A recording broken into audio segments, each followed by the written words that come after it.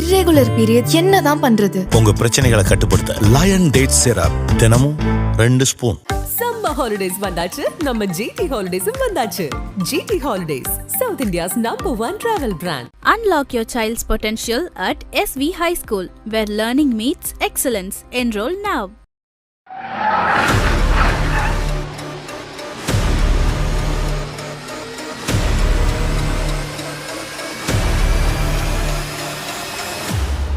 This is something I wanted to experience firsthand. I could form my own team, Ajith Kumar Racing. Number 901 car. Every single time it passes the pits. This is the Ajith Kumar racing car. You see these guys? I love them unconditionally. Acting and racing, emotionally demanding jobs.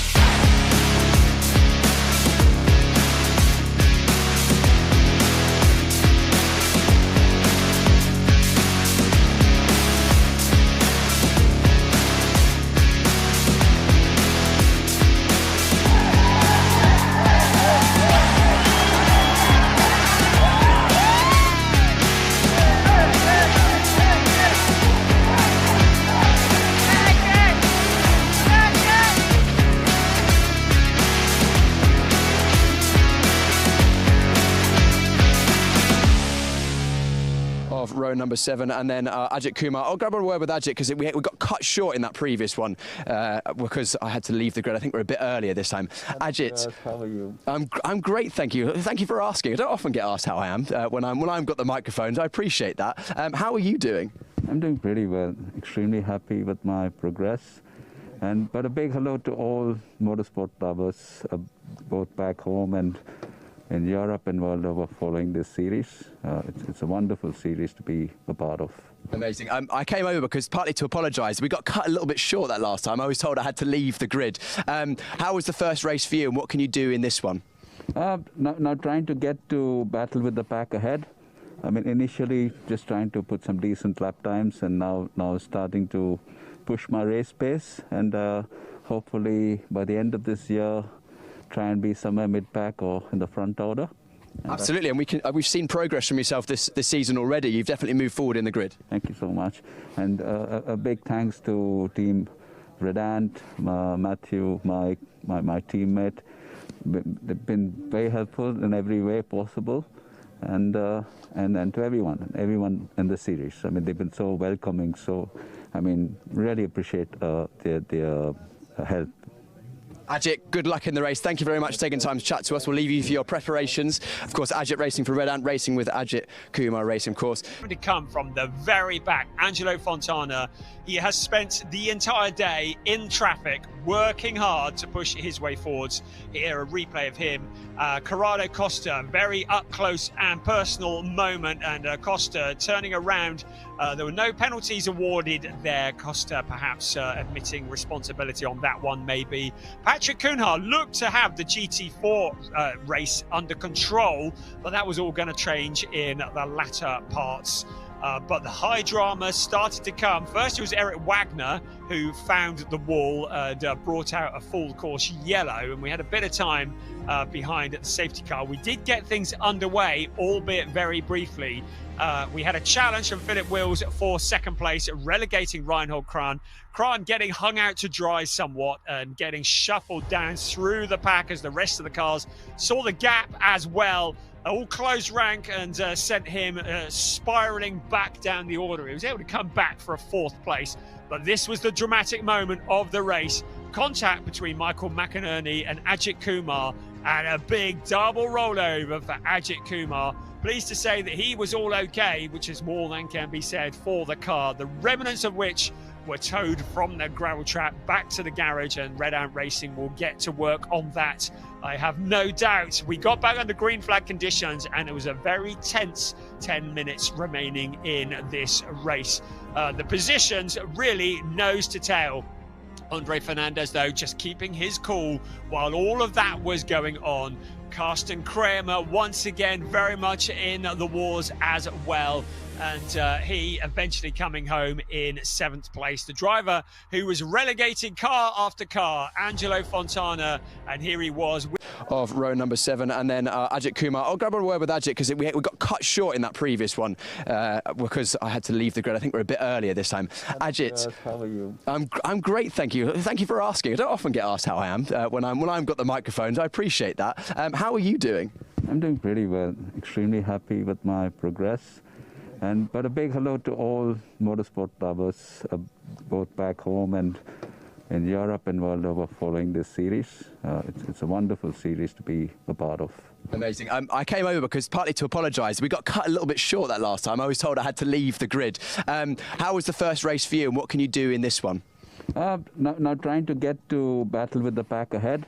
I mean, initially just trying to put some decent lap times, and now starting to push my race pace, and hopefully by the end of this year try and be somewhere mid-pack or in the front order.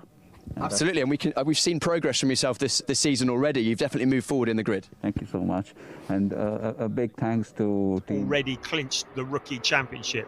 So in the sport division we have 3 championships to be decided, and in the club division we have 3 championships as well. The cars, as you can see, now taking to the track because first of all, before any racing can happen, we have the all-important qualifying session. So there will be 2 qualifying sessions this morning, then we're going to take a short break for lunch, and then this afternoon 4 back-to-back races, 2 for the sport division and 2 for the club division. If you're new to Porsche Sprint Challenge Southern Europe, to explain what is happening, we have an awful lot of cars here this weekend who have been testing and getting ready for this event. A packed grid. We have the cars split into 2 divisions. We have the sport division and we have the club division. And within the sport division, we have categories as well. We have our pro drivers, we have our pro-am drivers, and we have our rookie drivers. So the pro drivers are gold, everything up to gold rated drivers, FIA gold rated drivers. So those are the professional drivers. In the pro-am category, those particular drivers are aged 30 years or older without a professional motorsport background. And in the rookies, they need to have competed in no more than 4 cup races and must be under 25 years old. So each driver is competing for the overall championship, but we also have the individual championships within that. We have the rookie championship and we have the pro-am championship. As already mentioned, the rookie championship is clinched, but the overall championship and the pro-am championship still very much alive. And in this qualifying session, the drivers will be competing against each other and against the clock to determine where they will start on the grid for this afternoon's races. So it works like this. The fastest driver will start in pole position for the first of 2 races. So round 7 will be the first race this afternoon. The fastest driver will start on pole position, the second fastest driver in second, third fastest driver in third, and so on.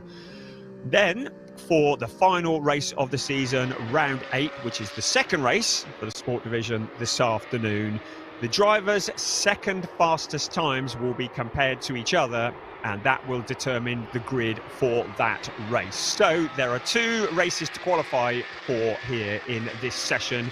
It's a 30-minute session, of which we've had 3 minutes already, so the clock is ticking down. So the drivers will need to get 2 good laps on the board. Now, it's not all about just going for it, because the drivers have to look after the car and, very importantly, look after the tyres. Tyre regulations are very strictly controlled here. They're all running on the same Michelin tyres, and every driver has 2 new sets of tyres for today. That needs to last them for this qualifying session and for both of their races. So if they use up too much rubber in qualifying or in the early stages of the race, they may find themselves at a disadvantage come the end of racing today. At the moment, the cars are circulating, and you can see them out there on the circuit. They're not just tootling around enjoying the Spanish sunshine. They are, at the moment, starting to build the heat. So when the cars come out of the pits, they do an out lap. then they are now into the process which is known as the build process. So that is where the heat is being generated into the tyres and into the brakes, getting those tyres into an ideal operating window. A little puff of smoke there, looked like from Sasha Norden coming down the pit straight. Once the tyres are in the optimum position, then the optimum temperature, the drivers will then start their push lap. You can only get a certain number of push laps out of a set of these tyres, so they'll want to make sure that the tyres are in the operating window, but also that they have space in front on the track. They've got a nice bit of space, not going to trip over other cars, and then they go for the push lap, and hopefully for them they will get their fastest and second fastest times. Already news from the pits from Piers that it is cooler that here today now than it was in testing this morning, and there's also a bit of a tailwind into turn one. So in testing we saw some great times from the drivers, but it was in fact this morning that the guesting driver Theo Overhaus put up a time of a 1:42.687.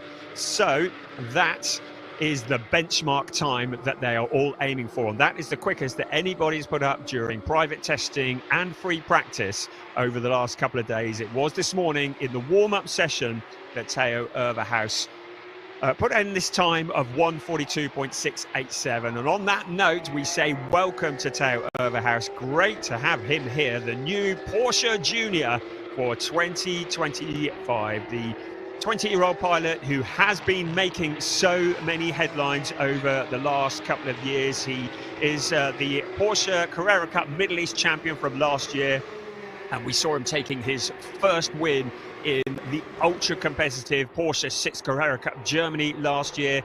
We've seen him guesting in DTM, in GT4, and he's here getting up to speed this weekend here at Circuit de Barcelona, Catalunya in Porsche Sprint Challenge Southern Europe, and showing that he can mix it with the rest of them by being fastest in that warm-up this morning. We've also got a number of other drivers who are joining us. We have Gianluca Tucciaroglu, great to have him here. The driver who was in Porsche 6 Carrera Cup Germany last year. He guested last year in this series, and he's back again for the final two rounds here at the season closer. A number of other notable drivers on the grid as well. It is in fact a full grid of drivers. We're joined by Colin Bernighausen, the German driver in Proton Huber competition, another one making his debut this season. He's another one from Porsche 6 Carrera Cup Germany. All these drivers using this time to get up to speed, to get themselves ready for their season, and all the guesting drivers score points. So this is very, very significant for the likes of Flint Schering and Ariel Levy, because the guesting drivers are not void from scoring points, so they can take points away from championship contenders. So they will play a significant part, as we see Nick Ho there in slightly different colours to what we're used to seeing him in, with some different sponsorship on that car. So at the moment, 22 minutes remaining of this session. At the moment, it is Robin Knudsen who's at the top of the timing screens, a 1:45, but that's instantly eclipsed by Nick Ho, a 1:43.484. So we are already now starting to get into the benchmark times. It's Nick Ho who leads the way for PG Motorsport, a 1:43.484. But the track is arguably going to get quicker and quicker as this session progresses. So a little lock up there from Ariel Levy into turn one, and while that's going on, it's Theo Overhaus who jumps to the top. He is just 1,000th of a second into the 1:42s. It's a 1:43.001. We're riding on board with Søren Spreng. Great to have him here again. He's in the Pro-Am category. We saw him at Estoril.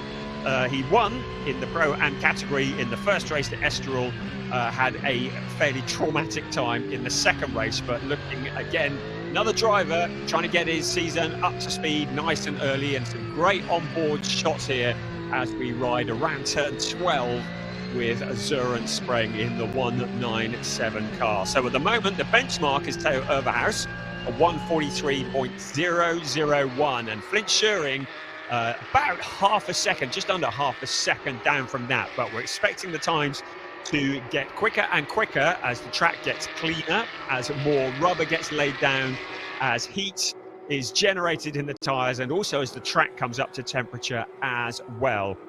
To remind you, this morning it was a 142.687 that Theo Overhaus set, so the track will probably be a tad quicker than that. So our eyes on the championship, as well as Sasha Norden jumps up to P2. It was great to hear from Sasha Norden this week. He's already declared that this year he is joining the ranks of Porsche's 6th Carrera Cup Germany, and that is the series that Gianluca Tucciaroglu was in last year, and he jumps up into P2 as well. Sasha Norden in 3rd, Flint Schuring in 4th at the moment, but the times starting to tumble down. We're getting closer and closer to that 142 that we saw in practice this morning, and we've still got plenty of time in which to do it. All the drivers now out on track. We've got every single car. We have a full grid of 32 cars here for this, as we see Alex Ryman coming up behind Juan Pablo Vega for Hideka Racing. Good to have the Colombian here on the grid and in the ranks of Porsche Sprint Challenge Southern Europe for this, the final 2 rounds of the season. Alex Ryman, who has been on a season-long campaign, fairly quiet by his standards, I would say. His best result was the 10th place in Estoril in the 2nd race there, and he's looking to end the season on a high. In the overall championship, there are just 2 drivers in it. 3rd place in the championship is Chester Keeper. He has 69 points, and there are not enough points available for him to challenge, so it is a 2-horse race in the overall championship. Flint Schuring with 141 points and Ariel Levy with 125. So that's a 16-point difference between them. It means that the pressure is very much on Ariel Levy. He will need to try and out-qualify his main rival, Flint Schuring. And it is possible that Flint Schuring will clinch the championship in the first of the 2 races today if he finishes well ahead of Ariel Levy. We're just looking at Josh Stanton there, the British driver for Proton Huber competition, just going a little bit wide, but no dramas, he's able to rejoin. So Ariel Levy now up into P2, so 143.301, so he's 0.3 down on Theo Overhaus, but importantly for him, he is ahead of Flint Schuring at the moment, and that is where he is going to want to stay if he possibly can, because if you can start in front of your main rival here at this circuit, you are in a position to potentially outscore them in the race. According to my maths, that if Flint Schuring wins, Ariel Levy needs to be at least in 2nd place to take the championship to the next race, to the 2nd race this afternoon. If Ariel Levy wins, then he opens up the gap and is able to close in on Flint Schuring in the championship hunt. But it is possible for Flint Schuring potentially to clinch the championship in the first of the 2 races. But Ariel Levy is an experienced pilot now in his 3rd year of racing. And there's a big lock up there from Henry Tuamala. Just heading into turn 10. Ariel Levy just getting out of the way, finding a bit of space, backing out of it, and then turning the heat up. So there is Ariel Levy around turn 13 and turn 14, and he'll be coming out onto the pit straight, hopefully with a bit of space in front of him and behind him. Right, let's have another look here, and that was Josh Stanton. We saw the end of that, and it was a bit of a moment there. He looks like he kept it all together. It was into turn 10, the corner that is known as La Caxa. And he was able to get the car pointed in the right direction, but he'll have some flat spots on that tyre. Riding on board in the little picture there, and that's with Matias Ferreira, a driver who has been very impressive this year and took a win in the rookie category, his first win in the rookie category the last time we saw these cars in Valencia. So at the moment, Matteo Overhaus's time of a 1:43.001 remains intact and remains the benchmark that they're all trying to beat. At this circuit here in Barcelona, 4.657 kilometers around 2.894 miles, circuit is divided into 3 sectors, and there is Josh Stanton with the potentially slightly flat spotted tyres. Maybe they've been changed, but in the pit lane there. The circuit is divided into 3 sectors. So from the start-finish line round to just before turn 4 is sector 1. Sector 2 stretches around turns 4, 5, 6, 7, 8 and 9. And then just before turn 10 is the 3rd sector. So that takes in turns 10, 11, 12, 13, 14 and part of the pit straight as we see the crews getting to work on the cars, putting rubber on. The strategy of when to use the fresh rubber, when to go out there and to do the big push. That looks like Sebastian Freimut. Great to have Sebastian Freimut on the grid here. Another driver that we've seen in the past in Porsche Sprint Challenge Southern Europe. Another driver from the ranks of Porsche 6th Carrera Cup Germany. And he is a very welcome addition here to the ranks of Porsche Sprint Challenge Southern Europe. So the track divided into the 3 sectors, and we look at the sector times of the individual drivers. If you are watching online, have a look at the timing page. You can go to the Porsche Sprint Challenge Southern Europe website, and you can get a link to the timing screen, and you too can follow the timing page. You'll see that the track divided into those 3 sectors, and we have a time for each sector from each driver.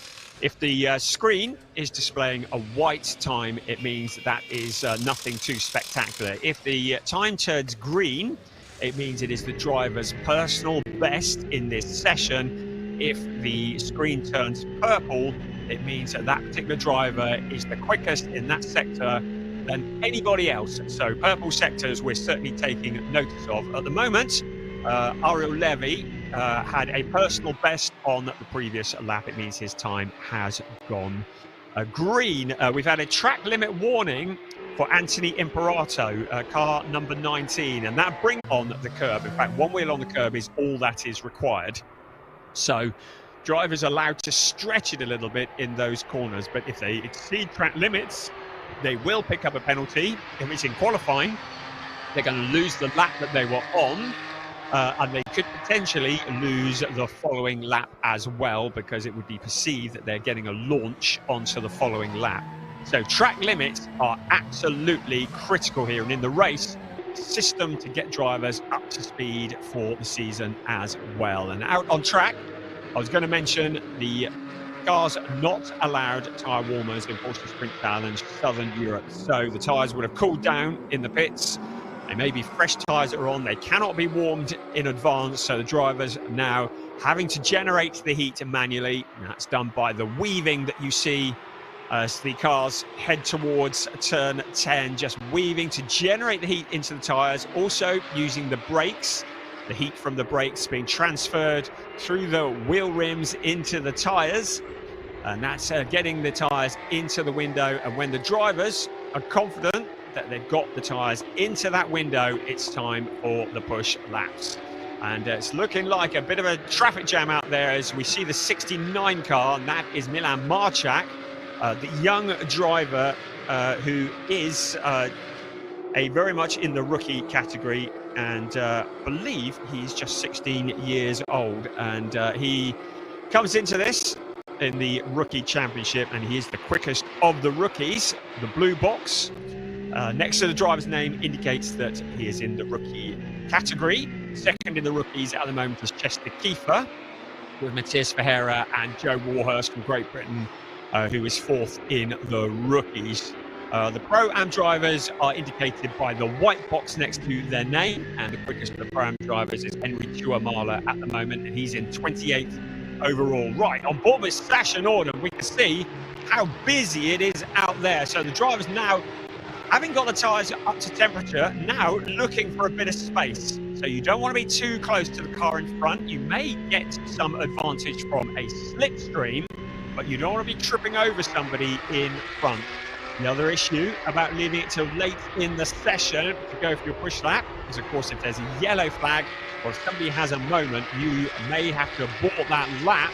And if that is the case, then you are going to be at a disadvantage. So it's always a bit of a risk leaving it till late in the session for the big push. But this is now where, in theory, the track is at its quickest. Looking across turns 1 and 2 there. And the big queue of cars now circulating around. Everybody on track, everybody now getting the cars into the window. We give it maybe another minute or so, and then we're going to see potentially the greens and maybe even the purple times coming. The one they're all aiming for at the moment is Theo Overhaus, the 143.001. Ariel Levy currently in second, a 143.128.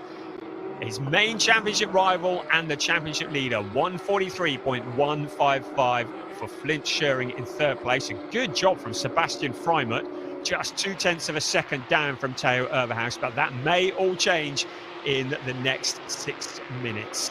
And our attention is very much on Flint Schering and Ariel Levy as the championship leaders in the Pro-Am category, and also Henry Tuamala and Anthony Imperato in the Pro-Ams. To remind you once again, the Rookie Championship has been decided already. Chester Kiefer cannot be caught. A pretty dominant performance from Chester Kiefer in the rookie standings this year, having won every one of the rookie races bar one. But Matias Ferreira showing what he is made of by winning the last one in Valencia.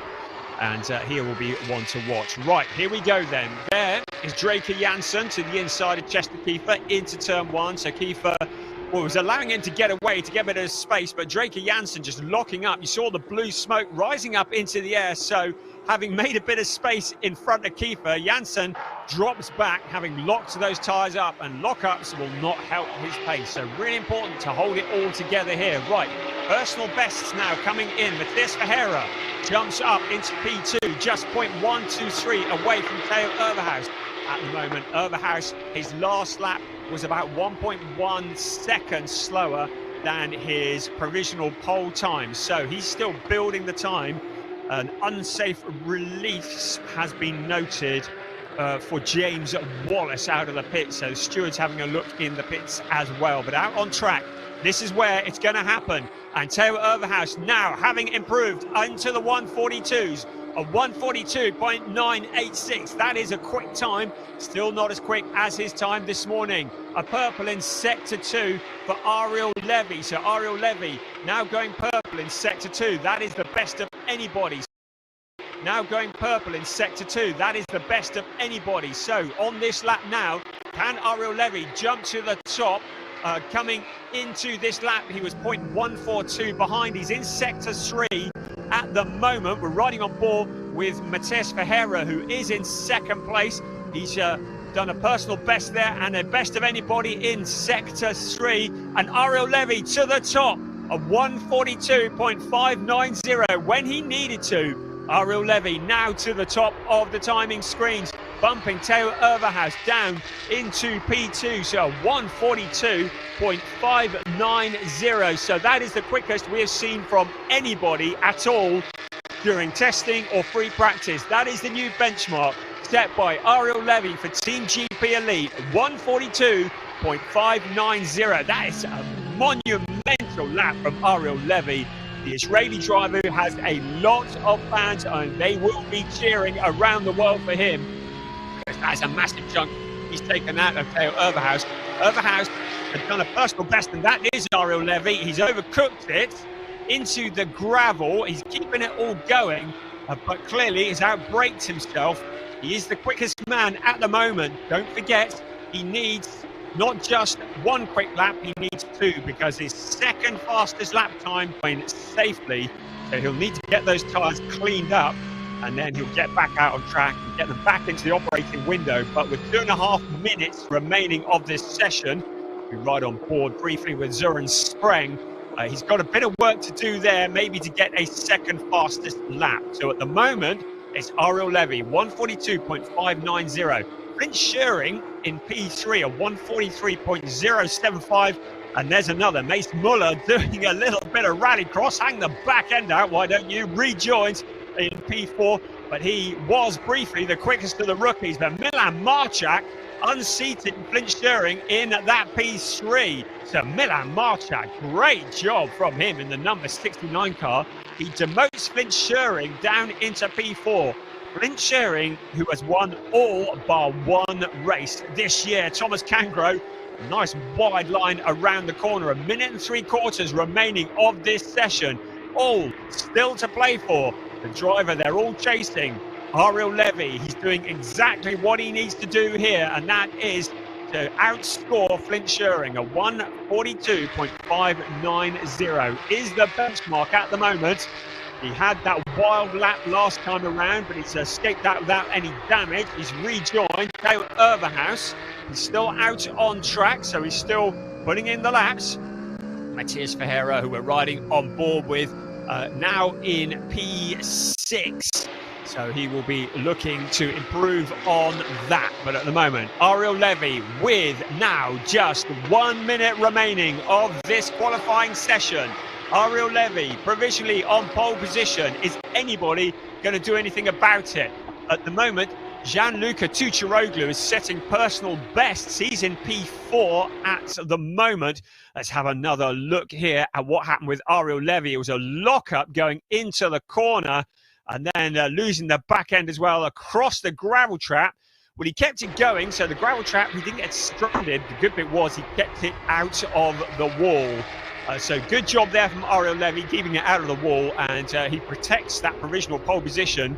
I was about to mention Gianluca Tucciaroglu. He has been so quick in all the testing and free practice sessions that we've seen over the last couple of days. A driver who looks really at home in the lap time performance car. Seems to have settled into that team really well, up into P3. So Gianluca Tucciaroglu just 0.410 off the fastest time. Looking to see if anybody else is going purple. There's no purples at the moment. There's a few greens, so a few personal bests been set. Sasha Norden has just done a personal best. He's down in P9 at the moment, so he is further back than he would have liked. The checkered flag is out, so any drivers that are on a lap already will be able to complete that lap, and it will count. But anybody who crosses the line now, their lap will not count. As we look at Nathan Sharp in the treble 3 car, he rounds out the top 10. So with the clock at 0 at the moment, I can't see anybody getting anywhere near Ariel Levy. We've got no times that are anywhere near that. Gianluca Tucciaroglu in 3rd place, a 1:43 dead. That's a solid job from him, but doesn't look to be improving on it on this lap. Theo Overhaus in 2nd place. And I would say a fairly subdued performance from Flint Schering. He's in P5 at the moment, a 1:43.075. So that is getting on for half a second off the provisional pole position time. There is Gianluca Tucciaroglu. Really excited to have him on the grid of Porsche Sprint Challenge Southern Europe. I'm really excited to see what he's going to do this year. He is an absolute entertainer and really a very welcome addition. Loves his Porsche Cup racing, and a P3 on debut here this year is very impressive. There is Draker Janssen. He had a troubled time in Valencia, and a 23rd here is not really going to improve his mood at all. So struggling for a little bit of pace in the Team GP Elite car, down in 23rd place. The quickest of the rookies is the very impressive Milan Marchak in 4th place overall. Quickest of the Pro-Am drivers is championship leader in the Pro-Ams, Henry Tuamala. 2nd in the Pro-Ams, Zoran Spreng. And 3rd in the Pro-Ams, Anthony Imperato. Down in 30th place and having attracted the attention of the stewards. He hasn't picked up any penalties that I'm aware of, but certainly had that warning. Brilliant stuff. Really good qualifying session, and it's Ariel Levy who certainly has pole position for race 1. We'll need to wait for the 2nd fastest times to be released by race control, and we will also then have a grid for the 2nd race today. It is rounds 7 and 8. of the Sport Division Porsche Sprint Challenge Southern Europe 2025. The season finale. It seems very weird having a season finale in March, but hey, that's the way it is for a winter championship. And there are your times from qualifying this morning. Ariel Levy with that 142.590. Teo Overhaus, a little under 4/10 behind him. Gianluca Tucciaroglu, very impressive. Milan Marchak, the quickest of the rookies. And then championship leader Flint Schuring down in 5th place, and that will feel like a bit of a mountain to climb for him from there. Matthias Ferreira, 2nd in the rookies, ahead of Sebastian Freimer. A good solid performance from him. Then it's Domas Radonis in 8th, ahead of Sasha Norden. He'll be disappointed with 9th. Nathan Sharp looking solid in the target competition car, rounding out the top 10. Joe Warhurst, also in the rookies for this weekend, is ahead of Colin Berninghausen. Robin Knutson in 13th, and our champion-elect of the rookies, Chester Kiefer, in 14th. Then Jonas Greif, Nick Ho in 16th, ahead of James Wallace. Jelter Hoffner in 18th, ahead of Sid Smith. He's a long way out of position there, I would say. Felix Neuhofer rounding out the top 20. Then the quickest of the Pro-Ams, Henry Tuamala, ahead of Alex Ryman. Zuren Spreng, 2nd of the Pro-Ams. Draker Janssen a long way back in 24th, ahead of Charles Visser, Karen Gayar, and Josh Stanton, who we saw having that moment. He's in 27th place. In 28th, Thomas Kangro, another driver looking a little bit subdued today, ahead of Mace Muller, Anthony Imperato in the Pro-Ams, then Luciano Martinez, and in 32nd place, Juan Pablo Vega. So a very interesting qualifying session. And we, I believe, have some news from Piers down in the pit lane. Haven't spoken to him today yet, so we say good morning, Piers. How are you doing? I'm great, thank you, Brian. Thank you for taking us to the first part of qualifying. And a familiar face back on top once again. Ariel, that was an unbelievable lap. Yeah, it was quite a good lap. I think in general the build-up for me this weekend was quite a bit better than the last few races. I think especially in Valencia I was struggling, but I think today I was able to fix it and come back on top. Yeah, everyone was roughly around the same time on a 43.0, but you managed to find some time out of nowhere on your best lap. Did you find something special, or was it just a perfect lap? Well, I don't find my own lap special. I mean, it was a good lap, but not special. We look ahead to the race now. Of course, your only chance of beating Flint in the championship is, I suppose, winning both races. That's giving you a best chance. I suppose you're going to be going for that? Yeah, of course I'll be going for that, and I'll do whatever it takes to win, yes. Ariel, congratulations on another pole position, a familiar position for yourself. But, of course, I can see the relief, and we'll look forward to seeing how you get on in the races. Yeah, thank you very much, and I'm really looking forward. Brilliant, thank you. Brian, back to you for the club division. Thank you, Piers. That was very, very good and very interesting to hear from Ariel, and certainly needs to make hay while the sun shines with Flint Schuring down in that 5th place. That's exactly what he was hoping for when he arrived at Circuit de Barcelona, Catalunya this morning, and will want to capitalise on that, but discount Flint Schuring at your peril. He is incredibly rapid. And one of the things that Ariel Levy said about Flint Schuring is he's a driver who doesn't make mistakes. That's why he's so difficult to get past. He will come charging through. He will be fighting hard. Ahead of Flint Schuring, though, will be Gianluca Tucciaroglu, Milan Marchak and Teo Overhaus. Those are very quick drivers indeed. So Flint is going to have his work cut out, but it's going to make for a very, very entertaining race this afternoon. The first of 2 races. It will be round 7 that will come first. And then, hey, guess what comes after that? Round 8. That'll be later this afternoon. So that is qualifying for Sport Division done. Now our attention turns to Club Division.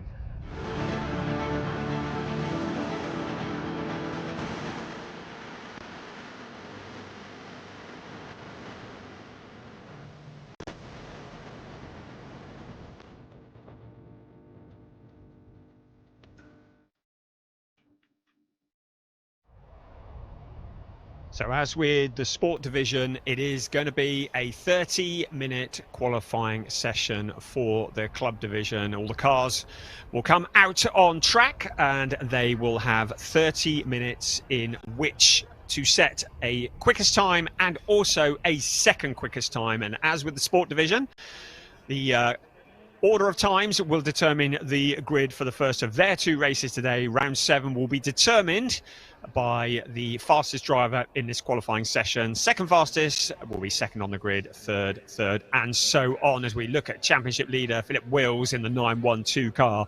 And then, as with the previous qualifying session, the driver's second fastest time will be compared to determine their grid positions for the second race of the day. And there is Philip giving us a little wave. You see the concentration there as he just gets himself into the zone. He is in a very strong position coming into this. In fact, Philip Wills, basically, he needs to finish in 6th place or higher in the first of the 2 races this afternoon. And if he does that, he will be the champion of the club division.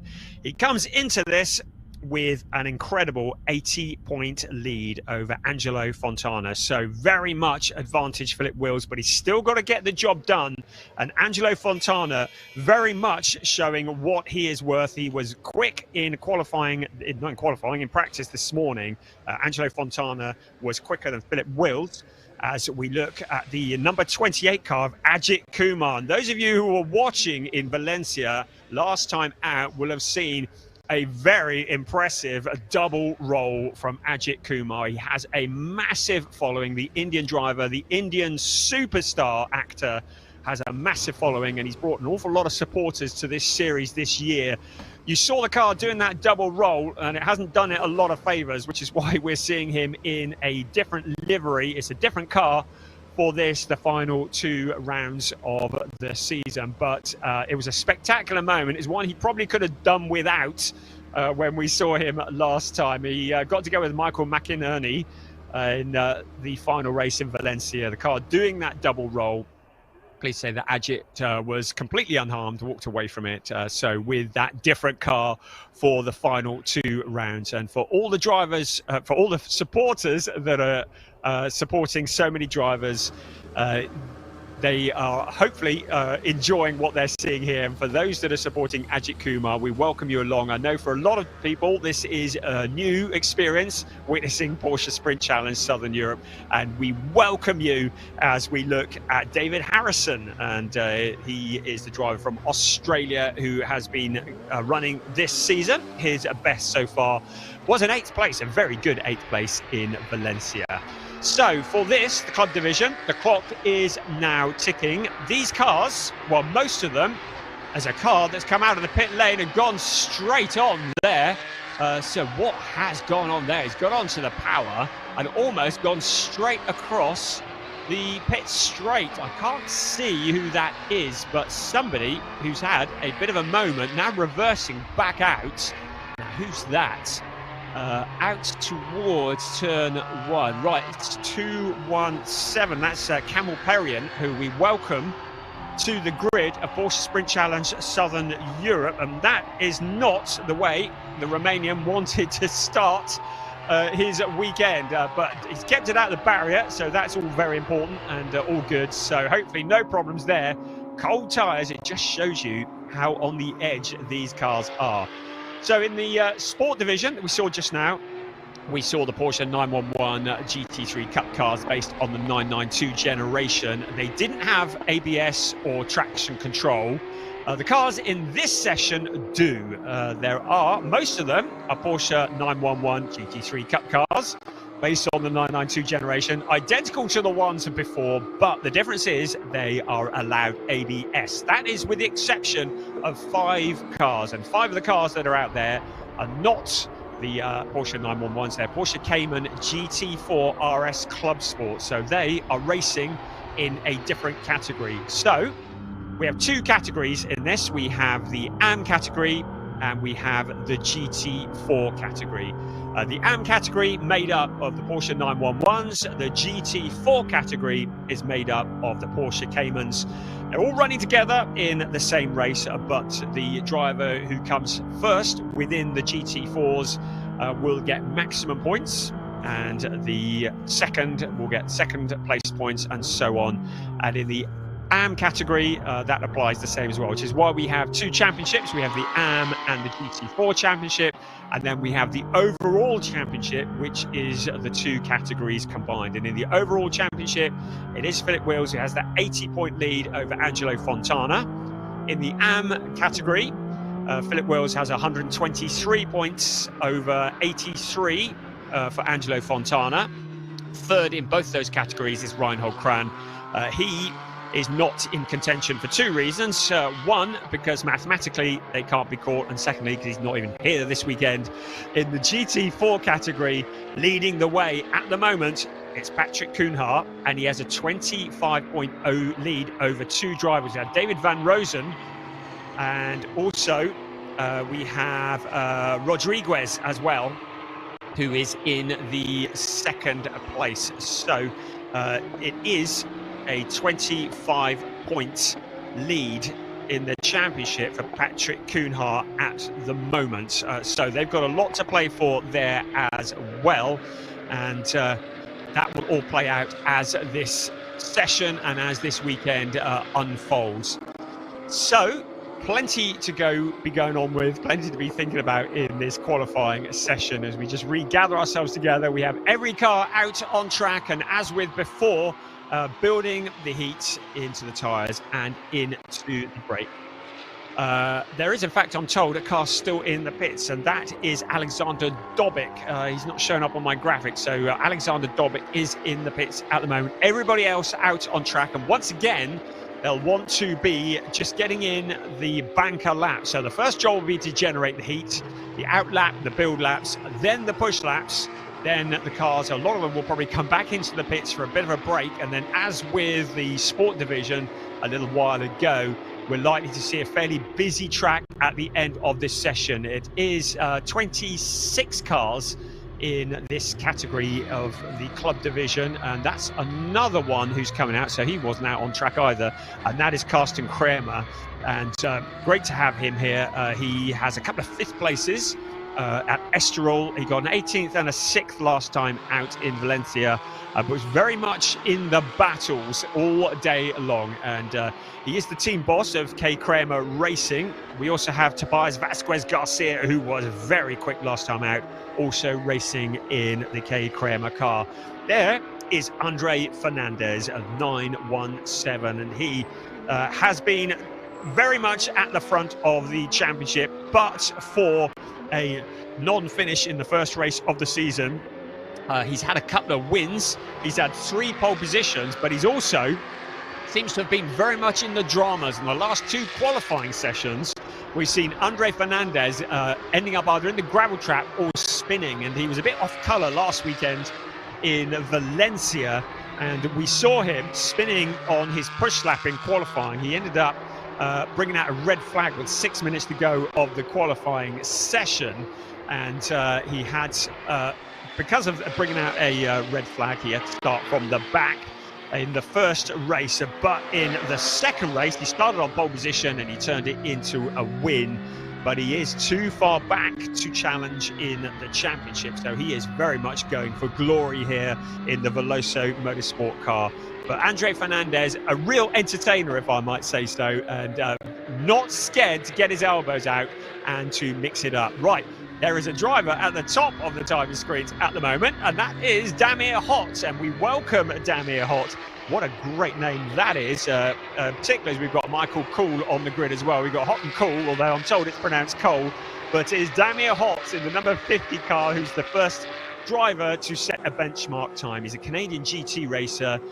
He's also had a couple of podiums in the GT Winter Series Cup 2 in 2024. So clearly a fairly useful pilot, a 145.737. Now this morning, it was Michael Cole who had a 144.374 in warm-up. So there is a bit of time still to come, I expect. But at the moment, as I say, they're all just getting the banker laps in. There's plenty of time to go in this session at the moment, but Damir Hott with a 145.737 is the benchmark, our championship leader, the man arguably with one hand on the trophy in P2 at the moment. Philip Wills with a 1.256 gap to second, to the leader, but into second now, Andre Fernandez 0.754 down from the provisional pole time. There is Damir Hott in the brightly coloured green and black, or is that yellow and black Porsche there in the number 50 car. Just ahead of him, another very quick driver, Evgeny Leonov, who would potentially have been a championship contender had he done the full season. He won the opening race of the season in car number 16 and he got a 4th place. But we haven't seen him since then, which is a real shame because he probably could have had a good run at the championship. But at the moment, the man at the top of the championship is just disappearing off the top of your screen there. Keep an eye on Lee Mole in 56. He's a real entertainer. Also good to welcome back Lennart Heemstra in the 969 car as we look again there at Philip Wills. And it is Philip Wills who now jumps to the top of 144.888. So that is the quickest of anybody. 144.888, still about half a second off the quickest time we saw him warm up this morning. Evgeny Leonov, I said it was quick. He's 0.005 of a second down from Philip Wills. Damir Hott down into that 3rd place. Javier Ripoll Jr., he was away from Valencia, another driver who probably could have been in the championship hunt but for that absence in Valencia. And we know he went home for the birth of his child, so that's very, very important. But great to have Javier Ripoll Jr. back on the grid in P5, a real entertainer the last time out. Tobias Vasquez Garcia showing that he's not scared to mix it. In 6th place is Lennart Heemstra, but then in 8th place, Angelo Fontana. And Angelo, who, but for a technical disqualification, would have been in a much stronger position. But last time out at Valencia, a technical disqualification saw him having to start from the back of the pack and had to work his way through in both races. As Evgeny Leonov now moves to the top at 144.155.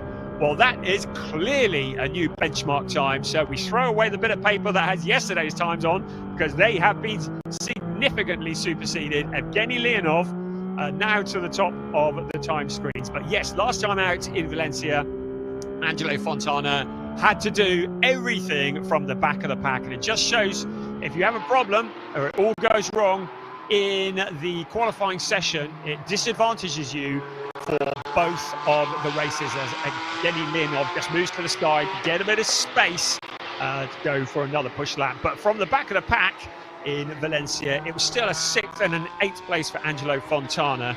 And it was a very good performance, but it is one that puts him on the back foot in terms of the championship. And Philip Wills could potentially have the championship signed and sealed in the next race, in the first race.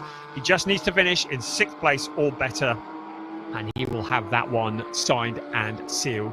As is also the case, was the case with Sport Division, track limits will be an issue here. I'm looking to see if there's been any issues at the moment. There certainly were plenty in the last in the Sport Division. I can't see too many at the moment. So drivers keeping it within the white lines where they are meant to, as once again Damir Hott looking to turn the heat up. The best surname ever, just behind David von Rosen there, and David who is in the GT4 Championship and the main challenger to Patrick Kuhnhaar. So the quickest at the moment, Evgeny Leonov, a 144.155. The quickest of our GT4 runners is Patrick Kuhnhaar. He is in 18th place and just finding a bit of space. And actually, Damir Hott is, well, it looked like he was trying to get past David von Rosen to get a bit of space, but von Rosen's not exactly letting him get away. There is Corrado Costa. He had a lively time at Valencia last time around. There was David Harrison out there as well. And out towards the turn 1. And Jan Jaap van Roon just under braking. Looked like he had a bit of a slide there going into turn 1. On board now with Karsten Kramer in the 122 car. The driver who was in the battles at Valencia last time out. And you had a good view on board with him, heading in towards turns 10 and 11, and around turns 11 in towards turn 12 he will come. Turn 12, which is 2nd gear, building up to a 3rd gear, turn 13. and then just picking the pace up to 4th gear for turn 14, and then it's out onto the pit straight. But they go through the gearbox, and as they get out on the pit straight, it's full beans up towards turn 1, up to 6th gear and about 265 kilometers an hour. And this is the bit where it is absolute flat out now, no lifting. He's heading towards the fastest point of the track before the heavy braking into turn 1. And there, oh, good grief, some fairly lively action into turn 1. There was Karsten Kramer in there and another car as well, and I thought they were going to get together. So important to keep it out the gravel in this qualifying session. At the moment, I can't see anybody who is setting the timing screens alight. Javier Ripoll Jr. in P6 has done a personal best in Sector 1, but not so in Sector 2. So he will potentially improve on that P6. And having said that, he's peeled off into the pits now. So, okay, ignore that. There is David Harrison. And he is at the front of that particular queue of cars. So Evgeny Leonov, 144.155. So we've got a few cars into the 144s. And in fact, quite a few now peeling off into the pits. And we'll get that kind of quiet session, part of the session where the drivers just wait, and then we'll come out for a big push towards the end. There's Ajith Kumar in the unfamiliar car. It might be unfamiliar, but he was quickest in one of the sessions yesterday. Let's Philip Wills back into the pits now. Maybe for some new rubber that you see there lying ready to go, so the crew get to work on that car. But Ajith Kumar at the moment in 20th place, and of course he's having to familiarise himself with an unfamiliar car, having had that moment, more than a moment, the double barrel roll, very spectacular in Valencia, worth checking out, although he'd probably prefer you didn't, but certainly a big moment for him, and great to have him back out here as we see Marco van der Poel just peeling off back into the pits. So on board with the 223 car of David von Rosen for Team Neuhofer Rennsport, and he was at Portimão, got a 6th place in the second race and a win in the GT4 category then, but we haven't seen him since then. So potentially could have been another driver very much in contention for the GT4 championship, and is still, because he's only 25 points behind Patrick Cunha, so he could potentially still challenge for the championship in the GT4, and that would be very impressive if he did that, particularly as he's not taken part in all of the rounds. In fact, Patrick Cunha wasn't in Estoril, so he has only done that will be 6, bit of maths there, of the 8 rounds. Well, it will be the 6 by the end of the racing this afternoon. So, looking down the pit lane at the moment, interesting that Damir Hott just going back out for another go. At the moment, I can see a purple for Michael Cole. So, purple in Sector 1. So, Michael Cole, who's currently in P2, taking advantage of a relatively quiet track. So he's just gone quickest of anybody in Sector 1. Sector 2, he's a couple of tenths down. In fact, he's more than that. He's about half a second down on the Sector 2 of Evgeny Leonov. So I don't think he's going to improve on this lap unless he can do something really spectacular in Sector 3. I don't think even Michael Cole, who, can I just point out, won both races at this event this time last year. Well, let's have a look at him. At a turn 14, he comes out onto the pit straight, comes Michael Cole to stop the clock, and I don't think it's going to be an improvement of 144.193. No, it isn't. Well, it is an improvement, but not enough to move him up the grid. So he remains in P2. Evgeny Leonov is still the man they want to beat. A warning has been given to Andre Fernandez for track limits. So that's in turn 10. So the steward's taking a look at that. It was the other driver that got together with Ajith Kumar last time, Michael McInerney in the 57 car.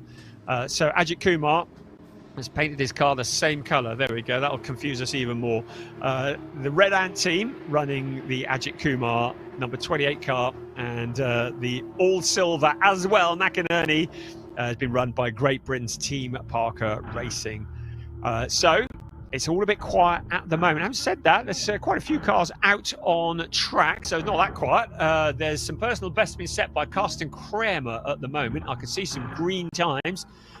He is currently about 2 seconds off the provisional pole time.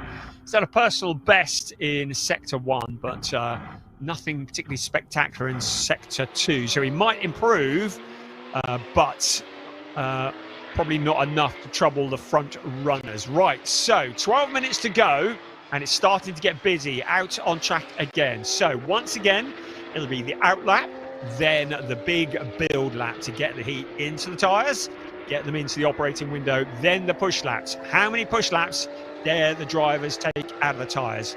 Remember, 2 sets of new tyres for quali and the race weekend. They need to look after those new tyres because they've got to last to the end of the second race today, round 8. They've got to have some grip at the end of that race if they want to be competitive.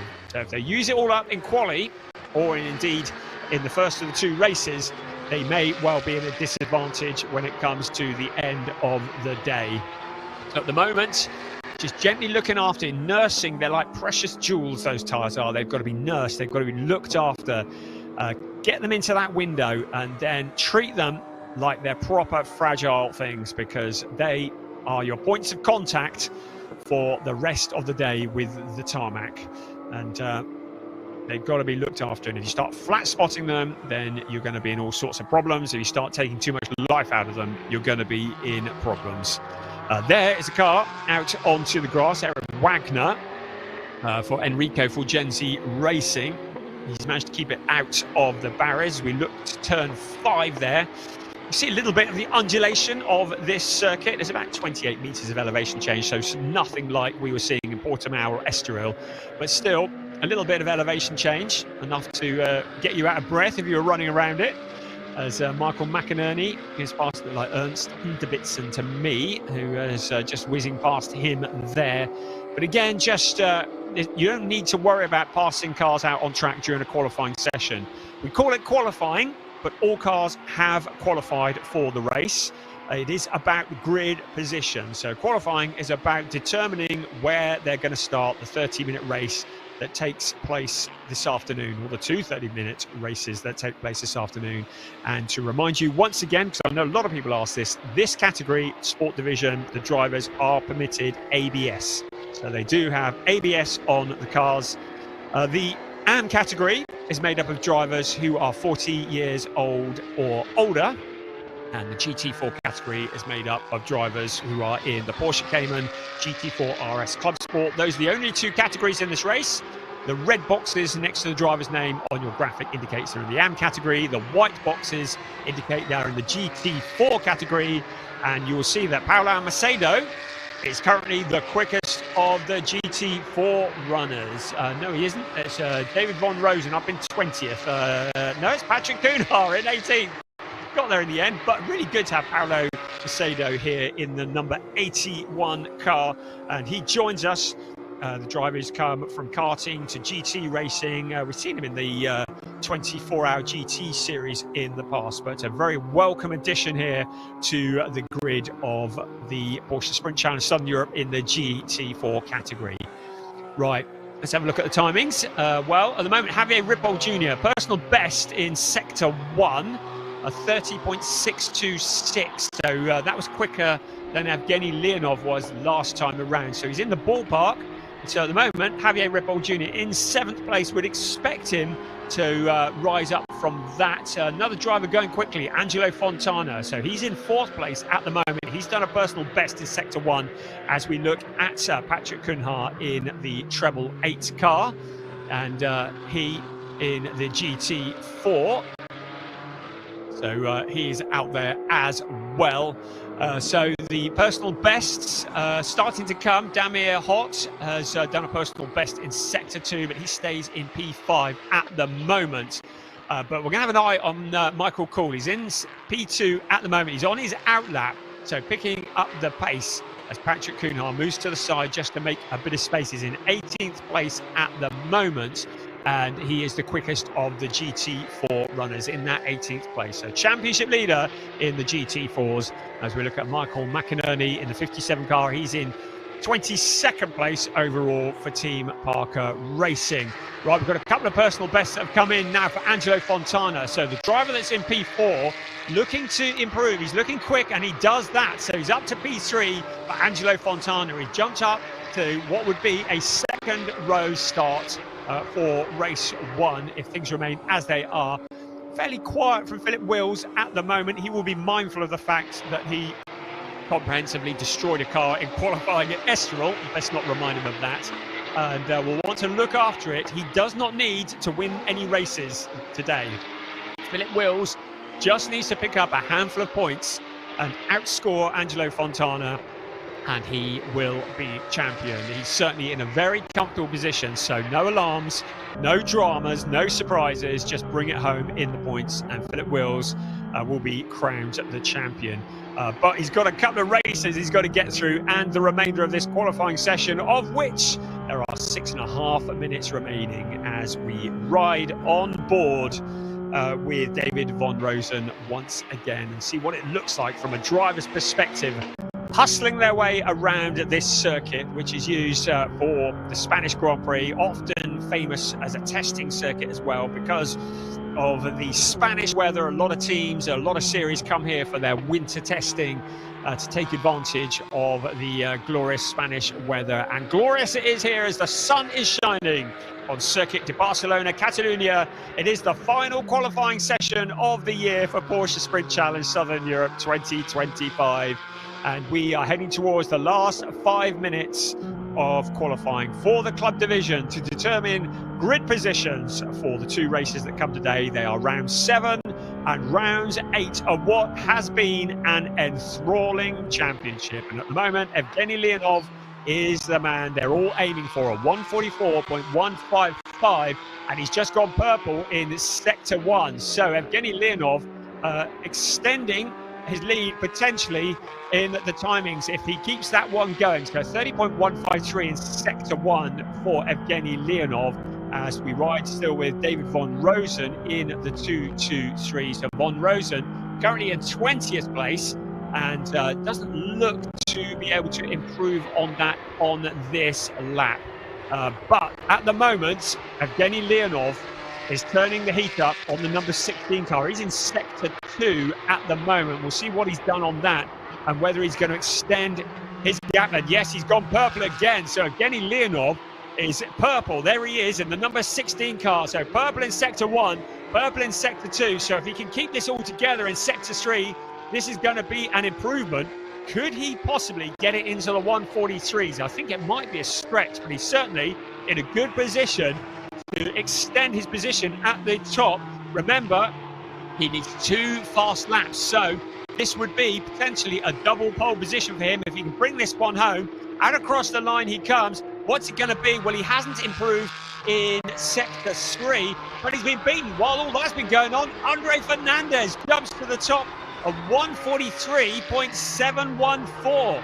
So Andre Fernandez, while we were looking at that, has jumped to the top of 143.714. So Leonov did improve 143.729 last time around, but there were no purples in Andre Fernandez time. He was just doing personal bests, lulled us into a false sense of security, and now he's going quicker, but it's the purple of the 143.714 that moves him to the top. And Leonov, who was setting the purples, but in Sector 3, he didn't quite hang it all together, lost a lot of time in that final sector, and it allowed him to be mugged with less than 3.5 minutes remaining by Andre Fernandez. Michael Cool up there as well. We've got Cool and Hot running together.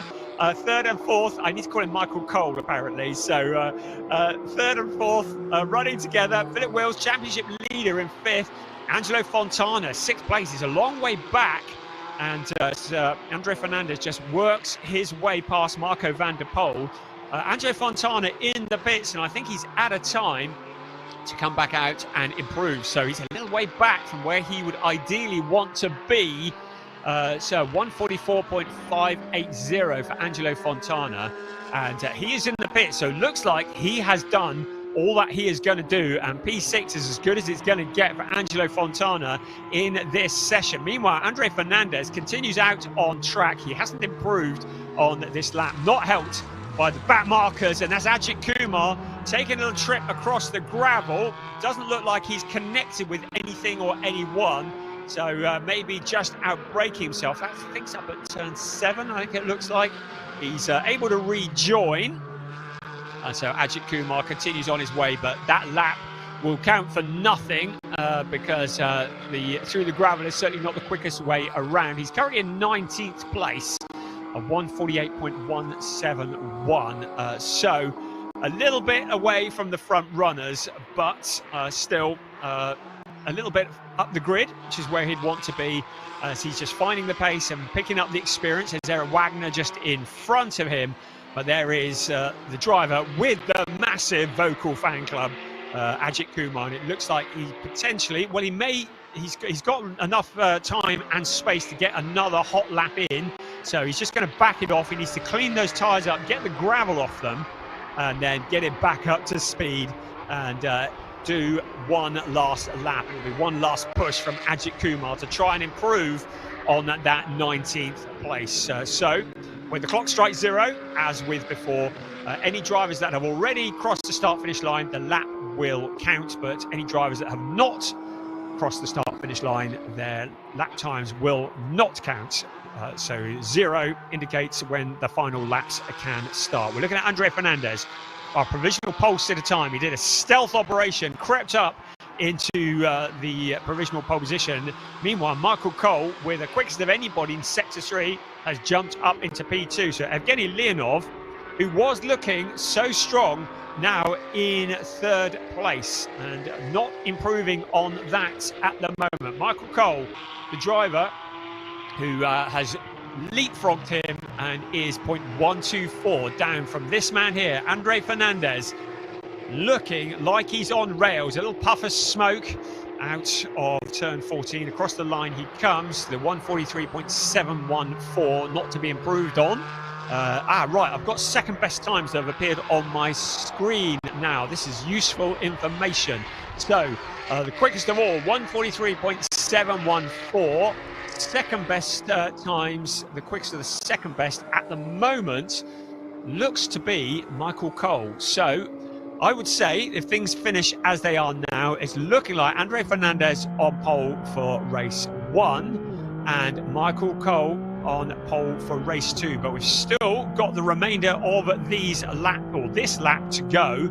And just looking to see if anybody has improved. There's a personal best from Michael Cole in Sector 2.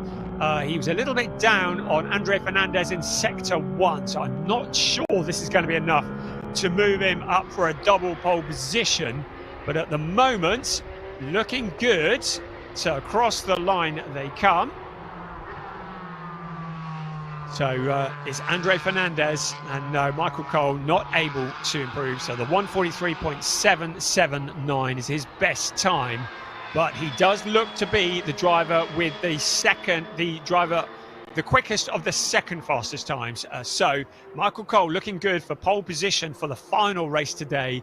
Looking good for pole position for the first race. Andre Fernandez, the 1:43.714. I think anybody's going to get near that now. The checkered flag is out and Fernandez looks to have the first race covered off in terms of the pole position. And I think it's going to be Michael Cole on pole position for the second race that takes place today. The final 2 races of the season for Porsche Sprint Challenge Southern Europe, the club division here in the sunshine of Circuit de Barcelona, Catalunya. And what a great place to bring the championship to a close, and what a great place for Andre Fernandez to earn that pole position. And the quickest of the second best times is Michael Cole. So he will have the pole position for the second race. Pole position for the first race today, Andre Fernandez, Michael Cole in second. So solid drive to the front row. Evgeny Leonov having led the way for so long ahead of Damir Hot. That will be in P4. Championship leader Philip Wills just getting the job done. His main championship rival is behind him, and that's kind of all he needs. Angelo Fontana in 6th. Javier Ripoll Jr. in 7th, ahead of Jan Jaap van Roon. Lennart Heemstra is in 9th, ahead of Tobias Vazquez Garcia. Lee Mole in 11th, ahead of Carsten Kramer, David Harrison and Marcus Neuhofer. Then Eric Wagner in 15th, ahead of Camille Perrion, Corrado Costa, and then Patrick Kuhnhaar, the leading GT4 runner, ahead of Ajith Kumar, wasn't able to improve on that 19th place. Ernst Inderbitzen is rounding out the top 20, ahead of David Von Rosen, Michael McInerney, the last of the AM runners, and then the GT4 drivers, the remainders, Casper Hockeboom, Paolo Macedo, and Marco van der Poel in 25th place. It sets us up for what is going to be an exciting couple of races this afternoon. Alexander Dobic, really disappointed. He never made it out into qualifying, so I don't know what's happened there. He may well have had problems in free practice this morning, but he had his first podium in Valencia last time out. But Alexander Dobic not able to take part in this qualifying session. Right, we're going to head back down to the pits where I believe Piers is waiting for us. Thanks very much, Brian. The sun is out in the pit lane now. I'm thawing out. My fingers were frozen, but we're hoping to grab a word with Andre Fernandez after he grabs pole position once again. This will be his 4th pole in the round 5. Didn't quite have the second fastest, didn't have the fastest second fastest time, so won't be on pole for race number 6, but I'm going to grab a quick word with Andre. Andre, another good session for yourself. Your 4th pole of the season, I think. 4th pole. Yeah, no, circuit like them, but you know, I try to put everything perfect a little bit, and let's see in the race if I can keep the pace in the front. Absolutely, Andre, we'll let you go and cool off and get some lunch, and Brian, I'll hand back to you, and then I'll be ready in just a few moments for our lunchtime pit walk. That's always a highlight of the day. I like it with Piers. He asks the questions that everybody else is scared to ask. And we're going to see some more of him in a bit because he's going to be walking up and down the pit lane and giving us a little bit of an insight into all that's occurring. So the race marshals who do a wonderful job. And while it's quiet, and I'm hoping they can hear us through the PA, we say thank you to all of the track staff, all of the marshals. I can see you out on turn 14 sweeping at the moment, but we know you're scattered all around the circuit. Thank you for all that you do that allows us to go racing. The Orange Army are absolute heroes, and there they are working hard, and I'm hoping they can hear me on the PA system, but thank you to the Orange Army. If you can hear us, give us a wave. And they are doing a sterling job sweeping lots of gravel, and we saw a fair amount of that dragged onto the track during what have been 2 great qualifying sessions. So qualifying is done for 2025. It always feels a bit weird saying the season closer. It's the 1st of March, for goodness sake. But this is the Winter Championship, and the tagline of Porsche Sprint Challenge Southern Europe: summer wins are made in the winter. It's the 3rd season of this championship, and I know there's already exciting plans for season 4. And drivers, teams who are watching, I have to tell you, and I have to remind you, that the drivers who took part in the championship last year went on to be winners in their respective championships during the summer. So this is a great opportunity to get up to speed for the season. You take part in this championship. In fact, it was 6 drivers who became champions in their summer championships, having taken part in Porsche Sprint Challenge Southern Europe in 2024. 27 drivers ended in the top 5 in their summer championships. 18 drivers ended in their top 3. 31 drivers achieved 1 or more podiums. 20 drivers have won a race in their summer championships.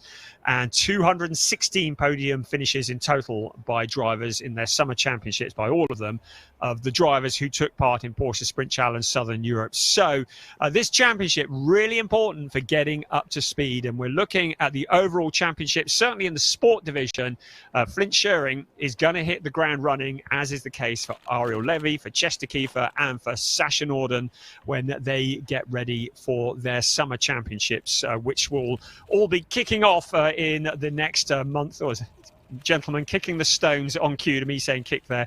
As the seasons kick off, the various drivers who have taken part in Porsche Sprint Challenge Southern Europe will be featuring at the front, and that is why we love this. And already I'm plugging the championship for 2026, and we haven't even got the dates announced yet. Right, okay, it's your favourite part of the day. It's the day where I'm going to go get a cup of tea. It's the day, the part of the day where we head down to Piers, who's in the pit lane with all the news and all the gossip. Over to you, Piers.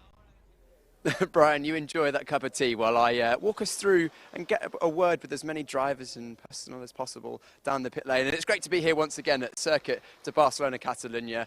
Great circuit for racing, of course, hosted Formula One many times. We saw some brilliant racing here last season, and I'm hoping we're going to have exactly the same today. And if qualifying, well, looking at the results from qualifying, I think we're going to have some very tight racing indeed. And actually, that's one of the things I wanted to talk about during this lunchtime walk, was especially in the sport division, club division as well, but a few of the sport division practice sessions, there was 10, 15 drivers covered by half a second, over 20 drivers covered by a second, which in a, 32-car grid is pretty tight indeed. And it's amazing, really, because this is one of the longest circuits that we go to in the Porsche Sprint Challenge Southern Europe, and it just seems to get closer and closer as the season goes on. But anyway, we are here in the pit lane, starting at pit exit end, and the first team we have at the pit exit end is Team Neuhofer Rennsport. They've got 3 drivers this time. We had Felix Neuhofer on the left-hand side there. He's in the sports division.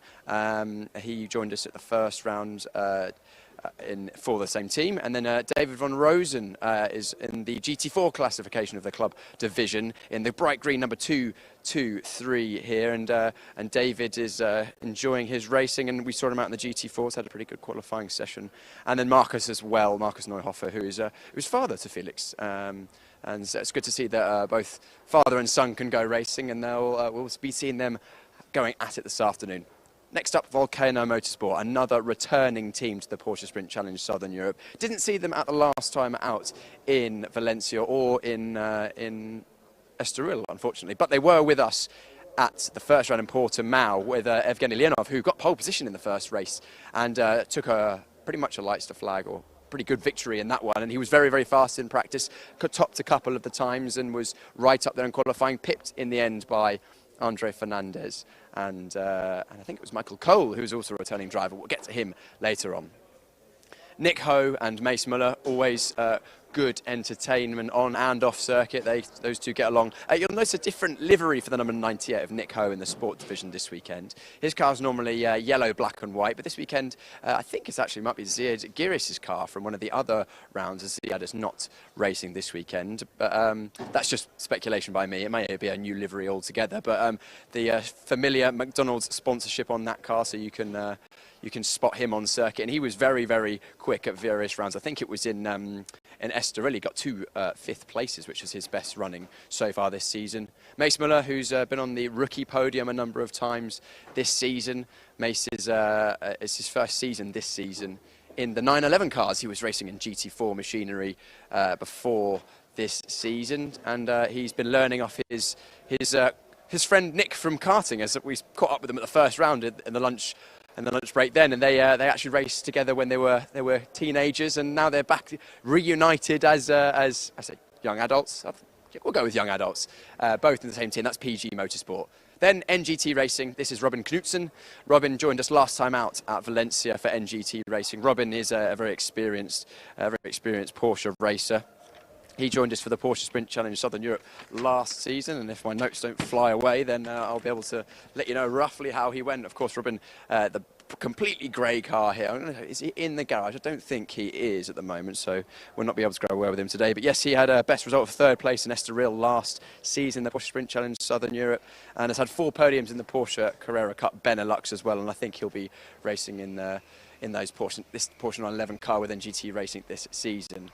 Another returning driver, Lennart Heemstra, who unfortunately had a pretty hefty accident in Estoril, which put him out of Valencia as well, while the team worked hard. That's the garage number 35. So that team is Triple Crown Racing. They've done a good job to get that car rebuilt after what was pretty hefty impact. And Lennart actually showed some pretty good pace at times in testing this weekend, and I was hoping to grab a word with Lennart, but I think quite a lot of the club division drivers especially are probably out to lunch, as their session has just finished. Moving on, next up, MDM Motorsport. Returning driver 919, the 18-year-old of Jelte Hofner. we've spoken to him a couple of times this season in the lunchtime grid walks. He's actually definitely made a step forward in terms of pace this weekend, being well inside the top 10 at points in testing. I don't think he quite managed to sneak inside the top 10 in qualifying, if my memory serves me correct, but he'll be looking to get involved and pushing on. He's got experience in other single make championships last season and moving over to the 911 Cup car this season in the Porsche Sprint Challenge Southern Europe, and he's still using this as an opportunity to learn the car, and also how he does this season will impact what he does this year. So maybe we'll see him in this car throughout this season. I think that's probably true. But of course, that's one of the beauties of the Porsche Carrera Cup or Porsche 911 Cup racing cars, is you can race them in so many championships. You know, especially in Europe, we've got the Porsche Carrera Cup Benelux, who are run by the same organisation that do the Porsche Sprint Challenge Southern Europe. You've got Porsche 6 Carrera Cup Germany. You've got the Mobil 1 Super Cup, of course, which follows Formula 1. You've got also all the regional ones like GB, Scandinavia, Italy, France, and a lot of these drivers in this championship in the Porsche Sprint Challenge Southern Europe are here to prepare for those seasons. And also, of course, go racing and provide you at home with an excellent show. Also, Jan-Jaap van Roon is joining us once again in the 127 for MDM Motorsport. He was with us at a previous round, the number 127. He was with us, I think it was the first round. Was he at the second round as well? Yeah, he was at the first round and then joined us last time out in Valencia as well. His best result this season was 5th place in that last race in Valencia in his group. So we'll see if he can match those. So a top 10 runner is Jan-Jaap. Next up, the Ombra Racing team, Luciano Martinez joining us once again. So I think slightly different coloured livery this time. He's still got blue, but he's with the orange flashes, the number 12. Luciano, TCR racer in Italy last season, moving over to Porsche Carrera Cup Italy this season, I believe, with Ombra Racing. So he'll be looking forward to a season that's still only 21 years old, and we did catch up with him last time out in Valencia in the lunchtime pit walk, and he had some very snazzy sunglasses on, and I think our camera operator Laura made good use of that artistic license there. And teammates to Luciano Martinez is Anthony Imperato, and a very experienced driver. He's raced for many years in Porsche machinery and others. He's raced in IMSA, he's raced in America, he's an American driver, and it's actually had a pretty unfortunate season so far. He's been involved in a few incidents, some of which I don't think he was completely at fault for, but he'll be looking to move on forward. Hedecker Racing Team in Garage 31. We've got Alexander Dobic once again. I don't think, unfortunately, made it out in qualifying. A big shame for him. I haven't had a chance to catch up with the team and find out why Alexander wasn't able to make it out for that, but he'll be moving his way through the fields in the races, because we've seen excellent pace from him at various points this season. And a new driver this weekend, his teammate is Juan Pablo Vega. Juan Pablo in the 563. Juan Pablo's, he guested in the Porsche Mobil 1 Super Cup at the Red Bull Ring this season, and has also raced LMP3 in the Winter Series as well. So a driver with an eclectic racing mix. And then we've got lunchtime in the sun. Guys, what's on the menu? What's on the menu here? Tortellini today. Tortellini, looks delicious. I'm going to have some of my lunch afterwards. Oh, we've got options as well. What's this over here? Rice and some beef. Rice and beef. Guys, are you feeling fueled, ready for the afternoon? Absolutely, brilliant. And of course, this is the Garage 30, which is lap time performance. Lap time have got Demir Hot this weekend, a new driver in lap time performance. Oh, lunchtime performance. Yes, lunchtime performance. Brilliant. Guys, you know what? You should just take my job. You're much better at it than I am. Lunchtime performance are here with Demir Hotz in the number 50. He's joining us this weekend. And then also Gianluca Tucharoglu, who's an experienced Porsche racer, joining us this weekend. He's showing very good pace in practice. I think he topped a couple of the practice sessions on Thursday and Friday. So, you know, another young driver. We've got a lot of young drivers in the Porsche Sprint Challenge Southern Europe, especially in the sport division. A lot of drivers starting their racing career and trying to build on, you know, trying to forge a racing career in Porsche racing, and then maybe even going to GTs after that. A lot of these drivers, as I mentioned, looking at their respective Porsche racing campaigns this year. He's guested in 2024 in the Porsche Sprint Challenge Porsche 6 Carrera Cup Deutschland last year, Germany, and also has raced many Porsches for couple of years, and also he's the Cup Germany's GT Sprint champion and the youngest ever in that championship. So he's another successful driver, definitely one to look out for, as he's as described by Brian Oliver, our commentator, an entertainer. So we'll be looking out for him. Easy to spot, and I like in the black and white livery. Sometimes the simplest liveries are the best. Next up, Team Parker Racing, our British contingent. Lee Mole once again in the this sort of lime, yellowy green car, the number 56 in the club division, and behind is the grey with blue flashes of Michael McInerney. I'm hoping to grab a word with Michael if he's about, because we didn't manage to catch up with him in the previous round. But it doesn't look like he's in. I'm going to try and maybe grab a word with Lee Mole. I'm going to flag him down. Is Lee Mole around for a chat? Or is Michael? I can see Michael. Do you know what? Laura, you stay here. I'm going to wander into the garage and I'm going to grab some of our drivers. Let me know if my microphone breaks up. Michael, are we all right to grab a word for the TV, please? That would be great. Yes, there we go. Perfect. I'll just drag you out of the front. Sorry to drag Michael away from his lunchtime chin wag. Michael, sorry to drag you away there. Great to catch up with you. Thank you for hanging around for us. How was your Porsche Sprint Challenge Southern Europe campaign going so far? Well, I've only done the Valencia in this one, so only half the season, but it's a brand new car to me. I've never driven this car before, so it's really getting a shakedown for some races in the UK. Amazing, and I hear that you've done a lot of racing in historics, I think. And what sort of historic cars have you raced previously? Cortinas, Mustangs, and cars that I bought new, which became historic, like the Moser, Ferrari 430, which we drove at Le Mans, so that was parked up for several years and then became eligible for racing again, so it's great to have the old ones back out. Amazing, and good to see you in Porsche cars. How are you enjoying it? Because I imagine these are quite different to drive than some of the historic machinery. It's been a baptism of fire. The first time I got in it, I love the car, but it's a very, very different beast to be able to master. So I'm slowly cracking away with the times, but it's just trusting the car. The brakes, everything's phenomenal, but it's after getting out of historics with no grip, it's a different world. You have to push yourself a lot more, and I assume you're having great help from the team, and also Phil Keen's you're helping with driver coaching as well, isn't he? Yeah, it's great to get feedback from Phil. He's reviewing every sort of lap time, telling me the sort of do's and don'ts, and teaching me where to lean on the car and trust it. So the times are coming slowly. So it's a great experience. Yeah, I can see you're enjoying yourself. And in the sunshine as well. Hey, it's not quite summer in Spain, but the sun's out, which is better than the UK. Better than the UK, that's good enough for me. Michael, thank you very much for taking some time to chat to us. We'll see how you get on this afternoon. Michael McInerney there for Team Parker Racing. He's in the club division.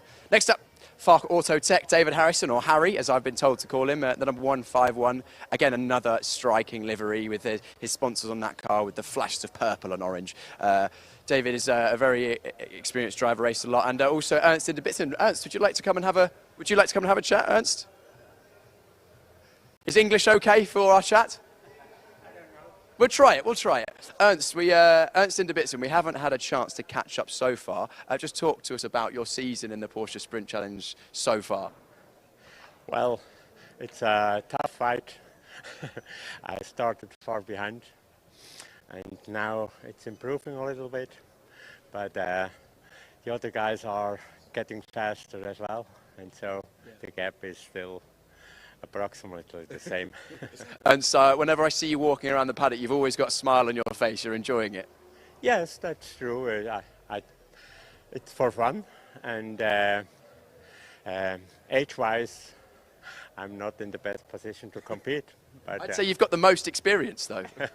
Well, I started just a couple of years ago, so I like all the experience you can have with go-car and fast cars in your youth time, and so it is, well, but it's for fun.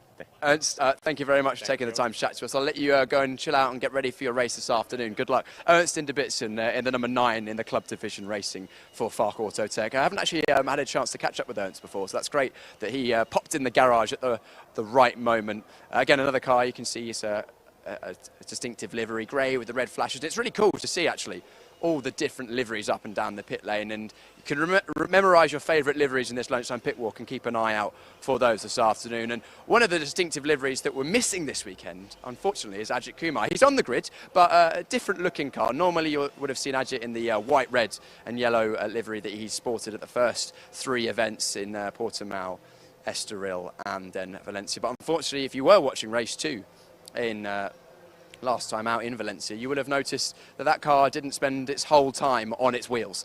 Did a double roll. Ajith was absolutely fine. Car, not so much. So back again for Red Ant Racing in a different livery. But Ajith will be pushing on, and he was actually, I think, actually taken a step forward once again this weekend in terms of pace. He's getting closer and closer to the front. So Ajith Kumar, I know, a big fan of a lot of you at home, so keep an eye out for him, the number 28 in the club division. And teammates, Milan Marchak, the number 69 in the sports division, alongside Thomas Kangro. Milan, very, very strong qualifying. I can't remember exactly where he qualified. I think it was 5th overall, which in his 3rd race weekend in a car ever is hugely impressive.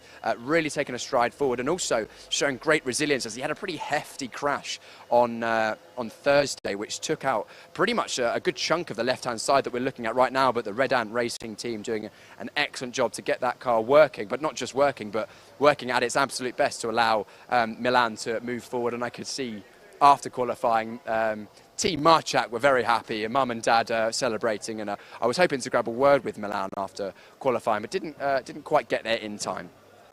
Moving on, garage number 21 and 22, we have Target competition. Target, we have 2 drivers here. I'm going to grab Matthias Ferreira first. Matthias, who was... Come this side, please. I've only got short arms. Matthias, the only driver so far this season to beat Chester Kiefer in the rookies. That must have felt pretty good. Yeah, it felt pretty good. Actually, that was my goal for that race. I told you just before the race, and I was really happy that I could do it. So, yeah, it's just a really good feeling, actually. Good feeling indeed, but you're not just here for rookie wins, you're here for hopefully trying to take overall points and podiums. You've had some really good, strong results this season. I feel like every weekend you've got stronger and stronger. Yeah, to be honest, this test was not the best for me and the team, but I think we did an amazing job. We put everything together for quali and did a really good quali.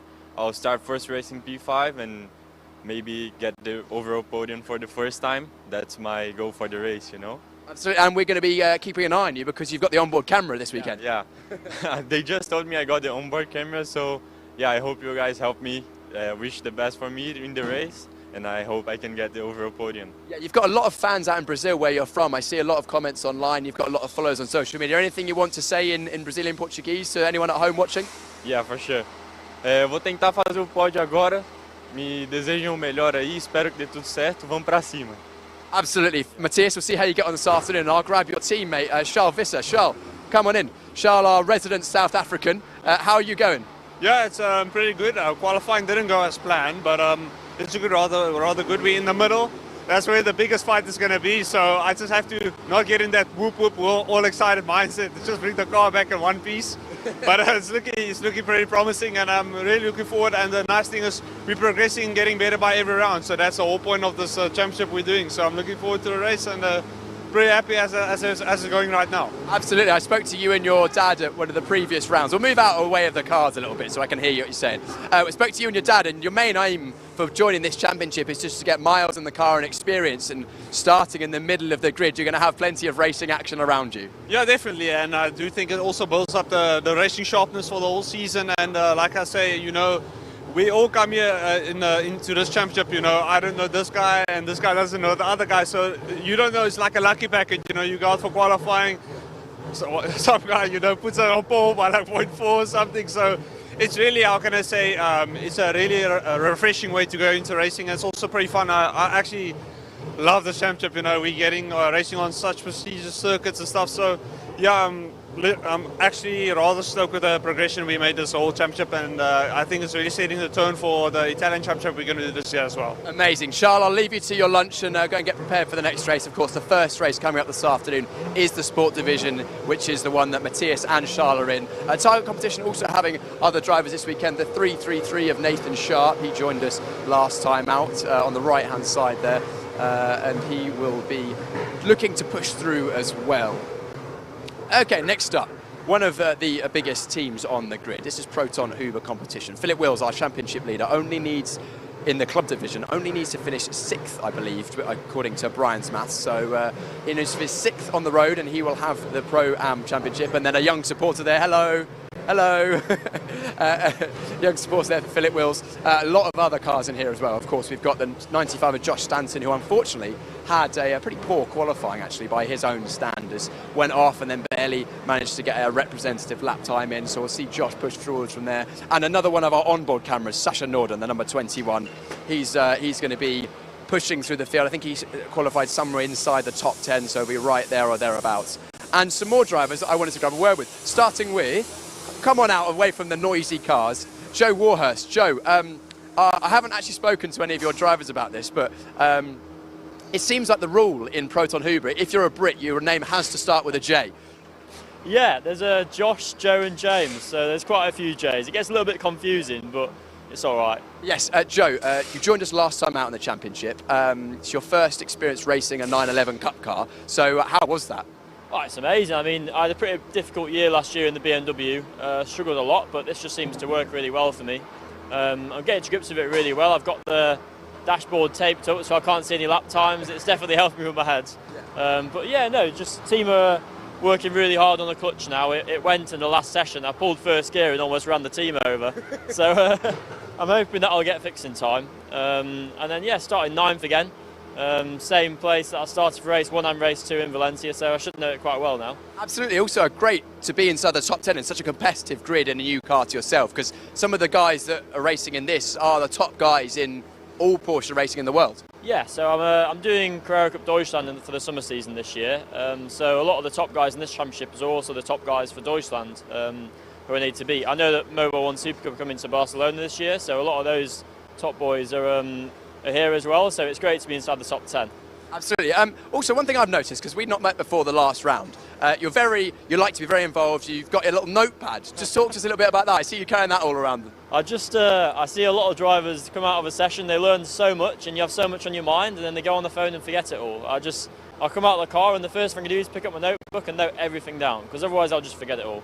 And then of course when I'm on the plane back home again, because there's a lot of travelling involved in this, I read it all back.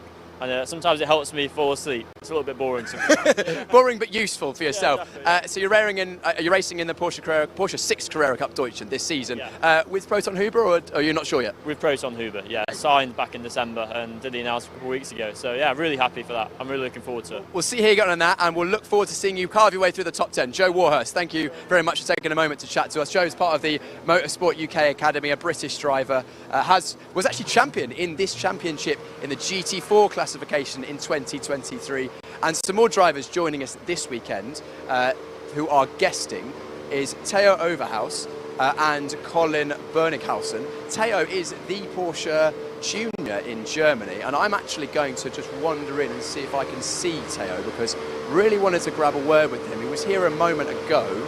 I think I've lost him. Hopefully you can still hear me okay, team. If Laura's going to shout at me if you can't. Is Theo around? Theo? No, Theo's not around.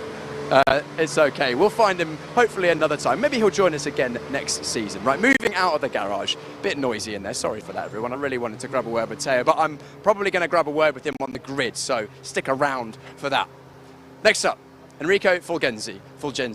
2 drivers this weekend. Eric Wagner, who we've spoken to a couple of times, and Corrado Costa. They were almost inseparable in qualifying, I think in the middle of the teens, but they were only separated by a 10th or so of a second, so that'll be a good inter-team battle there. Another new driver moving up to Veloso Motorsports this weekend is Macedo, as I am told it is pronounced.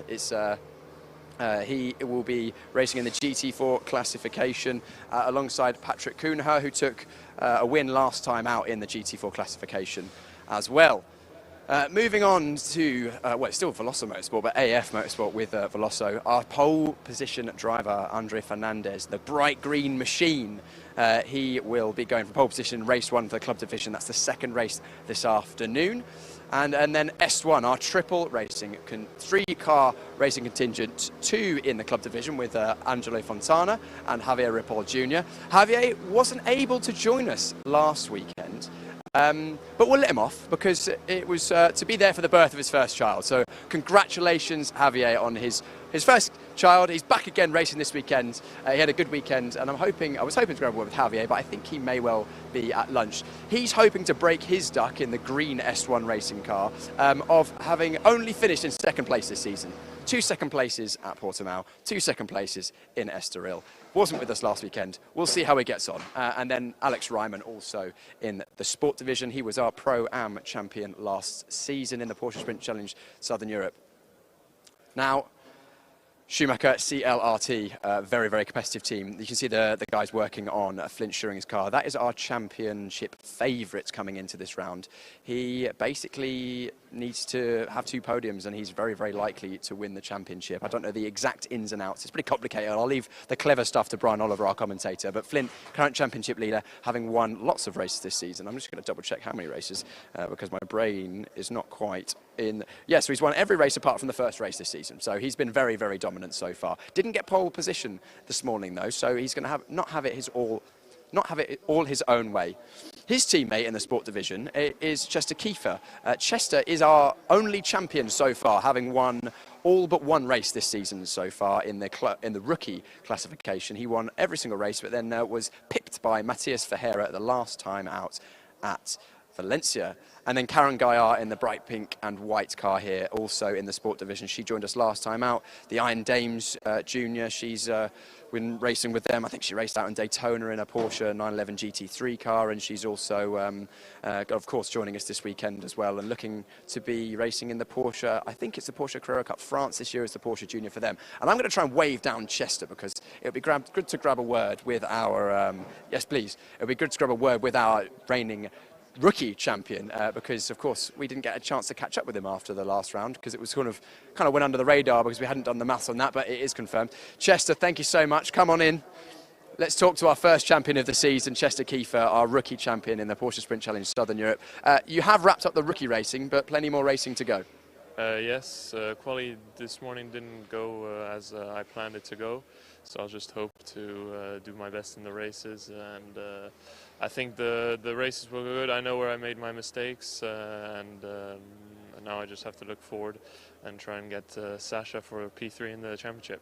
Absolutely, it's pretty close between you two there. Sasha's got the onboard camera, so I'm looking forward to the fight there between you two. Yeah, I hope I can come back up to him. He's a few cars ahead of me. But I'll do my best to make a good race between us two. Yeah, you've had good pace at various points in testing this weekend. As you mentioned, just not the strongest qualifying from yourself, but I'm sure that you'll be able to use that to push on. Yeah, no, as I said, I made a few mistakes on my side, and team gave me a great car, so it's now all to play for in the race. All to play for. Chester, congratulations on the Junior Championship. We'll see here you get on in the overall for the rest of the season. Chester racing this season in, I think he's racing in the Porsche Carrera Cup Germany. I'll just double check that, number 88. Or maybe he hasn't announced his plans this season. Porsche Carrera Cup France. Porsche Carrera Cup France he'll be racing in. So if you want to keep an eye on Chester this season, that's where to find him. Tobias Vasquez, last time out, had a good running for K. Kramer Racing alongside his teammate Carsten Kramer as well. Carsten Kramer is team owner and driver, so that's an interesting dynamic they've got going on there, which is good to see that he's enjoying his racing and also able to support Tobias Vasquez Garcia. Our current Pro-Am Championship leader, Henry Tuamala, very easy to spot for the Karainen team. The Finn, joining us once again this season, was right up there in the Pro-Am division last season. Actually, sort of have a big lock-up in qualifying in one of his laps, so hopefully those tyres not too damaged for the race. And then finally, one of the biggest, or not finally, nearly towards the end of the pit lane, one of our biggest teams, or probably the biggest team on the grid, team at GP Elite, and this is Draker Janssen. Draker, come on in. I know Draker's not the biggest fan. Come on in, Draker, this side. Draker, again, tried to catch up with you and interrupt your lunch break last time out, but you evaded me, not this time. How's it going so far this weekend? The qualifying was quite shit. Quite tricky? Quite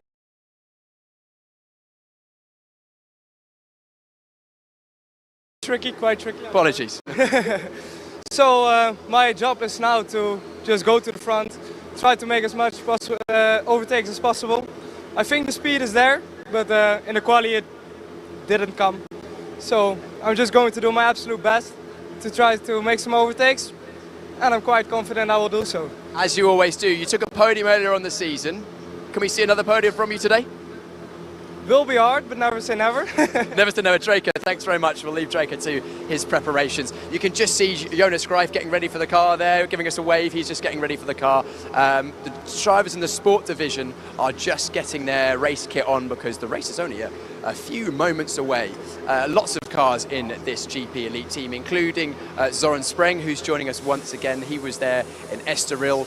Wasn't with us last time out in Valencia. Will be back again. He's going to be racing for the Pro-Am win this weekend, because he was very, very fast when he joined us last time out. And also, Zoran is going to have an onboard camera in the Pro-Am division, so keep an eye on him during the racing this afternoon. And then also 2 GT4s Caymans, Marco van der Poel and Casper Hochboom. Casper joining us once again after a little sabbatical away from the championship in the last round or so, but will be with us once again. And then the final couple of garages, we have another new driver for the Row 1 racing team. This is Perian. He's joining us this weekend in the club division. The number 217 is Camille Perian. He's from Romania for the Row 1 team, so they've made a long journey over here. And yeah, I think he had a little issue in qualifying on one of his laps, but will be pushing on in the race. And then this is definitely someone to watch. The last garage, Belgium Racing. Michael Cole, or Cool, it looks like Cool, but it's pronounced Cole, I'm told. But Michael, this time last year, took 2 race wins in the club division. He is a very, very fast driver indeed, and watch out for him, especially in race 2, as he will be going from pole once again. So, yeah, good to keep an eye on him. Cool customer behind the wheel. But anyway, that's pretty much it, I think. We've been down the pit lane. A lot of drivers are busy today, so I haven't had a chance to chat to a huge number today. We've got the club sport division race coming up first. That's going to be in a few moments' time. I had a few little talking points I wanted to touch on for things to look out for this afternoon. Of course, the new drivers, including Michael Cole, a new driver this weekend, starting on pole position in the club division, but also some new drivers in sport, including Theo Overhaus and Colin Berninghausen, who are definitely ones to watch in the races in the sport division.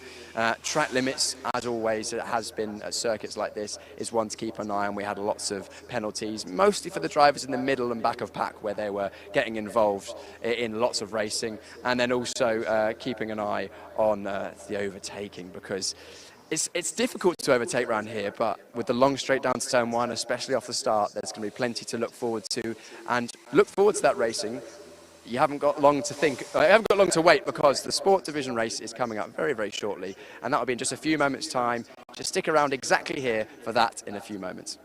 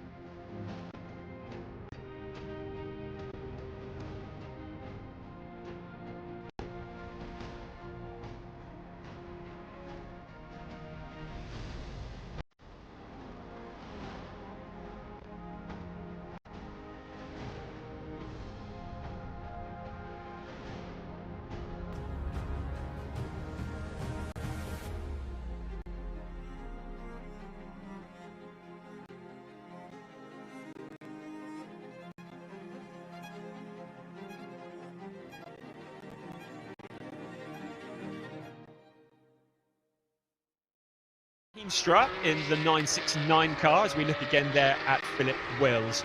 And it is Philip Wills who now jumps to the top at 144.888. So that is the quickest of anybody. 144.888, still about half a second off the quickest time we saw him warm up this morning. Evgeny Leonov, I said it was quick. He's 5,000ths of a second down from Philip Wills. Damir Hot down into that third place. Javier Ripoll Jr., he was away from Valencia, another driver who probably could have been in the championship hunt but for that absence in Valencia. And we know he went home for the birth of his child, so that was very, very important. But great to have Javier Ripoll Jr. back on the grid in P5. A real entertainer the last time out. Tobias Vasquez Garcia showing that he's not scared to mix it. In sixth place is Lennart Heemstra, but then in eighth place, Angelo Fontana. And Angelo, who, but for a technical disqualification, would have been in a much stronger position. But last time out at Valencia, a technical disqualification saw him having to start from the back of the pack and had to work his way through in both races.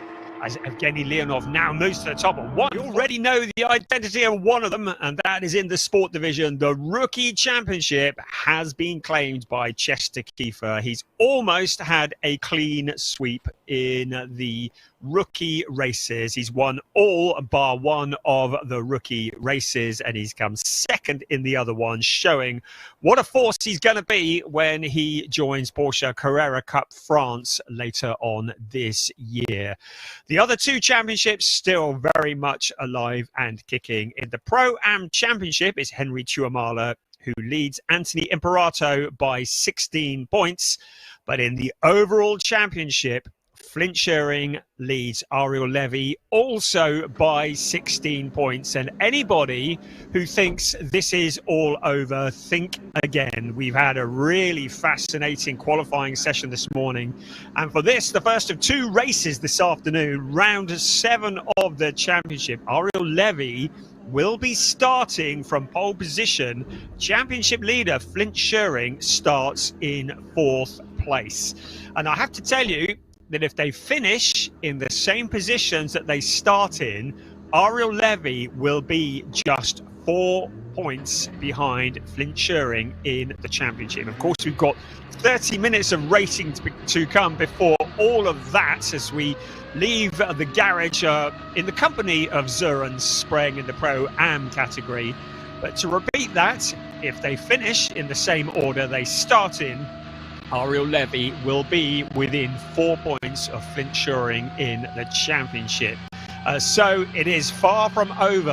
Ariel Levy doing exactly what he needed to do, digging deep here at Circuit de Barcelona, Catalunya, and putting the car on pole position for round 7. And of course, round 8, the final round of the championship, will come a little later on this afternoon. At the moment, the cars are heading round to the grid. In the Pro-Am Championship, it is Henry Tuamala who starts 21st on the grid. Anthony Imperato starts 30th on the grid. And if they finish in the same order they are in at the moment, by my calculations, Henry Tuamala will be confirmed the Pro-Am champion with 1 race still remaining. So still lots and lots of headlines to be made. Of course, we have 30 minutes of racing ahead of us. And during that period of time, an awful lot can change. And the Rookie Championship's not over either. Yes, first place in the Rookie Championship is over, but there's still a fight between Jelte Hofner, Mace Muller, Matthias Ferreira. They are separated by just 6 points. Jelte Hofner has 87 points. Mace Muller is just 4 points behind with 83, and Matthias Ferreira is 6 points behind with 81. And to get second place in the rookie standings would be a real shot in the arm for many of these drivers as they prepare for their championships this year. Most of these drivers going on to other championships, using this series firstly as an opportunity to get a championship under their belt, and secondly to get up to speed for the summer, because summer wins are made in the winter, and this the third ever season of Porsche Sprint Challenge Southern Europe, we have seen some fantastic racing. I mentioned it before the lunch break, I'll mention it again. The drivers who take part in this championship often go on to feature prominently in their respective summer championships. 6 drivers became champions in their summer championships last year, having taken part in Porsche Sprint Challenge Southern Europe 2024. Angus Whiteside, Flint Schering, who went on to become the rookie champion in Porsche 6 Carrera Cup Germany, Lee Mole, Marcello Tomansoni, Philip Wills and Seb Hopkins went on to become champions in their respective championships. And of course, Ariel Levy, who is our pole sitter and who is second in the championship, he is also the defending champion of the sport division. He won it last year. He will be the first driver ever to make it back-to-back championships if he can beat Flint Schering, but that is quite a mountain to climb. In the Pro-Am Championship, it was Alex Ryman last year. He's in the Pro Championship this year, so we're definitely going to get a new name on the cup for that one. Piers, I believe, is waiting for us down on the grid, so we're going to throw down to Piers, and time for your grid walk. Brian, thank you very much. Yes, we're here on the grid and cars are just joining the grid at the back, but I wanted to just show all the viewers at home quite how long the run is down to turn 1. In fact, so long you can't even see it because it goes over a crest, but very, very long way between the grid and turn 1, and turn 1 a big braking zone at the best of times. So looking forward to some good racing down to turn 1 in this one, and that'll be definitely a pinch point or a definitive time in the race, I'm sure. Right.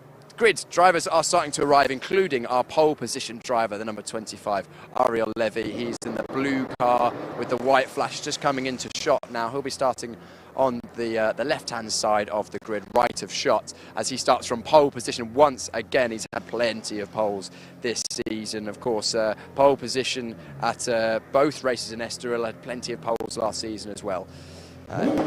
Just getting the car in position, making sure that it's all good on the grid, and I'm going to just pop in and have another quick word with Ariel. We had a quick word with him after the after qualifying, after his lap, and I'm hoping we can get a word with him ahead of the race. Ariel, quick word, is that okay? Ariel, pole position once again. You're taking it, a few cars between you and Flint. I suppose your eyes are only forward. Yeah, of course, my eyes are only forward, and I will only do what I can control myself. Ariel, you always do, and we'll see how you get on in the race. Hopefully it'll be a good race between him and a new driver to our championship this year. This is Theo Overhaus. Theo, very strong driver in Porsche Carrera Cup cars, rookie champion. I think he was rookie champion in the Porsche Carrera Cup Germany last year. Yes, he was. In 2023 he was, and clearly very fast around Barcelona. Theo, quick word, is that okay for the TV? Theo, new first race in the Porsche Sprint Challenge Southern Europe, starting second on the grid, not a bad place to be. Yeah, qualifying went quite well for me. Sadly, the second set I didn't manage to better my lap, but I'm still very satisfied with P2 and now full focus on the race, and hopefully I can finish it on P1. Absolutely. Have you got any experience around Barcelona in these cars?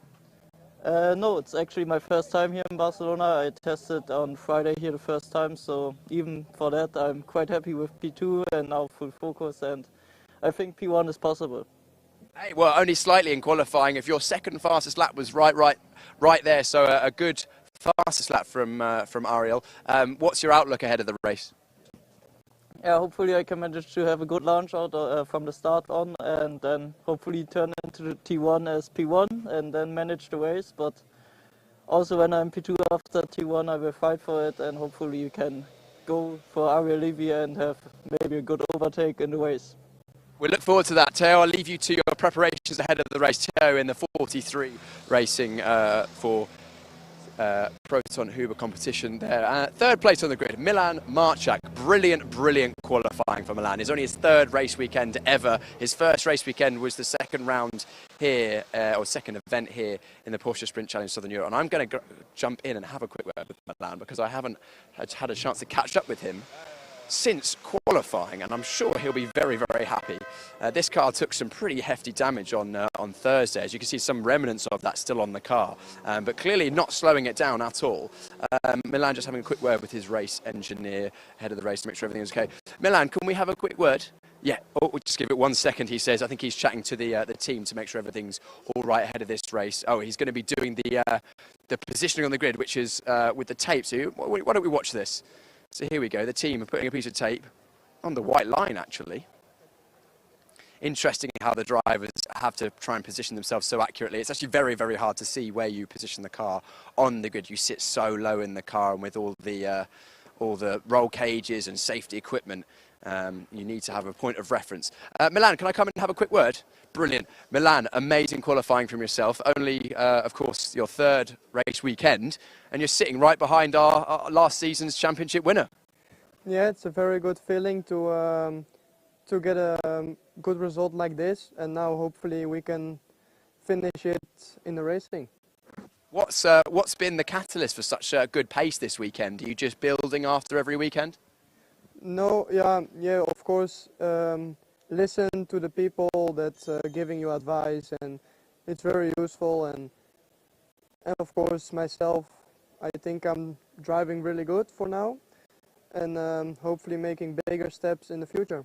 Absolutely, Milan. We look forward to seeing how you get on the race. Good luck in that Milan one to watch in the future. Certainly only, I think, 17, 18 years old. Let me check how old he is, because he's a lot younger than me, that's for sure. There's number 69. I think I've got it written down. Yeah, 19 years old is Milan. So young driver racing in this championship, very, very new. And why don't we chat to our championship leader going into this race, Flint. Championship lead is still there. However, your nearest rival is a couple of places ahead. Are you going to be able to do anything about that? Yeah, definitely. See if I can get a good start. And yeah, long race ahead, so we'll see what I can do. Of course, a lot of long corners around here, so the front left especially takes a bit of a beating. Do you think tyre management will be something to consider? Yeah, it's still a sprint race, but the tyres will definitely drop, so we'll see how the cars in between will manage it. Flint, good luck in the race. We'll see how Flint gets on, of course, always one to watch. We chatted to Matthias Ferreira, who's starting in 5th place just a few moments ago during the, well, it was the lunchtime pit walk, but you may have noticed that producer James renamed it to the Piers' half-time show. I'm not sure how I feel about that. I enjoyed doing the lunchtime show anyway. We have a right to have a quick word, Sebastian. Yeah. Sebastian Freimut. Sebastian is starting 6th place on the grid, I believe. Is it 6th or my 6th? Yeah, P6. What are you thinking ahead of this race? Yeah, it's just my first race of the season, so just keep it cool and keep it clean, and then I'll see what happens. Of course, you joined us last season, so you know what these cars are like around this circuit. What are you expecting the race to be like? Is it going to be a procession, or are you going to get your elbows out? There are a lot of young people, so I think it's going to be a bit tough, but everybody wants to race in the second race, so we'll see. You say a lot of young people. You're not old yourself. No, I'm not young, but there are a lot of youngsters, so it can be a bit tough sometimes. Absolutely, Sebastian. We'll see how you doing that. Good luck, Sebastian. Thank you very much to Tire Competition for letting us just poke our head in there. Sasha Norden starting in 8th place. He, I think, would prefer. Well, actually, he was a lot higher than that, and a lot of the testing sessions would have preferred to have started higher than that. He's going to be having our onboard camera, certainly one to watch, and you'll see plenty of him throughout the race weekend, or I say the race weekend, it's just today, isn't it? So plenty of him throughout today. We just caught up with Joe Warhurst for Proton Huber competition. He's been looking through his notes, I'm sure, ahead of this race, and we'll see how he moves on. Of course, his second race weekend in the Porsche Sprint Challenge Southern Europe, and certainly one to watch for the future, another young driver. Colin Bernighausen, another strong driver in Porsche's racing in the Porsche 6 Career Cup Germany, and I'm being told I need to leave the grid. So Brian is going to take you through the start of this race, round number 7 of the Porsche Sprint Challenge Southern Europe Sport Division. Thank you, Piers. Great job, as always. I love the fact that Sebastian Freimut, at 23 years old, is talking about being surrounded by young drivers. Oh, they don't all start young, don't they? Here we are, then. We're getting ready for round 7 of an 8-round season.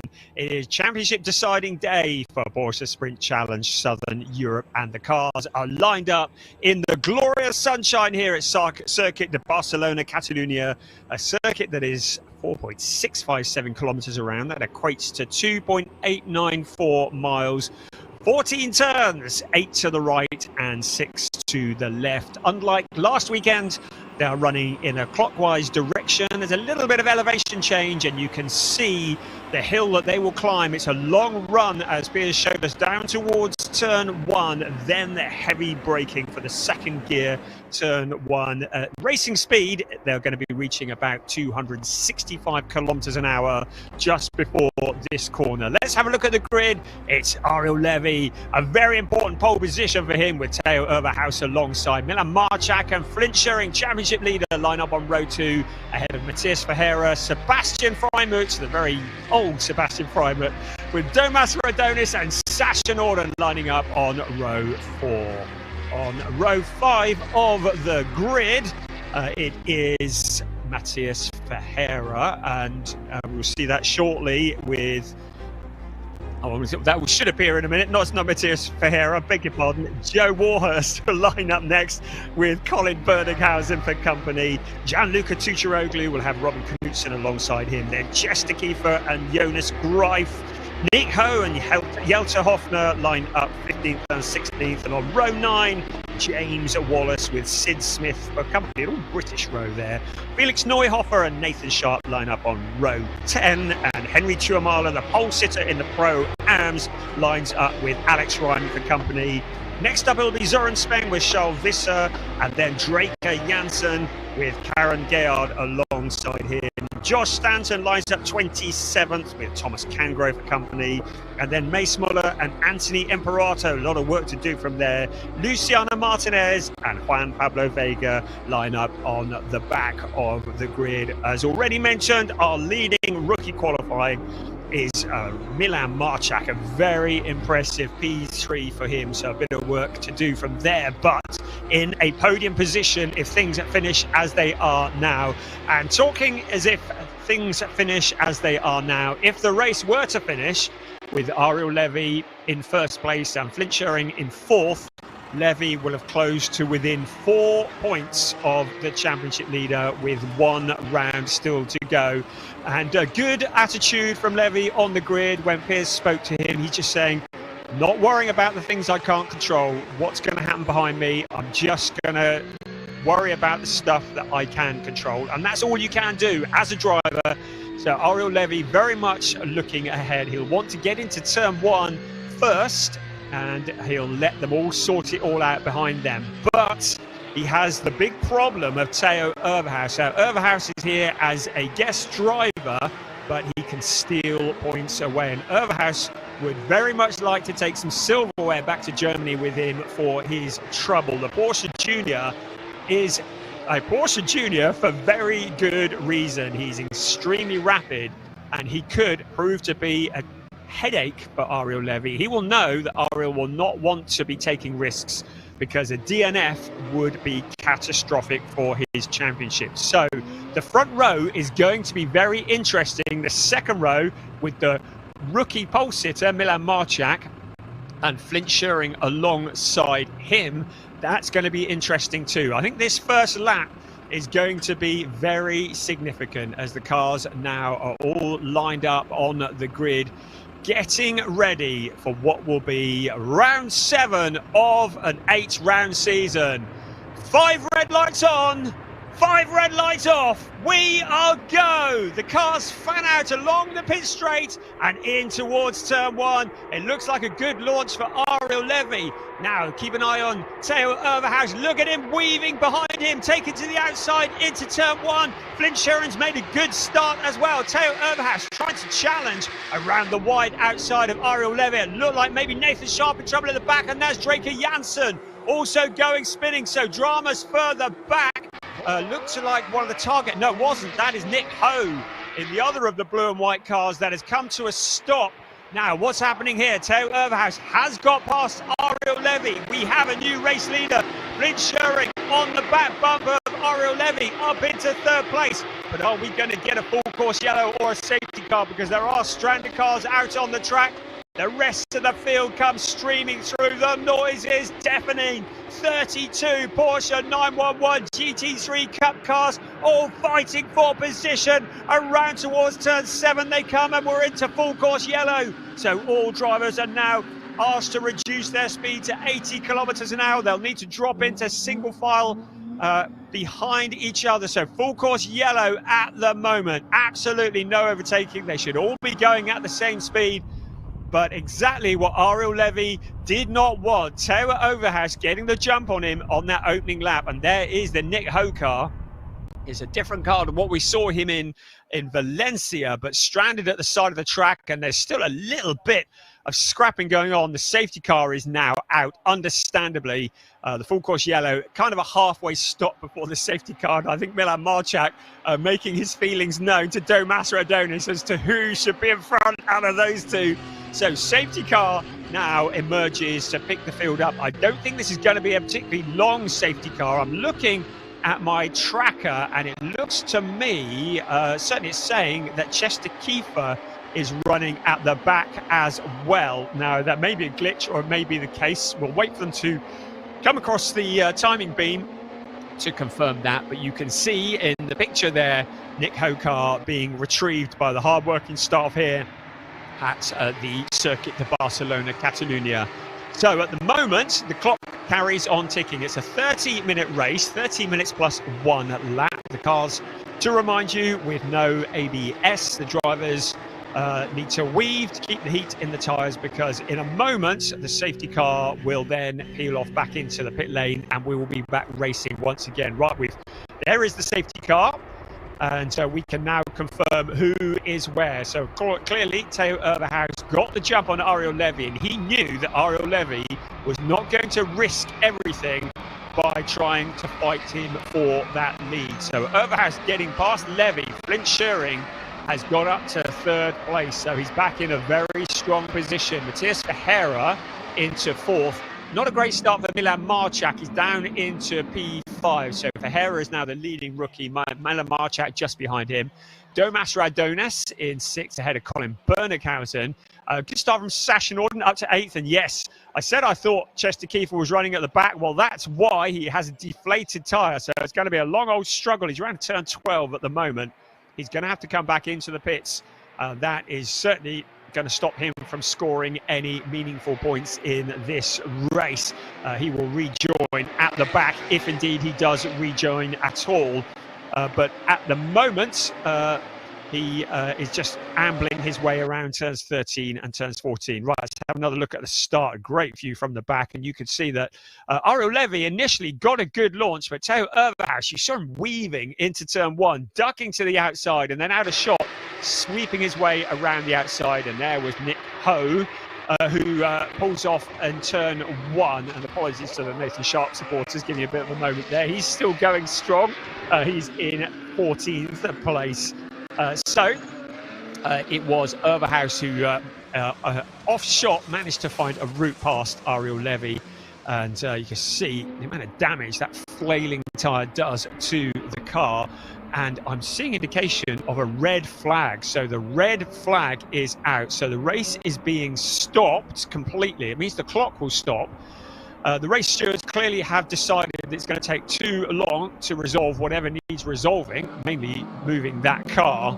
And they don't want to just waste the time of the race circulating behind a safety car with no racing. So the cars will now come back into the pit lane, and they will need to stop in the fast lane of the pit lane. So it will all come to a stop in the pit lane, and whatever needs to be sorted. I don't think anybody made contact with a barrier, so I don't think there's any barrier repairs. So I would suggest this is probably going to be a fairly short red flag period, but the drivers, having built themselves up since qualifying, got themselves in the rhythm, got the adrenaline flowing, and now it's all kind of with nowhere to go. They're all going to be sat in the pit lane in the glorious Spanish sunshine. And I would just say it is a lovely sunny day here, so we're not expecting any rain at the moment. Cars peeling off into the pit lane. The clock stops. We will get the Nick Ho car removed from the circuit, and then hopefully in a few moments we will be ready to get going again. But I don't think it is going to be an especially long red flag period. I think it's just going to be as long as it takes to get that car removed from the circuit. It's good because it means we don't lose valuable racing time. Obviously, if you're circulating behind the safety car, the clock carries on ticking and we're not getting any racing. So here come the brave man jumping across the other side of the pit wall. Here come the rest of the cars. There's Joe Warhurst. He was hand carrying his seat inserts through Heathrow Airport. Good luck with that. It was a massive box with his seat insert in, and he was hand carrying that out here to Barcelona just a couple of days ago. Good job there. Right, let's have another look here. Oh, and there was Overhaus getting past Levy, but we're looking towards the back. And there was Draker Janssen getting turned around. And I'm trying to see, was that Jelter Hofner? Not sure, but certainly a lot of action. That turns 1 and 2, always a bit tricky. And a lot of the cars not making it. We said the first lap. So we're on board there. Matthias Ferreira, we see him waiting. Drivers are able to get out and take a comfort break if they want. I think they probably won't want to. They will have done all that lot before they got in the cars. Open the door, get a bit of air in. That's about as close to air conditioning you get in a Carrera Cup car and in a Porsche GT3 Cup car. Matthias Ferreira in 4th place. So we put the camera in the right car, didn't we, there? So he's the leader of the rookies. Just ahead of him is Flint Schuring. So while we have a moment, let's just have a look at championships. So if the race finished now with Flint Schuring in 3rd place and with Ariel Levy in 2nd place, this is where my dodgy maths comes into it, it would Schuring. So original grid position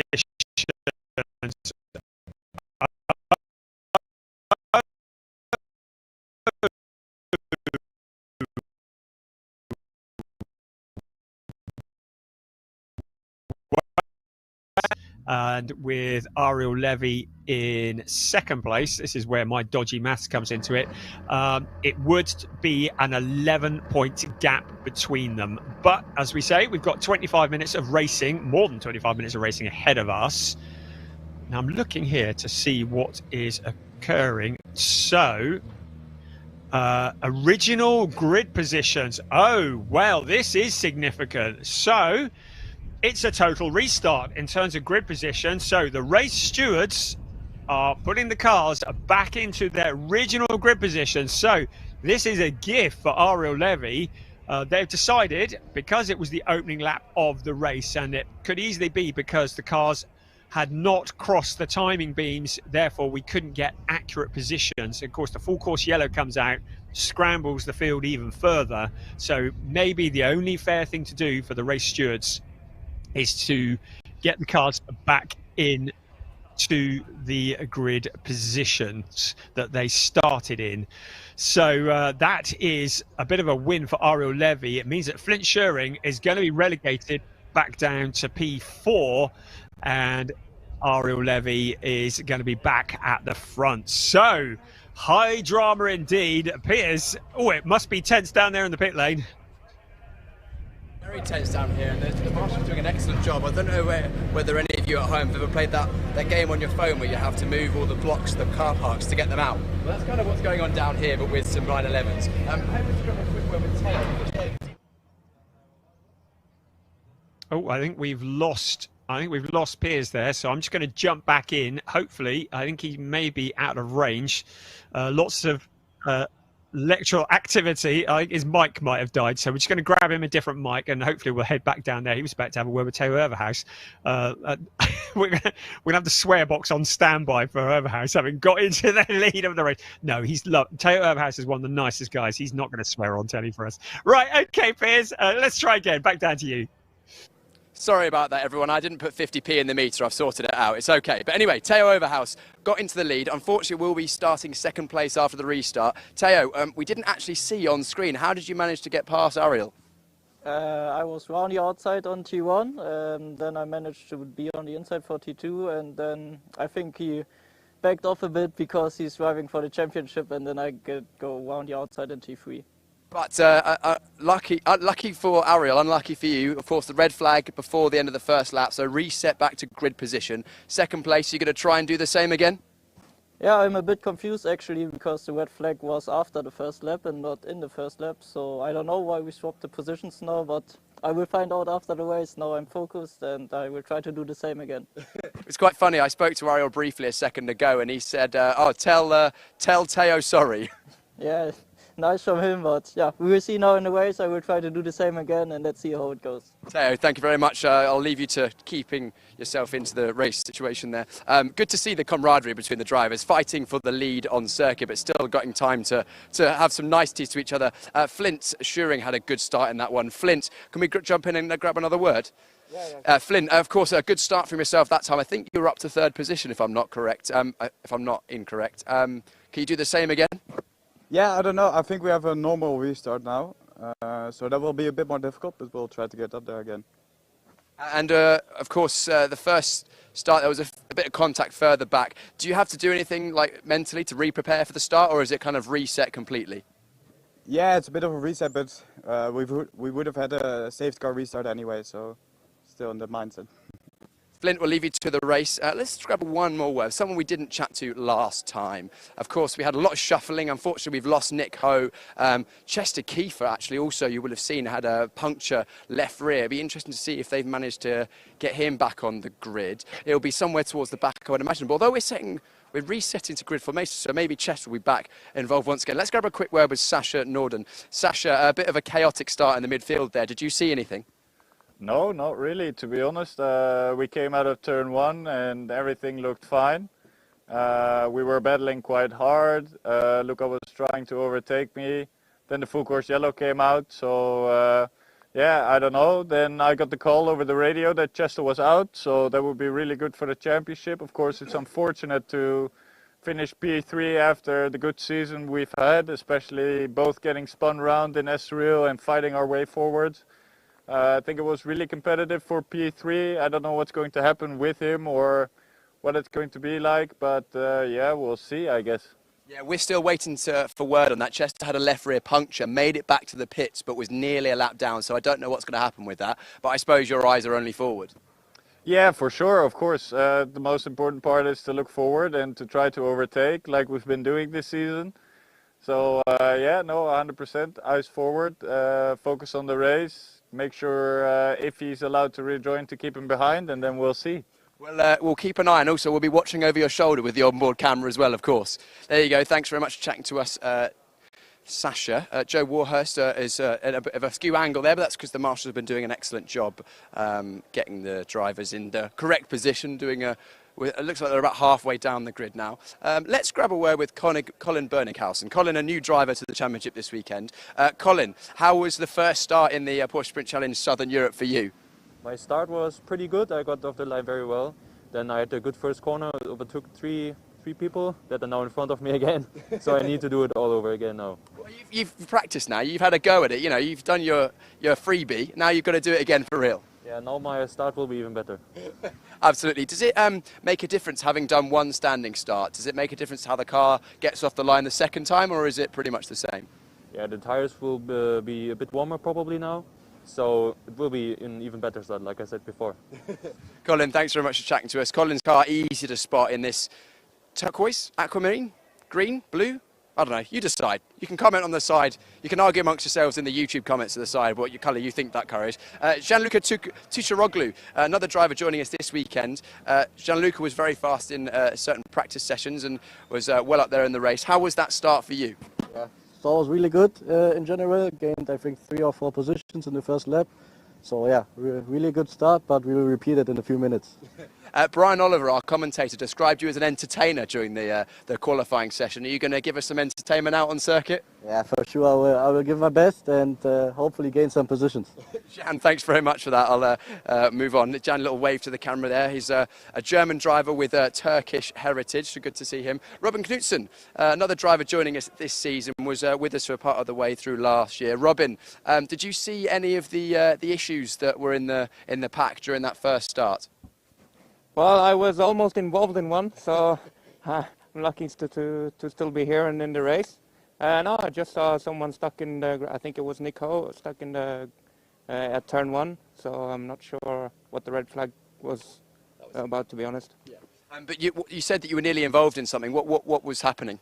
Yeah, I think when I start in the midfield, you know, we are a lot of cars, 30 cars, and everyone wants to get to the first position, so it gets quite tight from time to time. But now I'd like to get going because it's getting very hot in the car. So I'll leave the door open, but not so far that you can't reach it.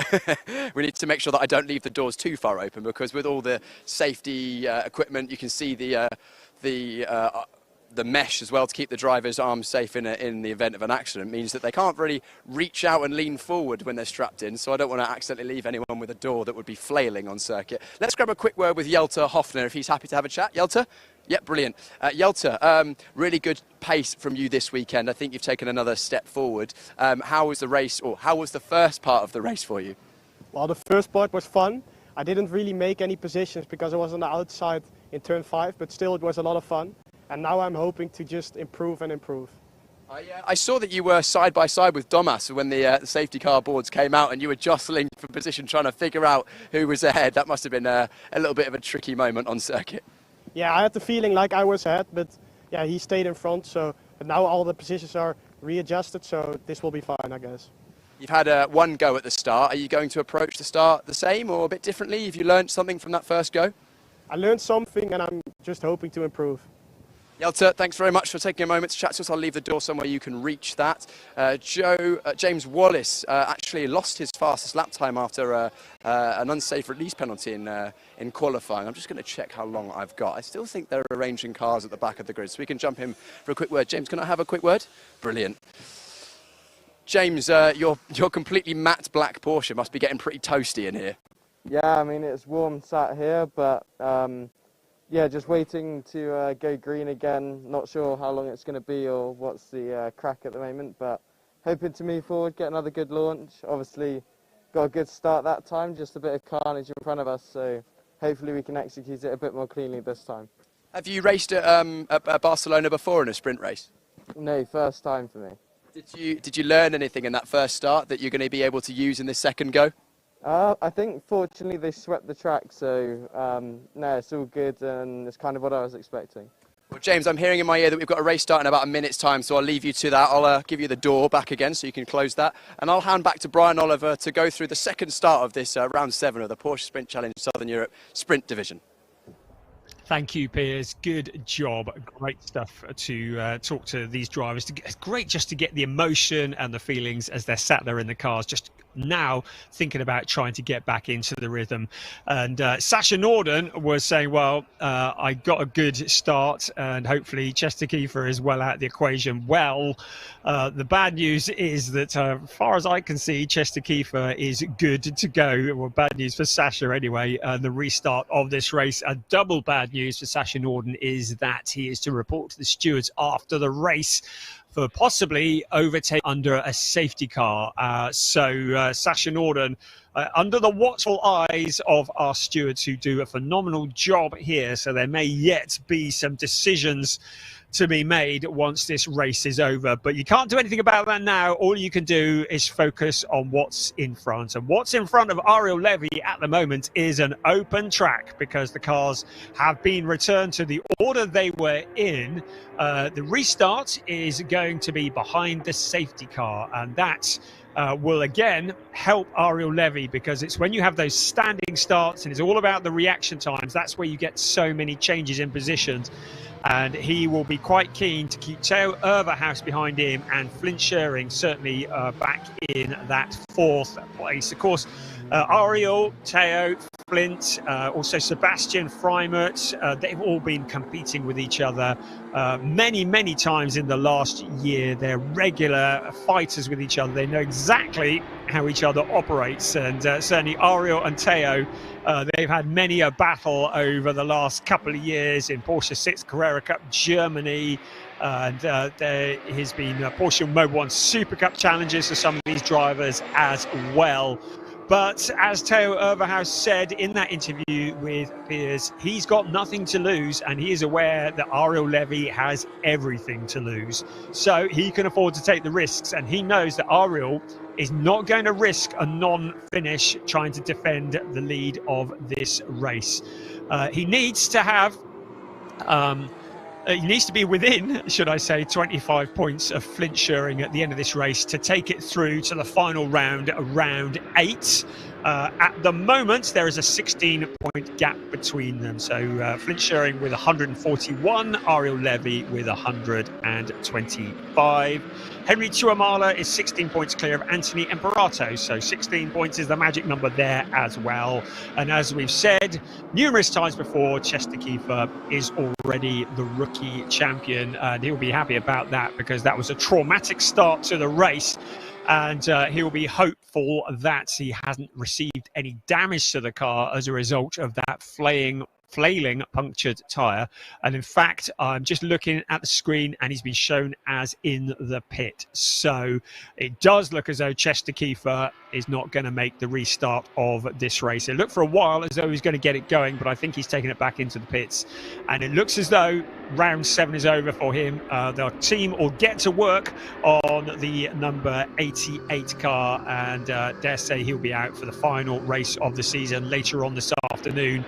It does give Sasha Norden a bit of an incentive as he tries to close in towards the top of the championship standings. Right, Ariel Levy weaving away. It will be his decision when to go. The safety car has disappeared off into the distance. At the moment, Flint Schuring is glued to the back of the number 20. No, Theo Overhaus is glued to the back of the number 25 car, ready to try and anticipate the start and get the jump. But Ariel Levy leads them across the line. Theo Overhaus in that second place. So here we come with 22 minutes and 10 seconds on the clock. The race is back underway. Ariel Levy with a nice clear lead into turn 1 this time, but a challenge. Flint Schuring around the outside of Milan Marchak into third place. So picking off the positions he goes, and that's a spin for Joe Warhorse. Cars are scattering everywhere. Somebody has disappeared off. That looks like that's Jonas Greif in there. There's 2 in the wall. Sid Smith.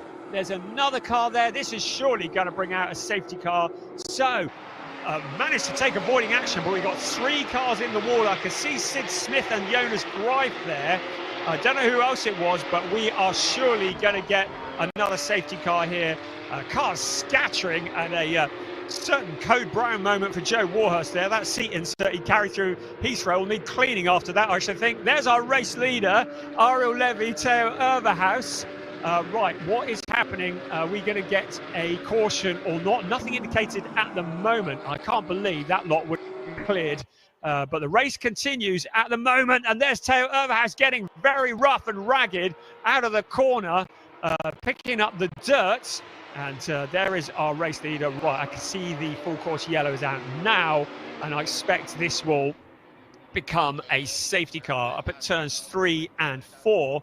Now, who was it that we have lost? So I think it's Sid Smith was one of them. I think the other was Felix Neuhofer that we might have seen in the wall as well.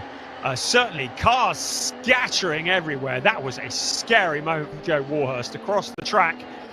With cars going left and right, and I think he'd been tagged by another car and that turned him around. So safety car is now out, so the full course yellow been changed to a safety car, and there is Sid Smith and Felix Neuhofer. It doesn't look like they've made heavy impact with the wall, so that is good news. Such a shame. Sid Smith has been so quick this year. Interestingly, his best result of the season was at the opener, 5th place, but he's had 6th. Oh no, he had a 4th place, I beg your pardon, at Valencia last time out. So he had a 4th place then and a 6th place.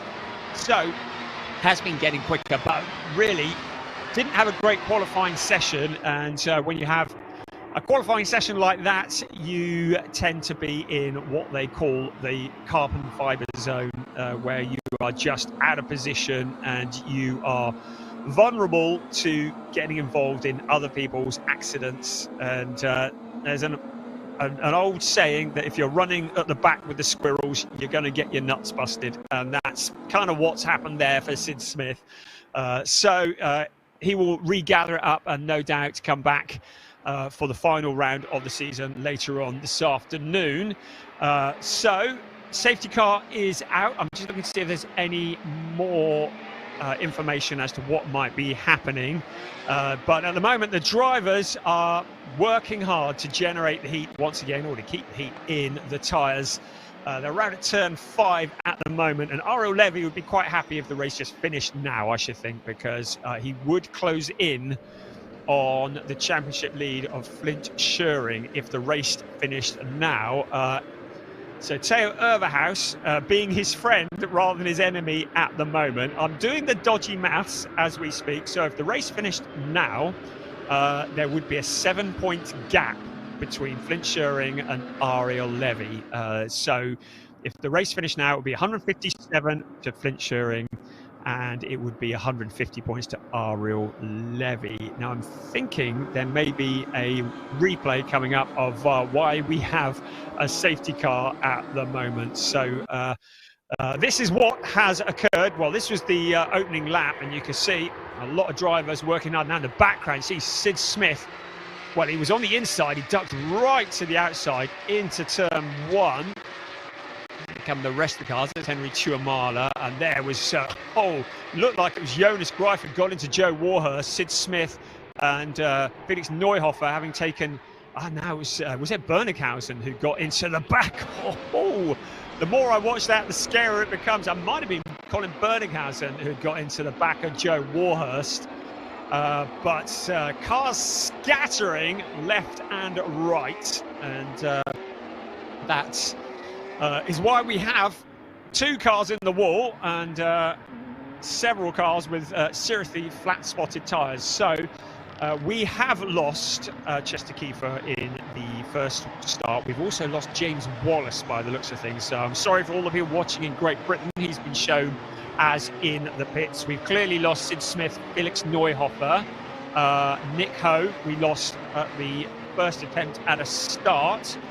Sadly, another one for the Brits. Joe Warhurst has dropped down to 27th place. Well, there's no surprise there because he saw the entire field coming past him, and will probably need a stiff drink after that one. At the other end of the field, though, it is Ariel Levy, Theo Erverhaus. The main change at the front was Flint Schuring getting past Milan Marchak, who is our leading rookie. Sebastian Freimut staying out of trouble in P5.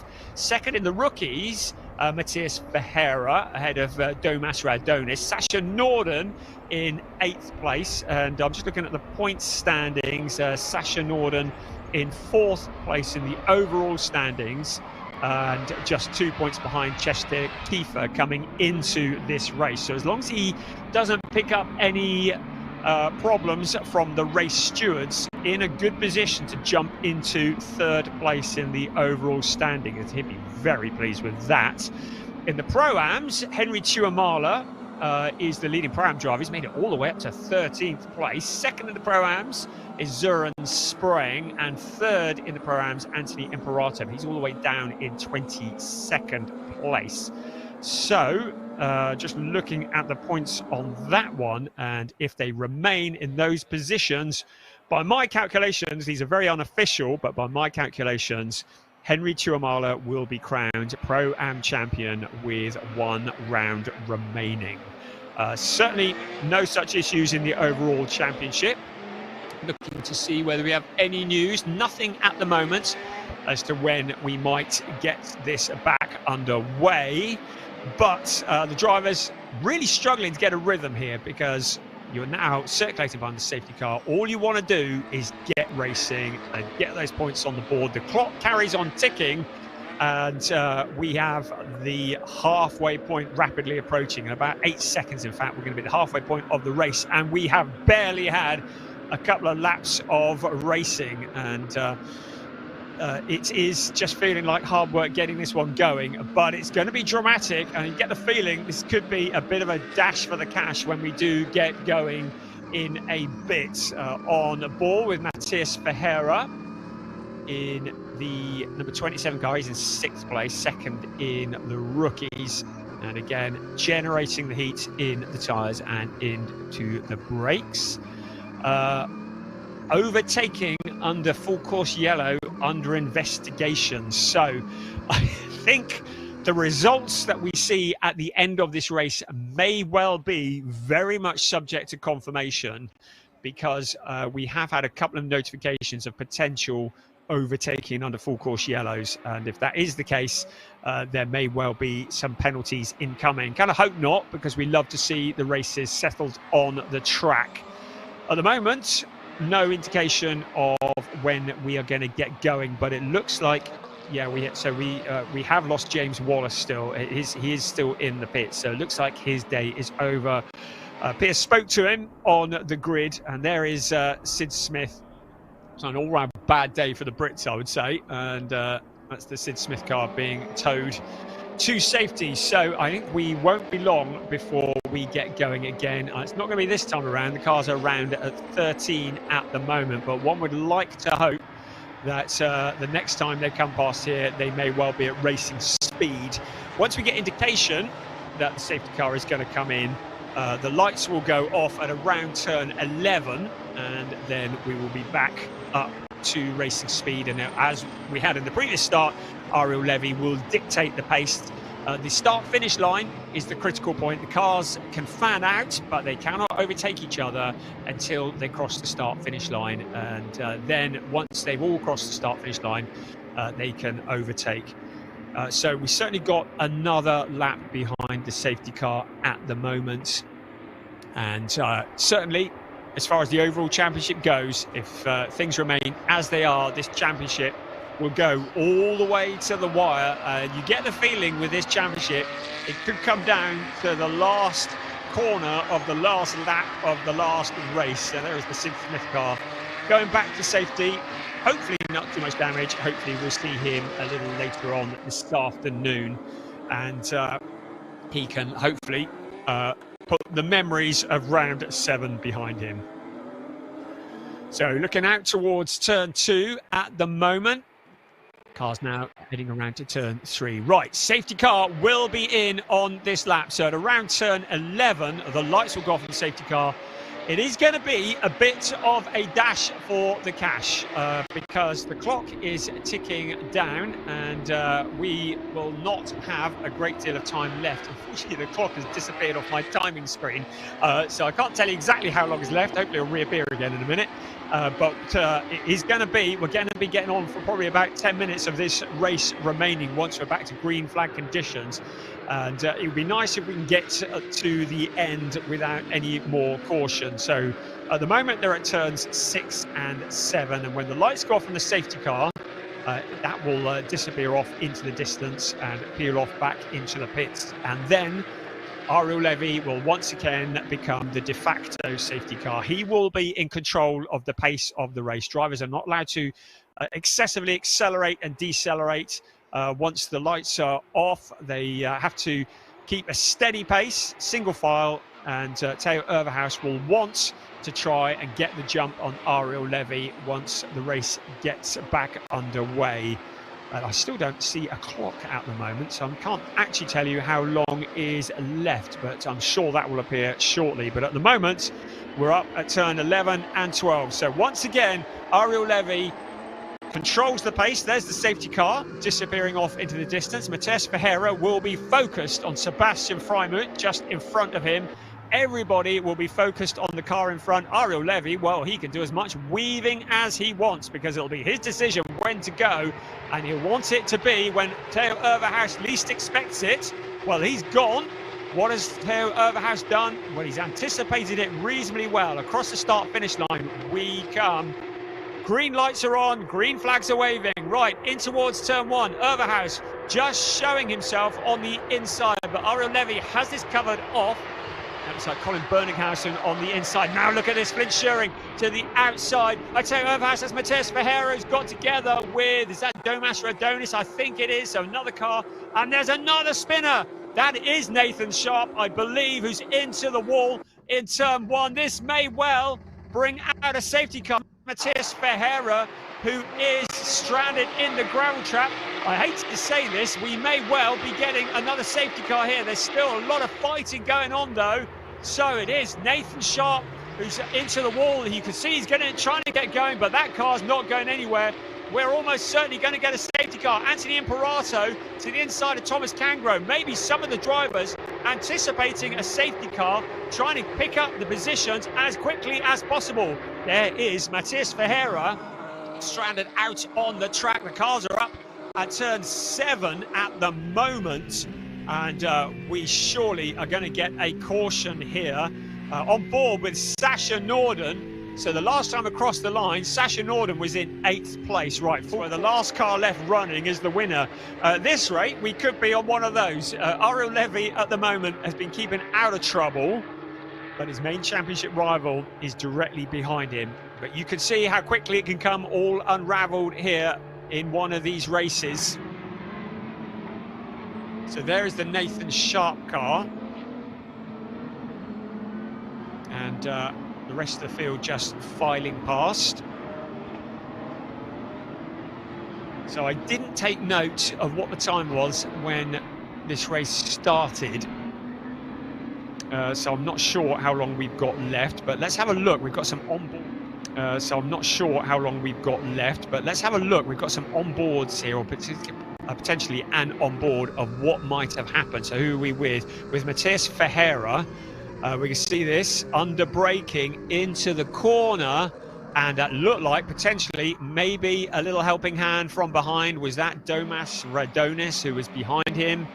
You could see the back end of the car getting loose. You could see him fighting the wheel, and felt like he was a bit of a passenger in that instance. Right, well, this is turning into be quite a challenge, this race, isn't it? It's just he who survives primarily, and the cars continue to circulate behind the safety car. So, in summary, with some time left in this race, we're into the final third, I'll tell you that much.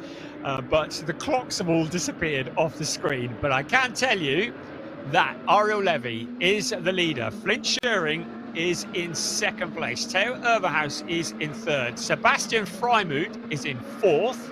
Milan Marchak is the leading rookie and in 5th place. Gianluca Tucciaroglu is in 6th, ahead of Robin Knutson, Colin Bernighausen, and Jelte Hoffner in 9th, 2nd in the rookies. Henry Tuamala into the top 10. What a solid job from him. And if things finish as they are now, it will be a best result of the season for Henry Tuamala. Looking at the championship, if things remain as they are now, it will be 141 points to Flint Scheuring, 125 to Ariel Levy. So an 11-point gap going into the final round. In Porsche Sprint Challenge Racing, 25 points are awarded for a win, 20 for 2nd, 16 for 3rd, 13 for 4th, 11 for 5th, 10 for 6th, 9 for 7, and all the way down to 15th place. So 9, 8, 7, 6, 5, 4, 3, 2, 1. Those points are awarded. So potentially a 5-point advantage between 1st and 2nd. So if things remain as they are, then Ariel Levy will take 5 points out of the lead that Flint Scheuring has. So advantage still very much Flint Scheuring, but you can't say that Ariel Levy is not going down without a fight. He is doing everything that is within his power. The crowd that are here, well, they have been entertained by some great racing. They've also been entertained by a lot of safety car action, because we have yet another safety car at the moment in round 7 of an 8-round season. And just confirmation that we have lost Nathan Sharp and Matias Ferreira. They are not allowed to rejoin, even if they wanted to. We've also lost Sid Smith, Felix Neuhofer, and Nick Ho. Those are the cars that we have lost so far. We're just waiting. I'm getting heckled by the German commentator. Great to have Burkhard Bechtel watching on. He is a legendary commentator. I aspire to be as good as him one day, and he's watching on with smoke coming out of his ears. And he will be looking forward to seeing many of these drivers in Porsche 6 Carrera Cup Germany, because he will be commentating on them as will I during this coming year. And many of these drivers going on to Porsche 6 Carrera Cup Germany, which is, I think, one of the toughest Carrera Cup series in the world, if not the toughest. Right, I have been told, a voice in my head tells me the safety car is in on this lap. We might actually get some racing. I still don't have an indication of how long is left on the clock, I'm afraid. I think there may have been some gremlins in the electrics. So someone with an egg timer somewhere, tell me how long is left, please. Right, we are ready. 3 minutes 25 seconds apparently. That is good news. So that's good to know. We've got a clock back up. Great. Okay, they've put the reboot on the machine. So Ariel Levy leading the way into turn 11 once again, and we are going to be getting racing. This really is going to be a dash for the cash. 3 minutes. It's going to be less than 3 minutes by the time they get to the line. Look at Flint Schuring practically pushing the 25 car around turn 12, but Ariel Levy can take as long as he wants. It's his decision when to go and nobody else's. The only rule, he must not catch the safety car and overtake it. It's going to be a short, sharp dash for the clash and crash in the last 2.5 minutes of this race, plus the one lap. Look at them all stacked up.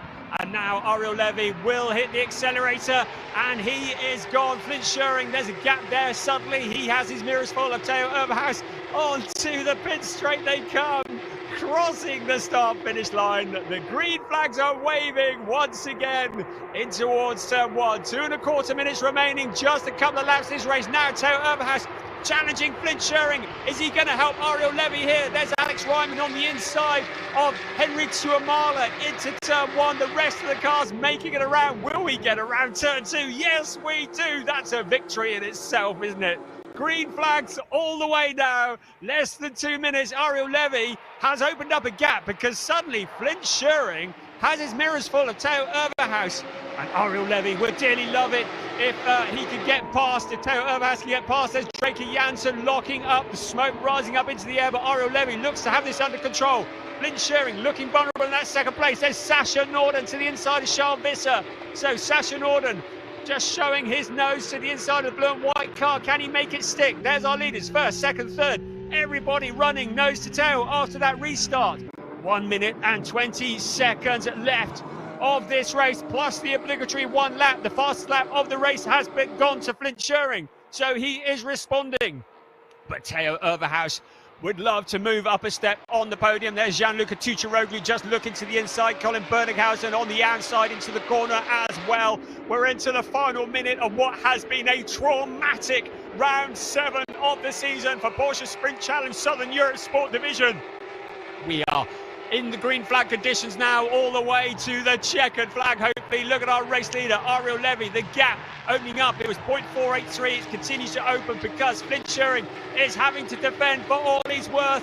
And Theo Overhaus is challenging hard for that second position. Ariel Levy will be looking in the mirrors and cheering on Theo Overhaus. Ariel Levy now with the fastest lap across the line. We come, the gap up to just over 1 second. Into turn 1 they come. Again, Alex Ryman, Draker Janssen, who has been in the wars, but now to the outside of Alex Ryman. There's Søren Spreng coming into the corner. We ride on board with Søren Spreng as well in the Pro-Am race. Henry Tuamala leads. There is Thomas Cangro going to the escape road. In second place is Søren Spreng in the Pro-Ams. In third place, Anthony Imperato. If things remain as they are, Henry Tuamala will become the Pro-Am champion. But there's a lot of fighting at the front. Theo Overhaus looks to the outside of Flint Schuring. He's going to try and go the long way around turn 4. Into turn 5 they come. What fantastic racing here for second place. Sebastian Freibert looking from behind as well. Theo Overhaus almost making it stick. He drops back into line behind Flint Schuring. Out towards turn 7 and turn 8 they come. The clock has struck 0. So it'll be one more lap after this. And the race will then be over. There's Ariel Levy. Out of the corner he comes towards turn 9. Under braking in towards turn 10. Flint Schuring with his mirrors full. No longer in a position to challenge for the lead. Now defending second place on the podium. Sebastian Freimer in the background. Milan Marchak looking to take a rookie win as he leads the way there. Draker Janssen with the bit between his teeth. Going past Jelter Hofner, the rest of the cars filing through. We're up to turn 13 and out on towards the pit straight for the very last time. One more lap to go of this race. It has been a chaotic race. Ariel Levy with another fastest lap, nearly 2 seconds clear of Flint Schering towards turn 1. There will come once again, hitting 265 kilometers an hour. Theo Overhaus to the inside. He tries to sell the dummy. Flint Schering has this one covered off into turn 1, but goes deep into the corner. Here comes Theo Overhaus once again, trying to put all the pressure on. Briefly riding on board with Sasha Norden. Norden still trying to push his way forward, but he's down in 13th place. Not what he wanted from this race. First, third, fourth, fifth. The fight for second place, far from all over. The lead of this race, the win of this race, looks to be almost done and dusted. Ariel Levy just needs to keep doing what he is doing for the remainder of this lap. But Flint Schering now having to drive, looking in his mirrors. Sebastian Freimer just wondering if he can get a podium out of this one. Again, Theo Overhaus with a better drive into the corner, seems to have more grip on the inside. But with Flint Schering, the momentum around the fast wide outside. Freimer there just waiting in the background behind him. The rookie leader, Milan Marchak. Here comes our race leader, now well clear, some 2 seconds clear of this battle. Flint Schering, second place, defending for all he's worth.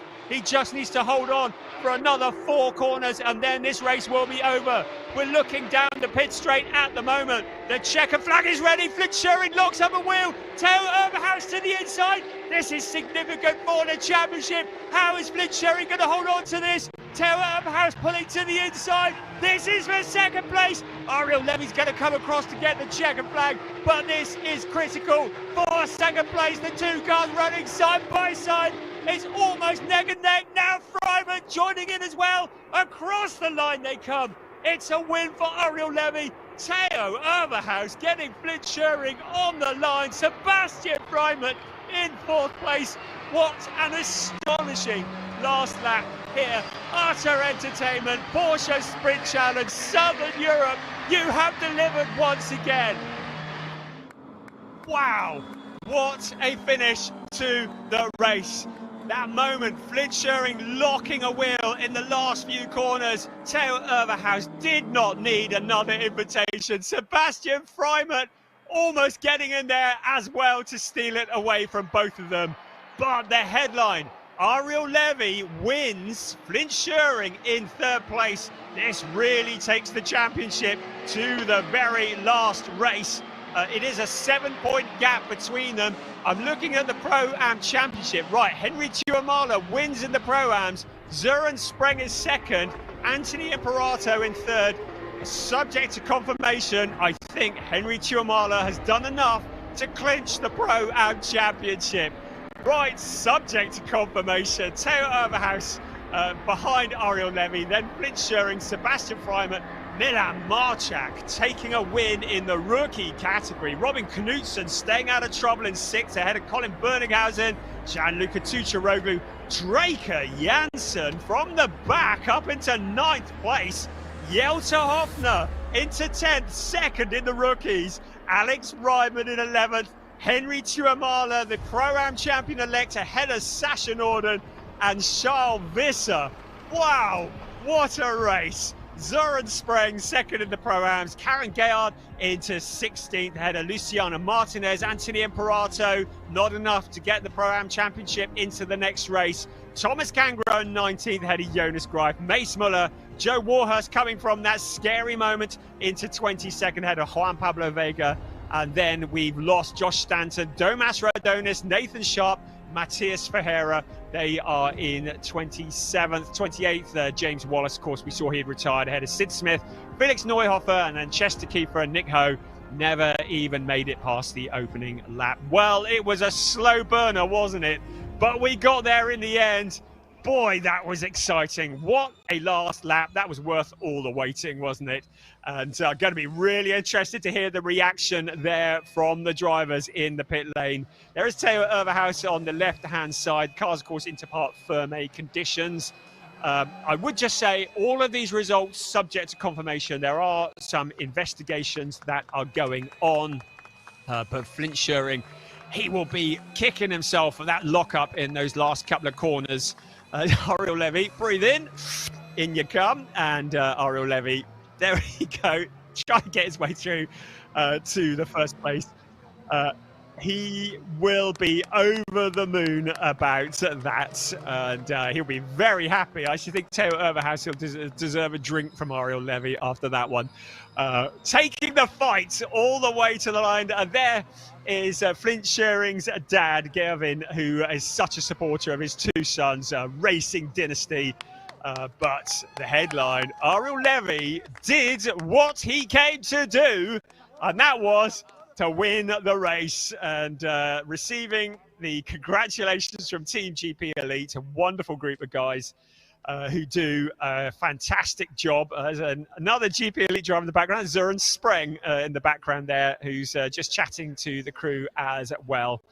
But yeah, Team GP Elite do a fantastic job, the Dutch team, and prepare cars for so many drivers. And Ariel Levy, since he's moved to them, has been very much a man brought alive. And he is looking to become the first ever driver to successfully defend a championship in Porsche Sprint Challenge Southern Europe's short history, and he would dearly love it if he could snatch that away from Flint Schuring. Right, I can see Flint down there. I can see Flint. I can see Piers. There is Theo Overhaus in the yellow and red, just offering his congratulations. I really do need to lie down after that, because I think I might have just blown something. Piers is with our race winner, Ariel Levy. Down to you, Piers. Thanks, Brian. Yeah, brilliant, brilliant race. Well, the last part anyway, but the driver that stormed away at the front wasn't easy, but you made it look easy. Yeah, for sure it was not easy. I think in general the level of competition here is quite strong, so it's never easy. But I think whenever we did have proper race laps, I easily showed that I was the fastest car today. I think after that. So yeah, of course they were crucial, and I'm happy about them. Congratulations, that's brought the gap a little bit close to Flint, so we'll see what happens in the final race. Ariel, great race. We'll bring in our championship leader, Flint. Come this side for me. Flint, that was, you soaked up a lot of pressure in those last few laps, and unfortunately couldn't quite hold second place, but it made for great watching. Yeah, it was very tight in the end. Had some good restarts, but didn't quite manage to hold on. Got quite a hit in the end, but was P3 still better than the starting position, so happy with that. Absolutely, Flint. We'll catch up with you later on after what will be the championship decider. I'm hoping to grab a word with Theo Overhaus. Theo, come on in. It'd be great to grab a word with you. Getting a high five from Christoph, the team manager. Theo, first race in the championship. You made sure that you got plenty of airtime, that's for sure, on the telly. You can watch that back later. Yeah, for sure, it was a tough race for me. Sadly, I lost on the restart my second position, so I could not attack on Ariel, but still very happy that I could fight back in the last corner. Yeah. Was an awesome job, and I think, yeah, we had fun, the viewers had fun, so everything is fine. Yeah, of course, there's a lot of time spent behind the safety car, but when we did go racing, it was pretty hectic, and I don't know whether you know, but from you down to Sebastian Freimut in fourth place was only 0.03 of a second over the line. Yeah, actually I saw it because I was in the car. It was really tight, and I was watching there on the monitor, and I saw, yes, P2, so very happy with that. Very happy indeed, and a good move on the last lap. Thank you very much. Cheers. That is Theo Overhaus, who came second in the end. Hoping to grab a word with Milan and Marchak. Has Milan already gone to the podium? We'll go with Jelta. Jelta, come on in. Are you second? Are you second in rookies, I think? Yeah, I'm second, yeah. Must feel pretty good. Yeah, it was good. The race was a lot of fun. I'm not sure you can really call it a race when there's barely any laps that we really race, but still it was a lot of fun. Jelta, I'll let you go and get ready for the podium, as I think we have to head up and do that very shortly. So I'll let Brian talk you through what was, I say highlights. There wasn't a lot, but anyway, here's the final lap. Thank you, Piers. There wasn't a lot of it. What there was certainly well worth waiting for, wasn't it? I mean, we spent the majority of that race either in red flag or safety car conditions, but when it did get going, boy, were we entertained. And as we already mentioned, the gap between first and second between second and third, shall I say, 0.015. So that was thoroughly entertaining. So we're going to take a little look at some of the highlights from that race. And when we did get going, It really was very entertaining. So initially, Theo Overhaus found a route past Ariel Levy. That seemed about sometime last Tuesday, I think, when this race started. But we had drama. It was Nick Ho was the first to fall. Damage to the front right steering. You could see there a bit of contact from somebody into turn one, and that brought out a safety car initially. And then it turned into a red flag, the car needing a bit of effort to get it removed. So everybody came back to the pit lane. We were all cooking and overheating in this glorious Spanish sunshine. But when we did finally get going, then it was Ariel Levy who led Theo Overhaus and Milan Marchak. But Flint Schuring didn't waste much time getting past Milan Marchak in towards turn one. You could see him lining up, picking up a slipstream. Matthias Verheer there as well. But it was round the outside for Flint Schuring to get that third place. But then it was further back there. Keep an eye on the green and white Sid Smith car. He got involved. It looked like somebody had tagged Joe Warhurst. He was pointing in the wrong direction. I think it might have been Jonas Greif. Then we had cars scattering in all directions. And it ended up with Neuhofer and Smith in the wall. Let's having another look at it there very, very briefly. And then Colin Berninghausen, well, it looked like he might have been the one that got into the back of Joe Warhurst. But everybody with their lightning reactions, and 10 out of 10 for avoidance. We did finally get the race underway, and it really was going to be very lively because Theo Overhaus was putting the pressure onto Flint Schuring. Everybody fighting for positions further back. Draker Janssen, well, he came from the back and he was eventually going to finish in a pretty solid position. Sasha Norden still frustrated, I think, by the fact he hadn't made as many positions as he'd wanted to. But here we go. Ariel Levy was able to open up a gap over the second place battle. And what a battle this was going to turn out to be. There was Zuren Spreng, who was coming through as Karen Gayard went to the inside of, and there was Thomas Cangrove there as well. But as long as Flint Schuring was having to defend from Theo Overhaus, it was allowing Ariel Levy to just stretch his legs because suddenly the attacker was becoming the defender, and the attacker, who had turned defender, had a lock-up into the corner. He left that gap on the inside. Theo Overhaus doesn't need an additional invitation. If he sees the smoke, he's going to go for the gap. That's what he did. The two cars ran side by side for the majority of that last few corners. Sebastian Freimer also fancied his chances and tried to get involved as well. It was advantage Theo Overhaus at the end of that. So what a race that was, and we've got one more to come this season. The championship's still very much alive and kicking. In terms of the Pro-Am Championship, we need to just confirm that, so we will confirm that a little later on. But at the moment, I make it Henry Tuamala is 25 points ahead of Anthony Imperato, but we'll get confirmation of that later. In the meantime, Piers is waiting for us down on the podium. Yes, we are on the podium, and we're going to be starting with the overall classification. And in third place, it is the number 99 from the Netherlands, Flint Schuring. Flint driving for the Schumacher CLRT team.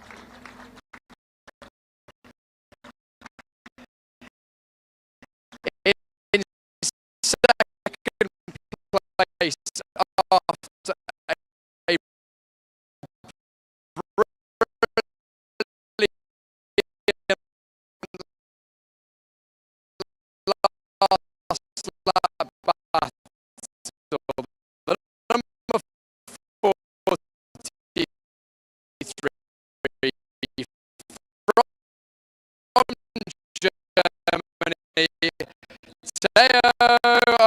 have the Israeli national anthem.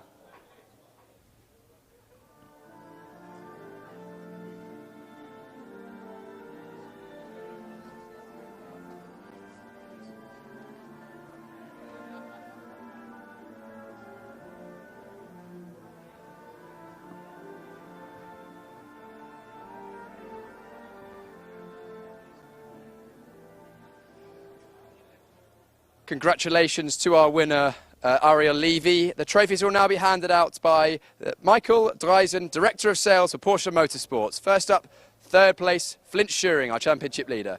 Second place, Theo Overhaus. And our eventual winner, Ariel Levy, Ariel's looking to close the championship deficit to Flint Schuring, and we'll now have the photos of the top 3 on the top step of the podium. Of course, still one more race to come this afternoon, so I don't imagine we're going to see much champagne sprayed, but maybe later on. Congratulations, a final round of applause for our top 3 in the overall classification.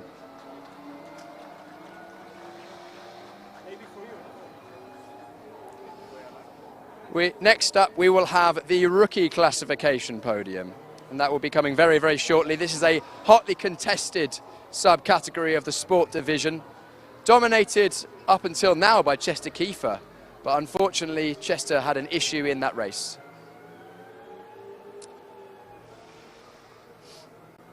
The trophies once again for the rookie division will be handed out by Michael Dreisen, Director of Sales for Porsche Motorsport. It's great to have him here. And in third place, the number 7 from South Africa, Charles Visser. Charles driving for Target Competition. Second place, the number 919 from the Netherlands, Jelte Hofner. Jelte drives for MDM Motorsport.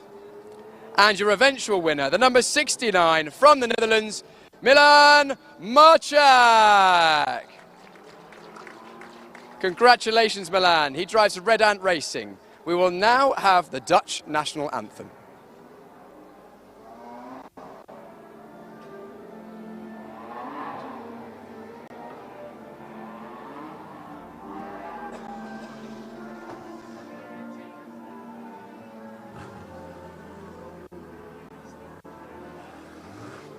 Congratulations to our top 3 in the rookie division. Trophies once again handed out by Michael Dyson. Third place to Charles Visser. Second place, Jelte Hofner. And our winner in only his 3rd race weekend in cars, that is Milan Marchak. Raise the trophy aloft to the applause of Red Ant Racing and the whole crowd. All 3 rookie drivers now assembling on the podium for the professional photograph before what I would imagine will be the informal photograph by Jelte himself. Making it a thing. Here we go. Don't go anywhere, lads. You've still got Jelte's photo. We'll be seeing that on social media later on. Congratulations to the top 3 in the rookie classification of the sport division, round 7 here at the Circuit de Barcelona, Catalunya. All that's left in this podium ceremony is the Pro-Am classification. That will be in just a moment's time.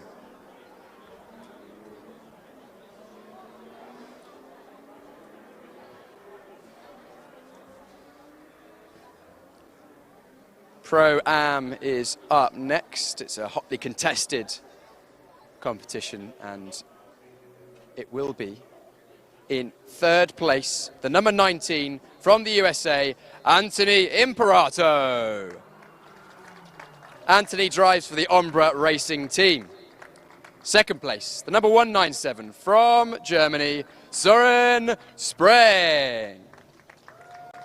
Søren driving for Team GP Elite. And our eventual winner, the 123 from Finland, Henry Tuomala. Henry driving for Team Korainen. And for Henry, we will now have the Finnish national anthem.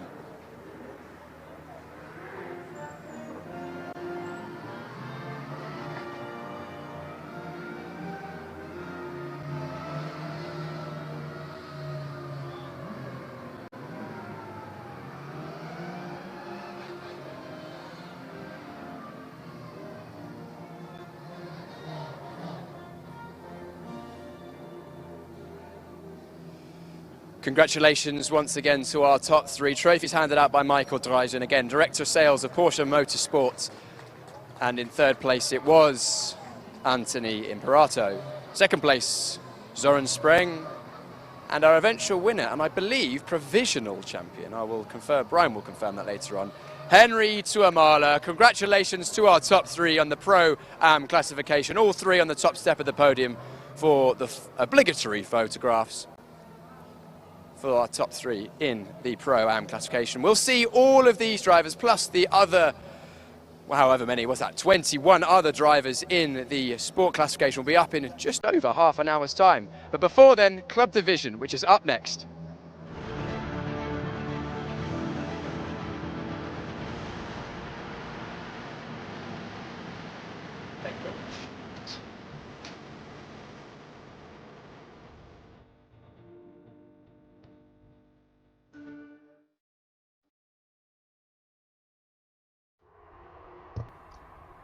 So after what was a spectacular round 7 for the sport division in Porsche Sprint Challenge Southern Europe, it took a little while to get going, but when it did, boy was that something special.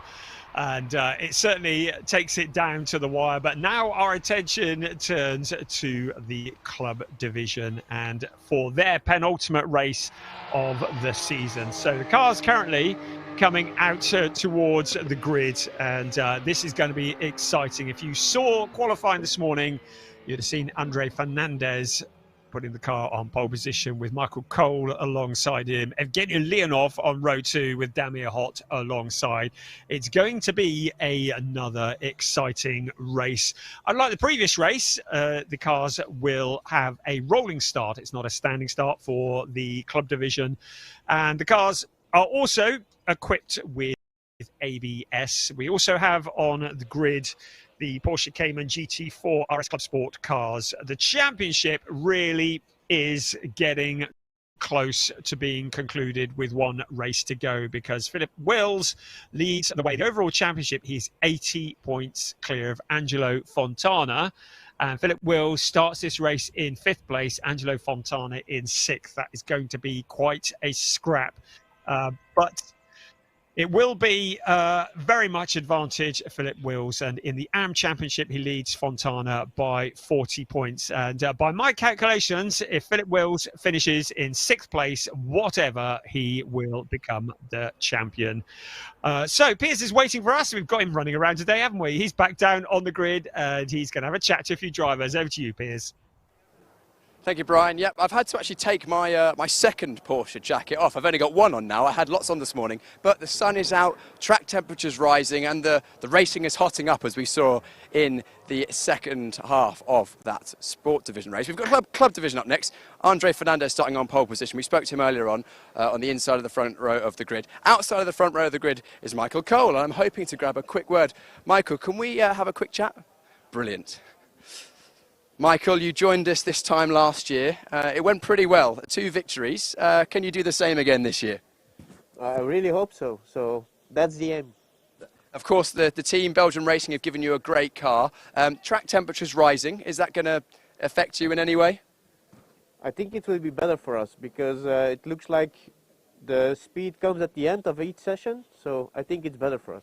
Well, we look forward to a strong end of the race. Michael, thank you so much for taking a moment to chat to us. Great to see Michael back on the grid. Very, very strong here last year. Of course, strong in qualifying. And he's right, end of every session. Actually, as the sessions went on over testing yesterday, he just got quicker and quicker building into the race weekend. Evgeny Leonov starting on 3rd place inside of the second row of the grid. He was, of course, on pole position for our first race this season, won that race. Going to grab a quick word. Can we have a quick word, Evgeny?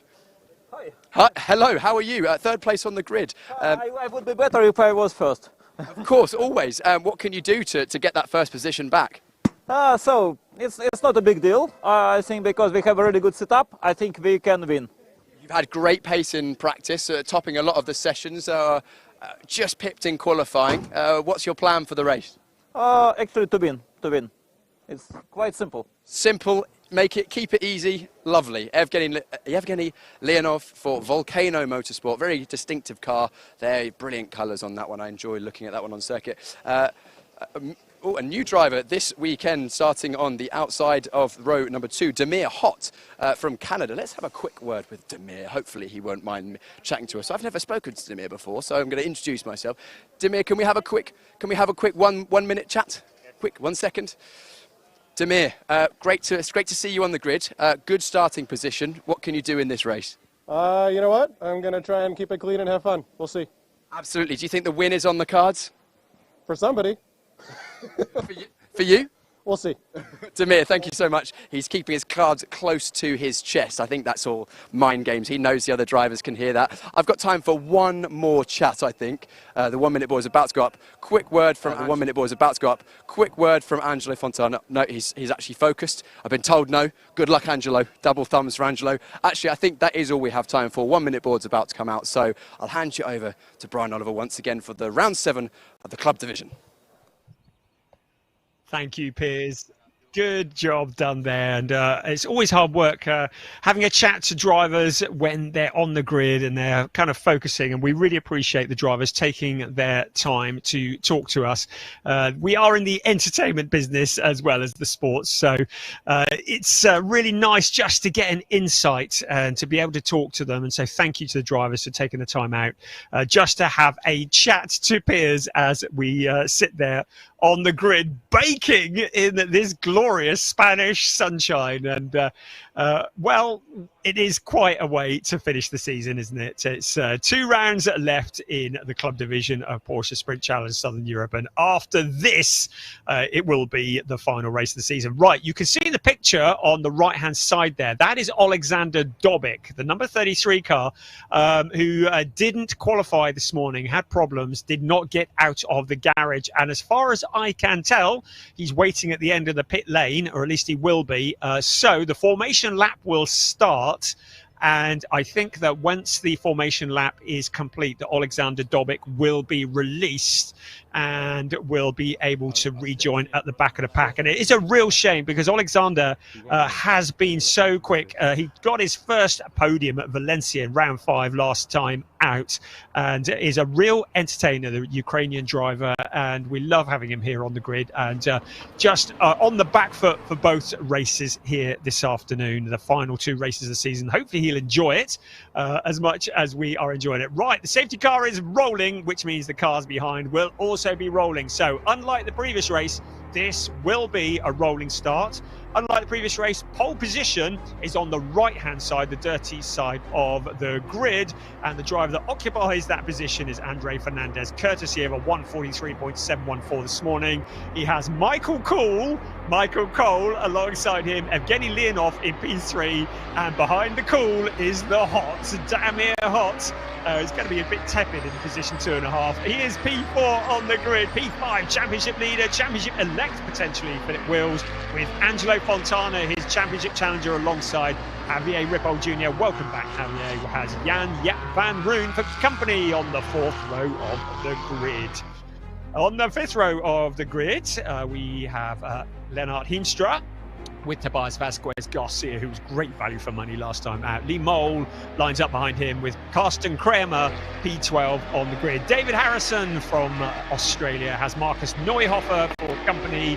Eric Wagner lines up 15 with Camille Perrion, who had a bit of a moment coming out the pits in quali this morning. Corrado Costa and Patrick Kunhar line up alongside each other, with Kunhar the leading GT4 qualifier. The very popular Ajith Kumar from India lines up 19th with Ernst Inderbitsen alongside David Von Rosen. Michael McInerney lined up 21st and 22nd with Casper Hockerboom and Paolo Macedo alongside him 24th, and then bringing up the rear of the pack, Marco van der Poel and Alexander Dobic, who is starting from the pit lane. And I don't know whether Dobic is rolling yet or not, but I think he may only be able to rejoin once the field passes by at the start of this race. So here come the rest of the runners and riders. It is going to be, once again, 30 minutes of racing plus 1 lap. The cars are at turn 10 at the moment, and as they come out of turn 10 towards turn 11, the instruction is given for them to grid up side by side. When the green lights come on, the drivers are required to pass through their grid boxes, not their pit boxes, their grid boxes, so to not record a false start. And then once they cross the line, they will fan out, and we will be racing on this wonderful Circuit de Barcelona, Catalunya, in the glorious Spanish sunshine, the penultimate round of the season. And the final round will come later this afternoon. There is our pole sitter, Andre Fernandez, Michael Cole alongside him.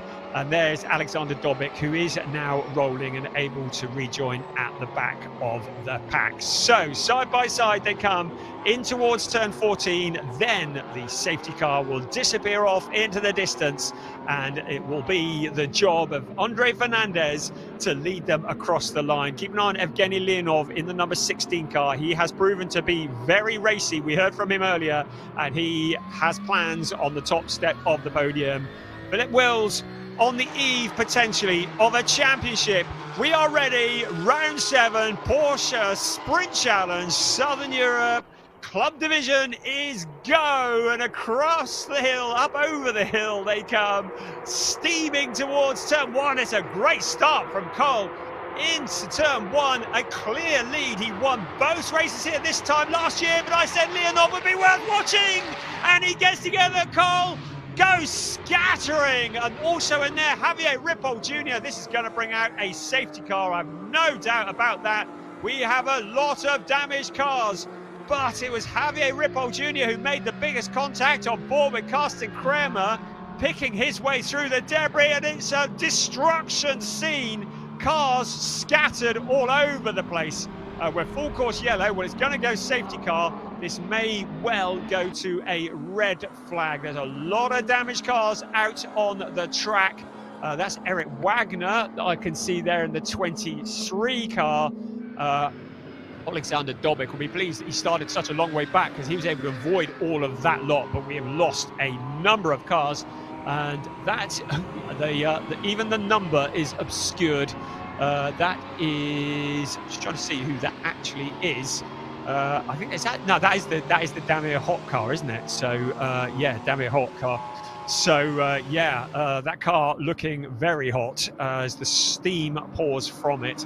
And that was exactly the kind of start we didn't want, is the kind of start we feared might happen. In all of that, Angelo Fontana got up into second place, but I have a feeling there may be a little bit of juggling that goes on here, because I cannot see. Well, it's going to be hard work for this to go the distance without even a red flag. Safety car is out on track at the moment. Andre Fernandez, he managed to avoid any of that drama, but he got beaten off the line by Michael Cole. And who knows who survived out of that lot. We'll see when they've crossed the line who the winners and losers are, and we'll get a rundown of what's what. So Andre Fernandez, Angelo Fontana, Lee Mole is registering up in third place at the moment. So it was that great start from Michael Cole at the very first corner, but then it all came unravelled after that. So they're crossing, they're still circulating at the moment. I've had no indication that we're going to see a red flag as things stand at the moment. So look at that. It looks like a scene out of a scrapyard, doesn't it? Lots of Porsche damage in the corner, and that's going to take a little bit of moving. So as things stand at the moment, the timing screens is all that we can go on, saying that Andre Fernandez is the leader. Angelo Fontana in second. Lee Mole up into third place. He'll be happy if we can keep this one going. Philip Wills into fourth. Lennart Heemstra into fifth, ahead of Jan-Jaap van Roon. Carsten Kramer in seventh, ahead of Tobias Vasquez Garcia. And then Patrick Cunha, Corrado Costa, and Ajith Kumar up into P11. David von Rosen, 12th. Paulo Macedo in 13th. Marco van der Poel in 14th. Kaspar Hockeboom next up. But say this might all be subject to confirmation. The main bit is the drivers are safe. Right. Just had confirmation from peers that Evgeny Leonov and Neuhofer, Marcus Neuhofer that is, are both out of this race. So we're going to be looking at replays of that for some time to come to pick the bones out of that one. But turns 1 and 2 here at this circuit, racing speeds taking about 110 to 130 kilometers an hour. Fairly fast couple of corners. And often the scene of controversy, it has been all day today so far, and is proving to continue to be the case. I'm kind of pleased to see that we haven't gone red flag yet, if I'm honest. Hoping that'll stay that way. Right, we've got a replay. This will be good. Let's have a look and see what happened here. So into the first corner. Good start of Michael Cole. Then there was that move to the inside of Evgeny Leonov. Two cars getting together and just everybody. And how did Angelo Fontana get out of that one? Just cars scattering, and that is such a shame. And we lost some real contenders here. So Leonov with that dive to the inside of Cole, and then being collected by Javier Ripoll Jr. That's David von Rosen in the background, avoiding action as well. So what an absolute shame. And the real tragedy is there's a lot of damage, so we may lose some for the next race too, but I'm hoping not. So we're behind the safety car at the moment. The clock continues to tick. We have 24.5 minutes to go. So as long as we don't get a red flag and we don't get any changes, the order is Andre Fernandez, Angelo Fontana, Lee Mole. If things remain as they are now, even though he is well ahead, Philip Wills' 4th place will be enough to clinch the championship with 1 race to go. Again, all subject to confirmation. These are just my dodgy workings out. I'm just checking on a few points popping up on my screen, making sure I've got all the information I need. All I've got is that we have an investigation into that incident on turn 1. So yes, if things finish as they are now, Philip Wills will be the champion. I haven't even looked at GT4 yet. Let's have a little look at the GT4. So coming into this, Patrick Cunha was leading David von Rosen by 25 points. Moment, Cunha is the leading GT4 runner. David von Rosen, looking to actually find him on the whether he survived all of that. Oh, David von Rosen is in. Oh, right. Okay, we've gone to red flag. Okay, well, this might change things anyway. So we've gone to red flag in the race. So everything's going to come to a stop, and you can see why. It's a bit of a war zone out on turns 1 and 2, and we're going to bring the cars back into the pit lane. It's going to take a little bit of clearing up. So the stewards have clearly tried to keep it going, but have decided that we need a red flag to clear this up. And again, we don't want to be using up valuable race time just circulating behind the safety car. So with 23.25 minutes remaining, we're looking at Ajith Kumar, and he'll be able to just get out of the car for a couple of moments and just get a breather while they clear the track. And then we'll get a bit of warning as to when the restart will be. So there is Ajith out of the car, his legions of followers. This is a bit of an insight here into the back of a Porsche, and clearly there are some issues there, and the crew just making a couple of adjustments. There are a certain number of adjustments that they can make under red flag conditions. Not a great deal, it has to be said, between quali and the race. I wonder what Ajith, it looks like maybe he is just out of the race. I don't know, because the rest of the field is still circulating. So potentially we may have lost Ajith Kumar from this one. But that will shake out once we get the cars lined back up and we get out for the restart. When we do restart, it's going to be 23.25 minutes remaining. And it will be Andre Fernandez who leads the way. Well, it's going to be that whatever anyway, because he started on pole position. So Andre Fernandez, who kept his nose clean while everybody behind him was getting in a mess. Such a shame to have lost Evgeny Leonov. We really thought he and Michael Cole, who won both races at this event last year, always very quick around here. A welcome addition to the grid, and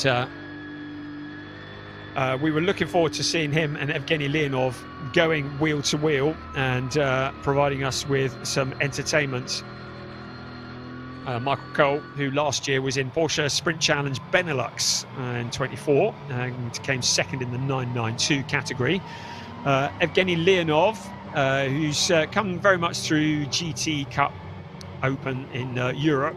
Originally started out in TCR, if I'm correct, in Europe and Italy, Spain, and has been looking really good here in Porsche Sprint Challenge. And we only saw him at the season opener in Portimão, but he won from pole position in the opening race of the season and got a 4th place. So it was looking good for a podium, but for that incident. And there will be lots of people who will be trying to decide whose fault it was. And we always have lots of opinion and people who are very sure, but the stewards are the ones that make the decisions, not the commentator, that's for sure. So we'll let them decide whose fault it was, and if they feel as though there is a punishment to be dished out, they will do that, as is often the case, and they have angles that we don't have. They will take lots of looks at that and they will decide whether there's any penalties to be dished out. But whichever way you look at it, we've lost both Michael Cole and Evgeny Leonov, so whatever race penalty might be thrown at either of them, it's not really going to make a lot of difference to the outcome of this race. Piers, I believe, is down in the pit lane. So have you got any news for us, Piers? No news as of yet, Brian, but of course everyone just coming into the pit lane right now to reassemble the grid, allow the Marshall team to clear the circuit. Dramatic start to the race. It's a shame to have so many red flags. We'll want to go racing again soon. Was hoping to grab a word with Angelo, but unfortunately they think we want to keep in the zone, and also I don't want to open the door in case that gets stuck. Andre Fernandez started on pole position, maintains pole position. Probably the best place to be honest, keeping out of the trouble at the moment. So he looks like he's in good spirits, and he'll be hoping to do basically what he did in that first one. I'll leave him to continue chatting with the team. Moving further down the grid, Lee Mole all the way up in 3rd place after all that. I don't know whether this is going to be the final starting order, so we'll confirm that later on. Once Lee's finished chatting with his team, I'll jump in on here. A few little scuffs you can see, so Lee's been either avoiding or getting close to other drivers. It's a very, very close start, did well to avoid all of the issues at the start of that race. And I can see that the team have also got a nice bottle of water with a straw there. It's high-tech straw there. Exactly. It is nice. Of course, the drivers are very, very hot in these race cars. They do have blowers in the car, but I don't think many of them run with air conditioning because it adds weight. Lee's deep in conversation, so maybe we'll come back to him later on. Moving further down the grid, our championship leader, champion-elect, I think he's in the pound seat at the moment to take the win. Philip Wills for the Proton Huber competition team. You can see some running repairs going on here, just little bits and pieces. Again, more contact, light contact, I may add, for Philip. I'm sure his championship life flashed before his eyes in that one with all that going on, but managed to stay out of trouble for now. Getting a few words from the team, and that seems to be the order of the day at the moment. Lots of words of wisdom from driver coaches, engineers, and I'm going to jump in and have a quick word with Lennart Heemstra. Lennart, first of all, great to have you back on the grid. Good to see you again. Things are going pretty well this weekend for you. Happy to be back indeed. Yes, I made really good progress in these 2 practice days, yesterday and the day before. Every time I gained on my time. It's the first time on this track. This morning I beat my time with a second and a half, so I had my goal was top 10 and my quali was 8 or 9. I said beforehand a top 5 would only happen if other people have disaster, and well, here I am at P5. Great, well, good for you. Of course, we don't like to see cars go out of the race like that, but hey, you managed to avoid the chaos. Did you see from your position, could you see what happened, what caused it all to unfold?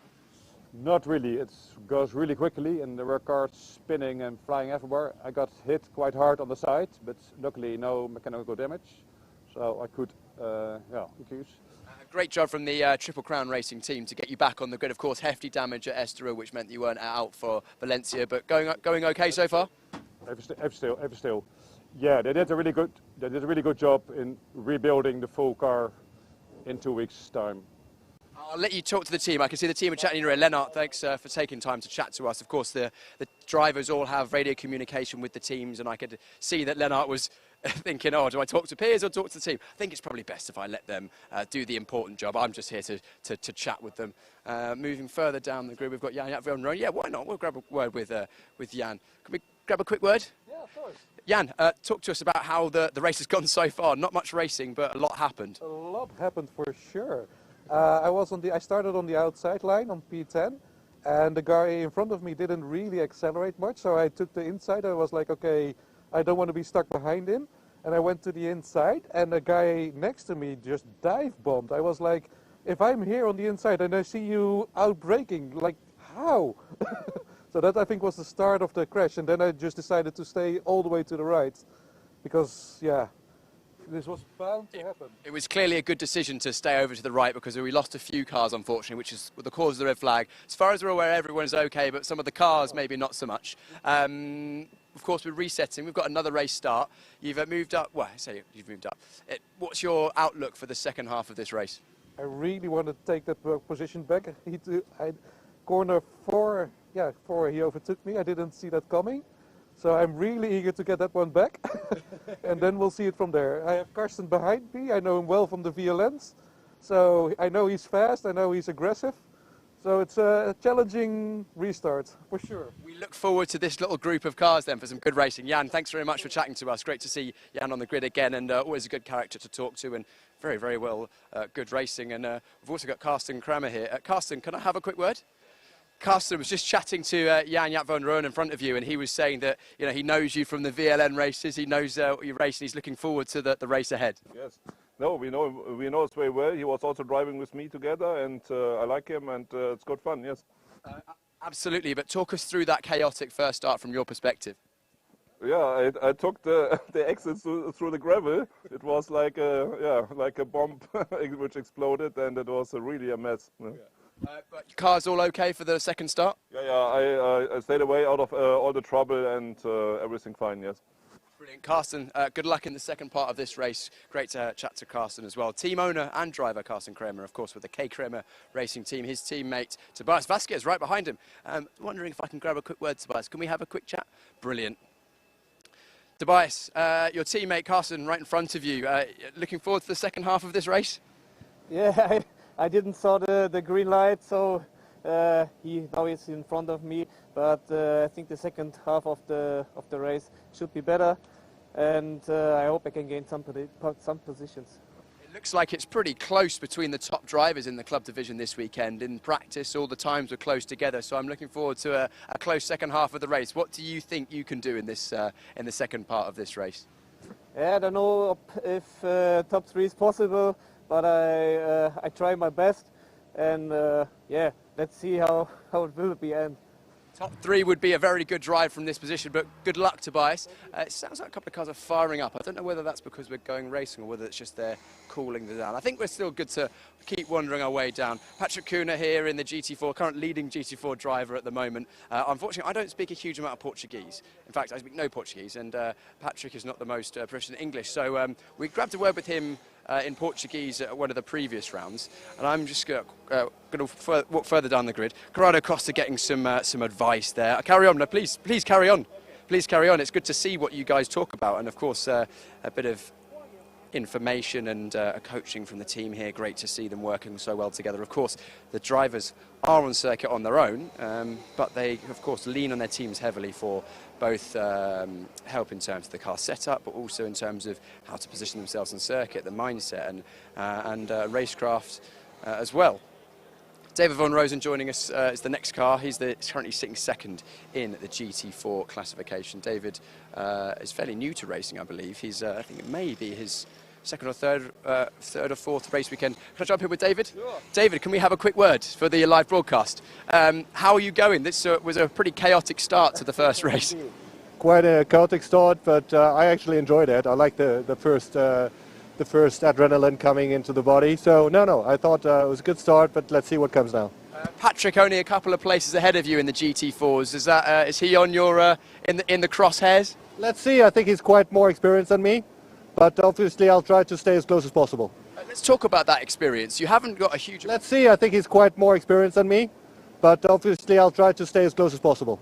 Let's talk about that experience. You haven't got a huge amount of racing experience, I don't believe, before this season. No, this is like the third or fourth race. I've been car racing now for 1 year exactly. I started last February. Wow, so you've made a lot of progress in a short amount of time. I'm sure the team are helping you with that a lot. Yeah, they do. Great team, great instructors, so very happy. Amazing. Thank you so much. Well, good luck in the second part of the race. David von Rosen there doing very well considering his relative lack of experience in racing. Of course, a lot of these drivers take to racing maybe later on in life. Who knows, they may well have been professional drivers in another life if they'd started earlier. Let's walk a little bit further down. Casper, I think, he's currently... Are we okay to have a quick word, Casper? Can we have a chat? No, it's okay. It's okay. It's fine. We'll move. We'll get you later. We'll chat to Casper later. Right. I think I've got time for one more interview. Can I have a quick word with Michael? Are we okay to have a quick chat, Michael? Yep. Brilliant. Michael McInerney, we caught up with in the lunch break. Michael, chaotic start to the first race this weekend. What are you expecting from the second half? I think actually I better go. I think the cars are starting up. Time to go racing. So Brian, back over to you. Good job, Piers. Don't get run over. Yeah, you don't speak Portuguese, but I'm told you speak very good Dutch, at least you did yesterday. Right, okay. Engines are running. So when the cars get rolling and exit the pit lane, the red box will turn green and the race will be underway. We'll get a formation lap with the clock running. So we're going to probably be getting down towards 20 minutes remaining by the time we get the green flag. We are on board there with Carsten Kramer, who we spoke to, clearly enjoying it. It's so good. People racing this because they love racing, and there are some drivers who are just doing this because they are enthusiastic. Living the dream, I think, is what we say. And there are some who are really serious about getting to the top step of the podium. We potentially have a championship on the line here. So we've got our eyes on that. So if things remain as they are now, Philip Wills will become the champion of the club division for Porsche Sprint Challenge Southern Europe. If things remain as they are now, Patrick Cunha will take the championship in the GT4 race as well, because coming into this, he had 70 points. David von Rosen has 45. So a win would give him 25 points, 20 points for David von Rosen, and that would mean a 30-point deficit between first and second. So we are potentially on the cusp of sorting, well, potentially 3 championships in this race. But of course, they've got to get to the end. We've still got 23 minutes and counting now as the clock starts to tick down of this race. And as you have already witnessed, all day today, getting to the end is a challenge in itself. And if we can get them all round turns 1 and 2, I will be doing a private little dance here in the commentary booth, because turns 1 and 2 have certainly been the areas of controversy, let's say here. This corner that we're looking at here, sequence of corners, they are second gear sequence of corners, taken 110 to 130 kilometers an hour. Then they're into the third gear where turn 3, so building up speed to about 140. And if they can get round to that turn 3, then that's a bit of a win in my book, and we just need to get potentially the first couple of laps under our belt, and then we might be able to get this thing to the end. We're approaching shortly the 1/3 point of the race, and cars are running. We have lost Michael Cole, Damir Hott, Javier Ripoll Jr., Eric Wagner, Campbell Perrion. No surprises about any of those. Safety car will be in on this lap, by the way. The Ajith Kumar fans, I'm afraid to say that Ajith is also been shown as in the pits, as is Evgeny Leonov and Markus Neuhofer. So it looks as though it's going to be a non-start for Ajith Kumar, the driver who spent a bit of time upside down at the last round in Valencia. But don't be disheartened, because it doesn't look like anything too major on Ajith's car. So hopefully he'll be back out for the second race for the club division a little later on this afternoon, round 8 of the season. But he's clearly not going to be taking the restart of this one. So cars now out once again on a rolling lap. They're up at turn 8 at the moment, heading towards turn 9. And next time around, when they cross the line, the green flags will be flying. And Philip Wills just needs to keep doing what he's doing. His main championship rival, his only championship rival, is Angelo Fontana, who has, by a miracle, managed to work his way from 6th on the grid up to 2nd as a result of the carnage that we just saw. A very rapid driver is Angelo Fontana, so he certainly knows how to pedal one of these Porsches, but he needs more than just a win. He needs something to befall Philip Wills to drop him out of the top 6. And I have to say, though, anything can happen. Probably will, usually does, as the cars head up towards turn 12. And it will be a single file restart. Andre Fernandez will become the de facto safety car now that the real safety car has disappeared into the distance, and he will increase the speed. It looks like he's done that quite early. Yes, he has. So whereas we saw Ariel Levy in the previous race backing everybody up to the last minute, Andre Fernandez has done quite the opposite, and he's motored it around turns 12 and 13 to receive the green flag. We are racing once again with just under 20 minutes plus 1 lap remaining. Fontana in 2nd, Lee Mole in 3rd, but coming under pressure from championship leader Philip Wills. So Wills being the brave man, but just backing out of it. He needs to finish this race. He needs the points. But in so doing, leaves himself a little bit vulnerable to Lennart Heemstra through the tricky turns 1 and 2. Yes, we made it. Well, almost everybody's through now and in towards turn 3. So we've got a good chance of this one actually completing a lap. Here they come. There's Heemstra on the outside of Philip Wills. So Wills just tiptoeing carefully. He's got a much bigger picture in mind, and he doesn't want to throw it all away by ending up in a gravel trap. Now Heemstra has got Carsten Kramer almost pushing him around the corner, and that's going to keep him occupied. That might allow Philip Wills just to break free a little bit. Just ahead of him, Lee Mole breaking clear of this particular battle in 3rd place. It'd be great to see Lee Mole if he could finish on the podium. And Philip Wills just behind him, almost a rear gunner in this instance. Here comes 1st, 2nd, 3rd, 4th, 5th, 6th, 7th, 8th, 9th, 10th, 11th. There we go. That's the first queue. Then we've got a gap back to Paula Macedo in 12th place. Again, the challenges come thick and fast. Carsten Kramer on Lennart Heemstra. Heemstra in the white and black car. Carsten Kramer just exploring the limits of adhesion with the back end of the car. He's got his teammate, the Tobias Vazquez Garcia, the very pretty black and gold car. We'll just point out that Carsten is the team boss. So Tobias probably not going to be trying too hard, although he does duck out of the draft, out along the pit straight. Is he going to put one over the boss? I think he is, of the team, that is, into turn 1. Very important that these two cars don't get together. But Cade Kramer racing into turn 1. Tobias Vazquez Garcia says, okay, let me have a go at Lennart Heemstra and see if I can do something about that position. Of course, that little swap of positions has allowed Lennart just to break clear a little bit. And Carsten Kramer now looking at the back end of his teammate's car, having surrendered that 6th place. At the front, Andre Fernandez very much in control with the fastest lap of the race. Angelo Fontana in 2nd place, the championship challenger, the only championship challenger. Lee Mole in 3rd place. Philip Wills with one hand on the trophy. Just got to do what he's doing, keep it together for the next 17 minutes and 10 seconds plus 1 lap. In the GT4 race, Patrick Kuhnhart in 10th place. David Von Rosen just behind him, though, in 11th place. So that's going to be one to keep an eye on. And that's David Harrison. A little excursion into the scenery, saying hello to the aforementioned top of 4th place. I don't think so.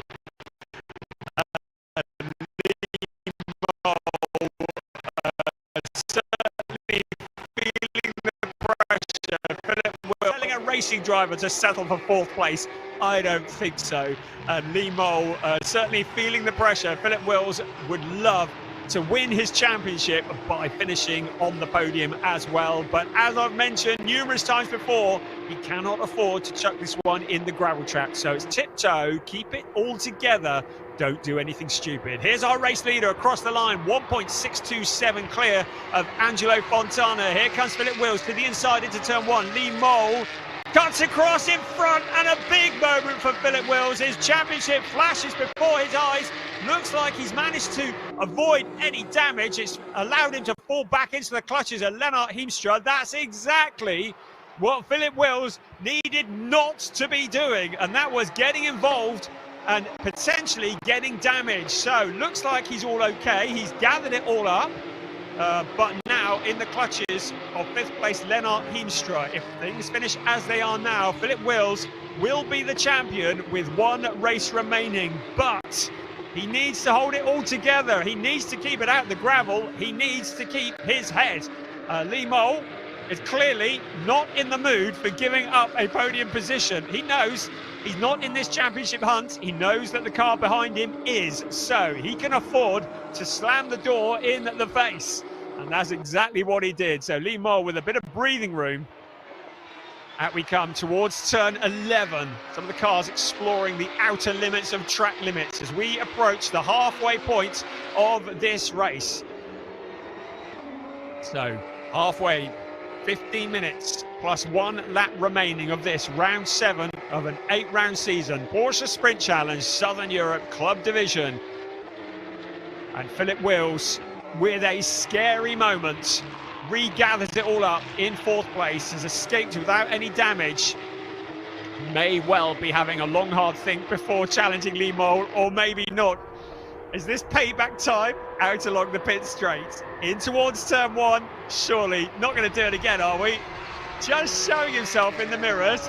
Lennart Heemstra has his mirrors full of Tobias Vasquez Garcia, and that's giving Philip Wills a little bit of breathing room. So if he does want to try and get one up on Lee Mole, this is going to be an opportunity. I'd say that into turns 1 and 2 has proven to be not always the best place. I mean, it is the best place because it's the best overtaking spot, but also the spot where we've seen so much controversy.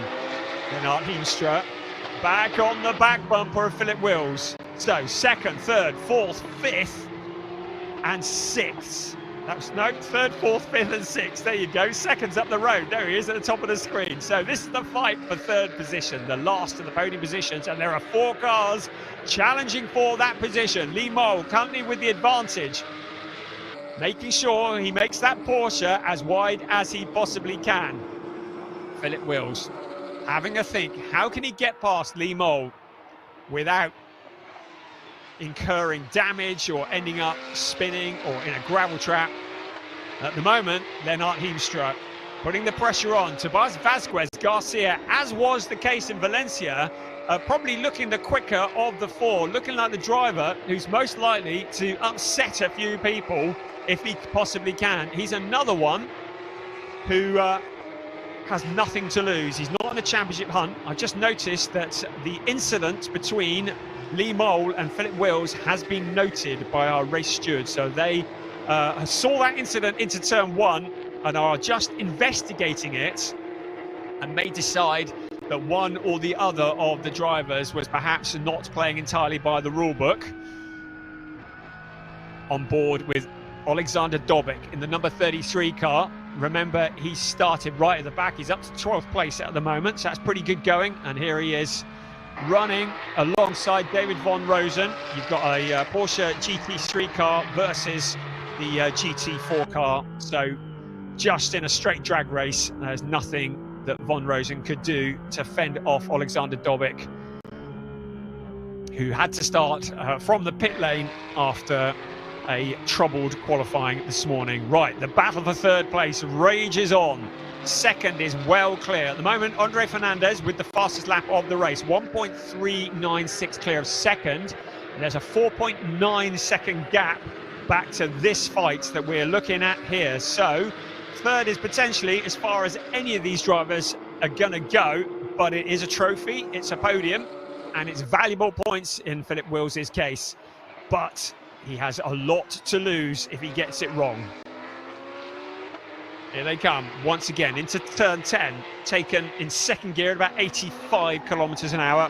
And then this next sequence of corners in second gear. Now Philip Wills, a little look to the inside, but the inside becomes the outside. And in so doing, almost surrenders a position once again to Lennart Heemstra. This is really, really tricky for Philip Wills. Around turn 13 and 14 they come, up into fourth gear, then out onto the straight. They exit turn 14 at about 165 kilometers an hour. Then they pick up about another 100 kilometers an hour as they move up into sixth gear along the pit straight before the heavy braking into the second gear, 110 kilometer an hour corner. Again, to the inside, having a little look, and this time Lee Mole goes spinning. It's a replay of what we saw a few laps earlier. Philip Wills with his nose in, but Lee Mole trying to shut the door. This time Wills was not going to back out of it, and the 56 car is sent spinning. The stewards have already flagged that as something they're going to be having a look at. It's moved Philip Wills up into third place, Lennart Heemstra up into fourth place. Such a shame for Lee Mole. Was he being a little bit over defensive? Well, the stewards will make their decision on that one, but at the moment, subject to confirmation, Philip Wills up into third. Doesn't look as though he's picked up any damage, but winning this championship, doing it the hard way in terms of keeping us on the edge of our seats. He's into third place at the moment, so if the race finished now, the championship would go the way of Angelo Fontana. Third place is enough, and Lennart Heemstra getting it all wrong on the exit of the corner. Keeps it out of the wall, surrenders the place to Tobias Vazquez Garcia, but that was a big moment for Lennart Heemstra there. Bit of a tank slapper, I think that was out of turn 9. He gathered it all together, but that's allowed Garcia through, and Garcia might be perhaps a little bit more robust in trying to find a route past Philip Wills if he can catch him. We know that Garcia really doesn't tend to take many prisoners, and Philip Wills will not be pleased to see the black and gold car in his mirrors, and he'll want to break clear. In the meantime, Angelo Fontana, with the fastest lap, has closed down our race leader, Andre Fernandez, to 0.783. Now, I mentioned this earlier on in qualifying this morning. Tyre preservation is everything. And if the drivers have taken too much out of the tyres, either in qualifying or in the race, they may well be vulnerable at the end. It might be that Andre Fernandez has just had a difficult lap. Well, his last lap was his best lap, so he doesn't look to have had any issues on the previous lap, but it could be that he might be having issues with grip, or it might be that he's just looking after the car to bring it home. But 0.783 is not exactly a comfortable margin over first and second place. Philip Wills is all the way 9.008 seconds back in that third place. But at the back, that is Karsten Kramer, and he has Jan Jaap van Roem, who we heard from in the pit lane earlier. This is the fight for sixth place. 8 minutes and 10 seconds remaining. Let's have a look at the GT4. Still, Patrick Cunha leads the way in 11th overall. David Von Rosen just behind him in 12th place overall. So by my calculations, if things finish as they are now, we will be crowning 2 champions at the end of this race, both the AM champion and the GT4 champion. Make that 3, because it will be the overall championship as well that will be decided. But we've still got 7 3/4 minutes plus 1 lap remaining of this race before anything can be declared, not to mention anything that might be coming from the race stewards. Angelo Fontana continuing with the fastest laps of the race, continuing to close in on our race leader, Andre Fernandez. So in towards turn 1, that is Karsten Kramer with Jan Jaap van Roem for company. Here's Alexander Dobik. He's caught up with Lee Mole, but Lee Mole did have that little moment. So good driving from Alexander Dobik up into 9th place from the very back, just keeping out of trouble, picking them off one by one. He moves past Lee Mole. Fernandez, 0.496 at the front, 6 3/4 minutes remaining. Is Angelo Fontana going to make a final dash for points? It won't be enough, because if Philip Wills finishes in third, and even if Tobias Vazquez Garcia gets past him, he will still be crowned the champion with one race remaining. On board with Alexander Dobic, just picking off the cars one by one. The Hideka racing car in the resplendent yellow and black livery. You can spot that one on a dark night, can't you? Picking his way through. Ahead of him, Corrado Costa. Great to welcome him back. Now, Evgeny Leonov.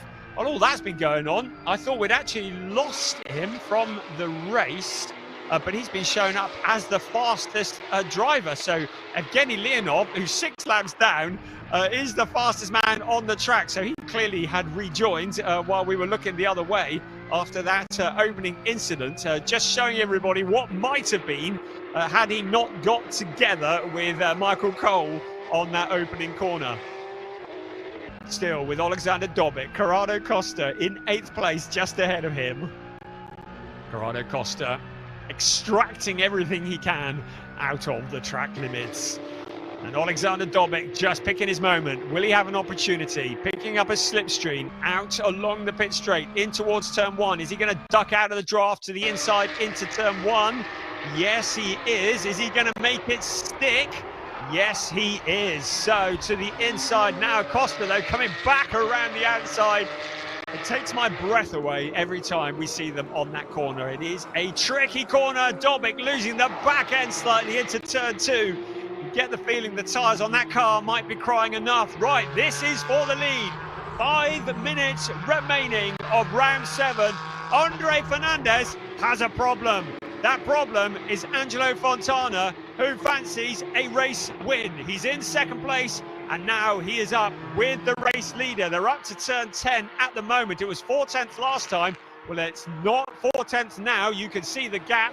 I would say that's probably a couple of tenths at best between 1st and 2nd. So Fontana making a last charge with 4.5 minutes remaining of this race to try and get to the front. Angelo Fontana, who has just 1 race this year, that was at Estoril back in the early February. Would love to make it a 2nd win. Andre Fernandez has 2 wins so far this season, 1 in Estoril and 1 in Valencia. Wants to make it 3. But now, half a second is the gap, so maybe the gap opened up a little bit in the latter stages of that lap. But Angelo Fontana looking the quicker of the 2. Into turn 1 we come. Philip Wills, a distant 3rd place. He'll be happy with that because he's broken clear of Tobias Vazquez Garcia. But this is for the race lead. Through 1 and 2 we come. Can Angelo Fontana, the driver who had to come back through the pack in both races last time out in Valencia from the very back, doing it again here, coming through the order. There is Michael McInerney and David Harrison. They're running together. That's for 13th place. Right, here we go for the lead. A little gap on the inside. Philip Wills, we're pleased he's not too close to this battle, because if they get together, he does not want to be involved in it. 3.25 minutes plus 1 lap. This is for the lead. Andre Fernandez, Angelo Fontana, just throwing everything that he's got to try and take this championship to the last race of the season. Championship elect in the background. Philip Wills in 3rd place. Less than 3 minutes remaining plus 1 lap. In towards turn 10 they come. Under braking into the 2nd gear corner, about 85 kilometers an hour.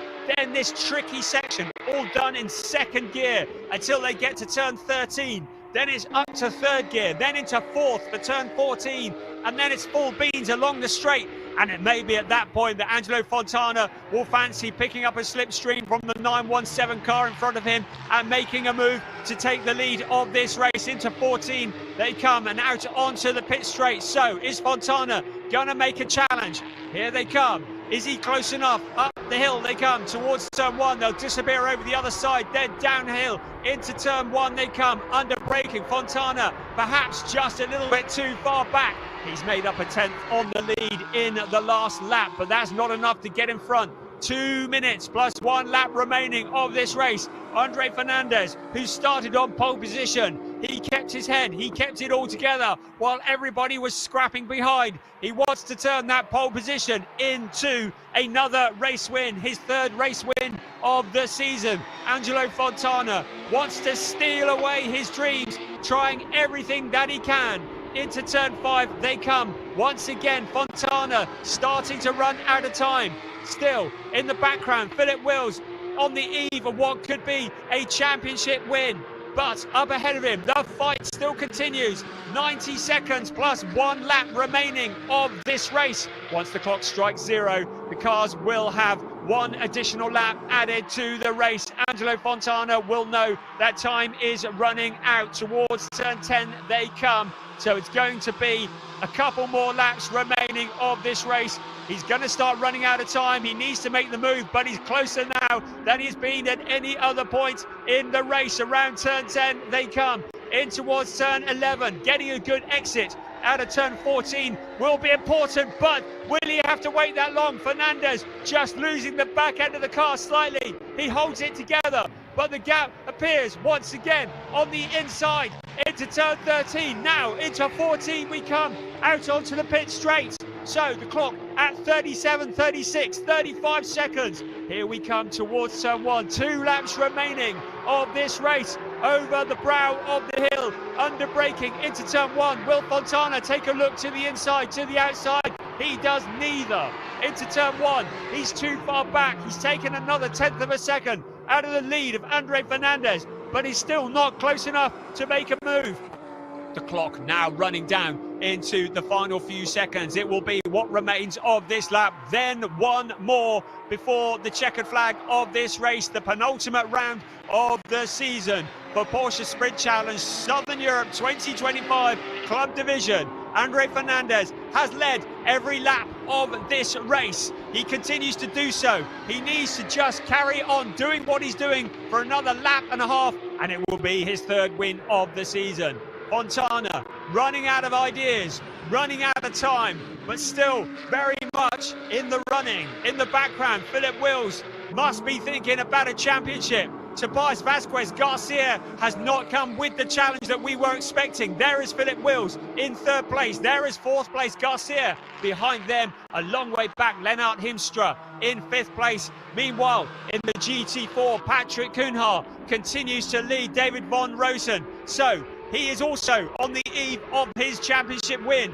Here comes Andre Fernandez once again into turn 13. You can see that the tyres on the back of that Porsche are starting to run out of grip. Angelo Fontana really has only 1 more real opportunity. It's going to be the exit of turn 14 into turn 1. Is it going to be a dive bomb? Is he going to launch everything at it? Or is he going to settle for 2nd place? Out across the start-finish line they come once again for the last second. A 5-second time penalty has been awarded to Andre Fernandez for exceeding track limits. Car 917 has received a 5-second time penalty, which means he realistically cannot win this race. A 5-second time penalty awarded to Andre Fernandez, our race leader, for exceeding track limits. And this means that Angelo Fontana does not need to do anything dramatic to get past. He just needs to stay where he is, and he will take the win, because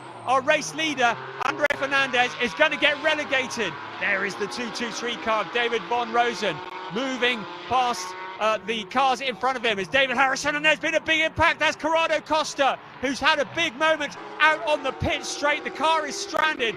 We're going to probably get lots of yellow flags waving here. Fontana is past Andre Fernandez. He was going to win it anyway, but Fernandez going wide across the curbs. The car briefly getting airborne.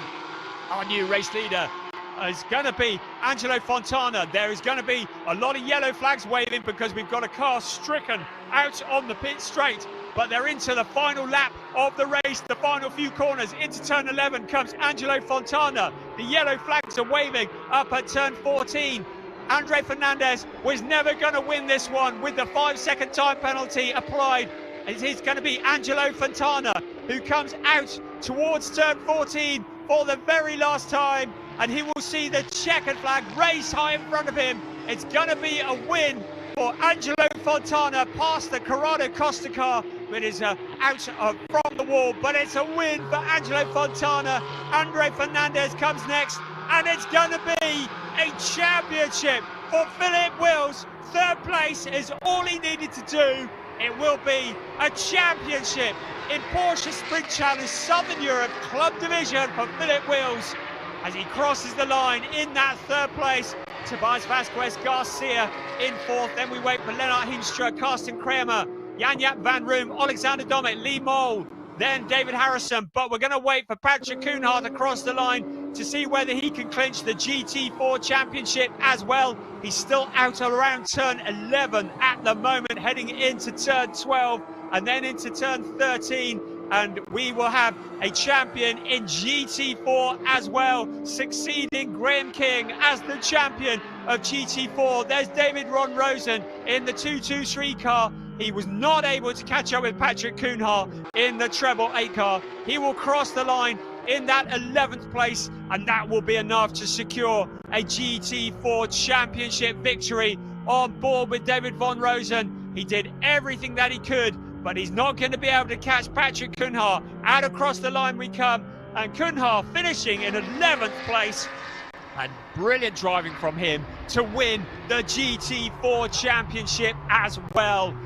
David Von Rosen did everything that he could, but it was going to be a 15th place and a third in category. Casper Hockebom getting past David Von Rosen in the closing stages. So that gives the GT4 championship to Patrick Koenhart as well.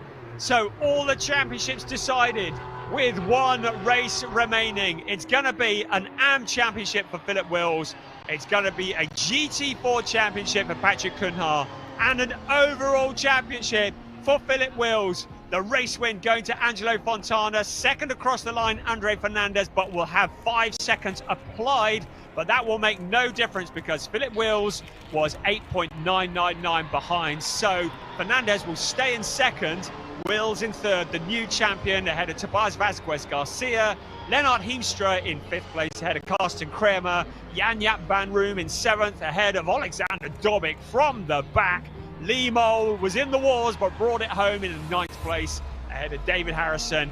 And Patrick Koenhart, your new GT4 champion, in 11th place ahead of Michael McInerney, Ernst Inderbitzin and Casper Hockebom, rounding out the top 14. In 15th place, David Von Rosen gave it all that he could ahead of Paolo Macedo and Corrado Costa, showing it in 18th, but of course with that big crash. There is Philip Wills, the relief. He's finally done it. He can call himself a champion in Porsche Sprint Challenge Southern Europe Club Division. And there is Christoph Huber, who is one of the absolute key people in Proton Huber competition, who congratulates him. Of course, Philip Wills racing for Proton Huber competition, receiving the congratulations. And a shout out to Christoph Huber, who does a fantastic job along with Christian Reed for Proton Huber competition. And they prepare those cars. And there for Est1, Angelo Fontana. It was a lively race. Surviving was part of it. But he got to the end to take his second win of the season. The driver from Venezuela working hard, and he nibbled away at Andre Fernandez. Fernandez, by my calculations, despite the 5-second time penalty, will keep his second place because he had that gap over Philip Wills. Brilliant. I can see that Piers is down there. I hope you enjoyed that one, Piers. I certainly did. Oh, yeah, I enjoyed it. Thank you very much, Brian, for keeping us up to date with what was going on. Of course, the team's just spoken to Christoph Huber. They don't want to celebrate for Philip Wills just yet because you never know what can happen afterwards, of course, with Andre Fernandez's penalty looming over as well. But I'll grab a word with Philip anyway. Philip, come on in, third place on the road. Andre, we believe, has a time penalty. I don't think you'll inherit that position due to the time, but still, it's a tough race out there. You had to work for that one. Yes, for the first to avoid all the cars, it was very lucky that I was. Because I was just in between them, and I thought they will they are pretty aggressive in the front, so I will keep it a little bit slower in the first corner to see that and everything happened before me, so I could just pass between them. And I touched left and right cars, and I thought, oh my God, is the radiator still okay? And then after the restart, and it was very difficult to pass Limo because I was always closing the door. So I passed them on a special way, but I'm pretty happy that, okay, I made it to the finish line now with all these crashes what happened. So of course, the car's in one piece. Important for me to finish now in this weekend, and maybe for the next race to enjoy. Yes, Philip, we'll catch up with you later, I'm sure, because you're still favourite for the championship. Let's grab a word with our race winner, Angelo Fontana. Angelo's over here, so I'll try and grab his attention. Angelo, come on in. Be great to hear from you once again, of course, Angelo. Great drive from yourself. You pushed. Yeah, I pushed. And it worked. Yeah, I pushed till the end, and finally P1 after Valencia's, you know what happened. I really wanted to arrive first again, you know. And you did. Great pace. You closed the gap from nearly 2 seconds right down onto Andre's tail. And talk us about the move where you took the lead. Yeah, he made a mistake definitely, and I took the chance. I knew that he was penalized anyway, but he opened the doors, and you know, I took it. Angelo, congratulations. I see you've got the team flag there. Yeah, team flag, Estonia. Congrats. Team S1, of course, from Estonia, and our second place driver, Andre Fernandez. Andre, can we have a quick word? Quick word, Andre. So close, so close. Yeah, to the last lap, you know, it's racing, but he touched me behind. I started losing my grip with tires, started losing the back, and you know, then he touched me in the back, and then it's race. Still got one more race to come later on. Let's see if I can win this one. Absolutely, and I'll grab a quick word with Patrick Kuna, who I believe is our provisional champion as well in the GT4. I'll just wait for him to finish it. Patrick, again in Portuguese if you prefer, I believe you're provisional champion. É verdade, somos campeões europeus, estamos muito felizes. Foi uma corrida que no início com muitos toques e arrancamos atrás de safety car. Eu queria ganhar um bocado de distância ao segundo para manter o primeiro lugar, foi aquilo que eu fiz. Comecei a andar nas 4, 5 primeiras voltas a tentar fazer os melhores tempos para ganhar um bocado de distância. A partir daí foi só gerir e guardar os pneus para a segunda corrida, como não vamos meter novos e tentar, agora já somos campeões, acabar a corrida. Patrick, congratulations. Obrigado. Obrigado, exactly. Right, well, I'll let Brian take us through some of the memorable moments from that round number 7 of the club division while we get ourselves ready for the podium. Thank you, Piers. Yes, we'll call them champions-elect. They mathematically have won their championships, of course. It is all subject to confirmation because the stewards will be investigating any potential incidents. The cars also have to pass technical scrutineering as well. We have seen it this year. We saw it with Angelo Fontana getting disqualified from quali last time out in Valencia as a result of the car failing technical inspection. So we say champions-elect, Philip Wills and Patrick Cunha, and they've done all that they can do now, and it will be good because it means that the next race, the final race of the season, it really is gloves off. It really is just fighting for glory, fighting for the silverware, and that's always very exciting to see. And like we need any more excitement here to this circuit, particularly into turns 1 and 2. And it was turns 1 and 2 where it all kicked off. Evgeny Leonov to the inside of Michael Cole, the two cars getting together and then scattering. Javier Ripoll Jr. certainly getting a lot of damage out of that. A number of other cars going spinning as well, and that brought out the eventual red flag that meant that we had a long delay. But when we did get going, Philip Wills and Lee Mole, and Wills would have seen his championship passing by him in slow motion. There's Lennart Heemstra and Karsten Kramer and David Harrison had a little field trip there, went out and spoke to some of the bunnies. This is Philip Wills once again with Lee Mole, the two cars making contact. A big moment. Well, this is what Philip Wills, I think he referred to as his special overtaking manoeuvre in the end, because he felt as though Limol was perhaps being a little bit overly defensive.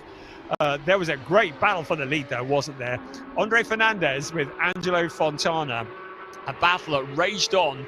We got the notification towards the end of the race that Fernandez, with the back end sliding, was going to pick up a 5-second time penalty. So he tried to hold on, though. He wanted to cross the line first, didn't he?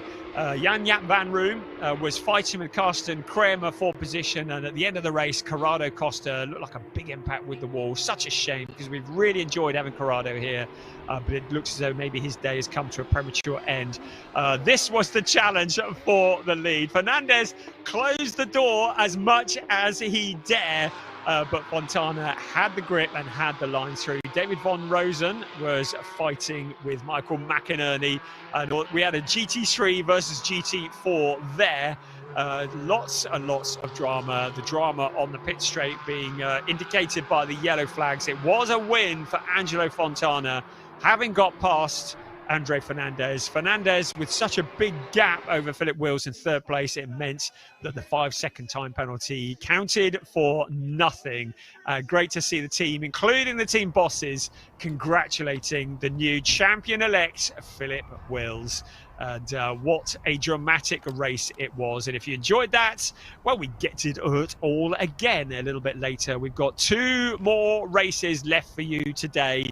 2 more races left for you this season in Porsche Sprint Challenge Southern Europe. A season that has flown past and has been thoroughly entertaining.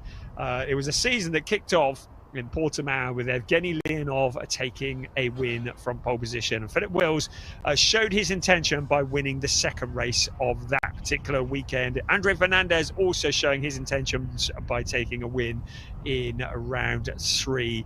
The fighting continued, and it's come all the way down to this, but Philip Wills and Angelo Fontana were the only 2 mathematically in the equation coming into today's racing. And Philip Wills mathematically has done all that he needs to do to win this championship, and has the engraver on standby to put his name on the trophy that was won by Robert Solmer last year, and Graham King, who won a GT4 last year. Piers is down on the podium, and he's ready to bring us the podium ceremony. Over to you, Piers. Thank you very much. The podium ceremony now, starting with the AM classification. Our championship leader, and potentially favourite for the championship, the number 912 from Belgium, Philip Wills. Philip joined by a young future champion as well. Philip drives for the Proton Huber competition team. Second place, the number 917 from Portugal, Andre Fernandez. And our eventual winner, the number 80 from Venezuela, Angelo Fontana. Angelo driving for the S1 racing team. High fives all round, and we will now have the Portuguese national anthem.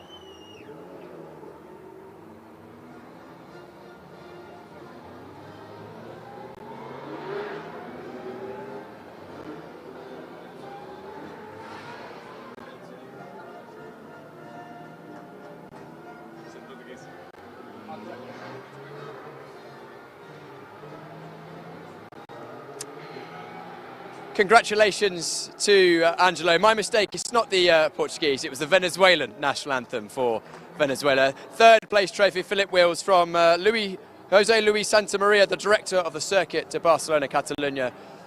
Third place trophy, Philip Wills. Second place trophy will be handed to Michael Dreisen from the director of sales to Porsche Motorsport. Second place, Andre Fernandez. And Jose Luis Santamaria will present the winning trophy to Angelo Fontana for S1 Racing from Venezuela. A brilliant drive, and the S1 Racing team whooping and hollering. We'll now have all 3 on the podium, along with Jose Luis Santamaria and Michael Dreisen on the podium for the photos. And any photo opportunities down from the grid as well. Good job, everyone. Congratulations to our podium drivers in the AM classification. Next up, we will be having the GT4s, which has been hotly contested.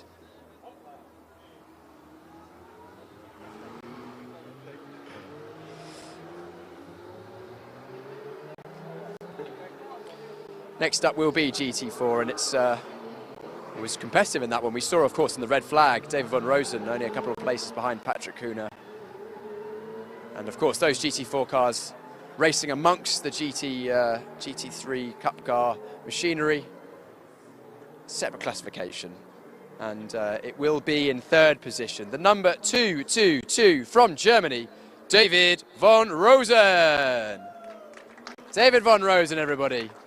Third place in GT4, driving for the Neuhofer Rennsport team. In second, from the Netherlands, it was Casper Hoggeboom.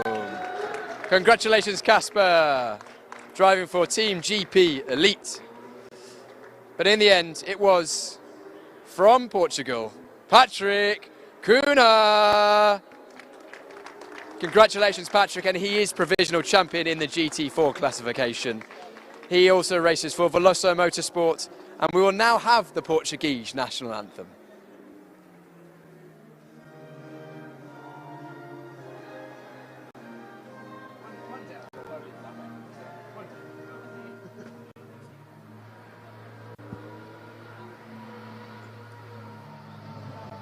Congratulations to our top three in the GT4 classification. Michael Dreisen will be presenting the third place trophy to David van Rosen,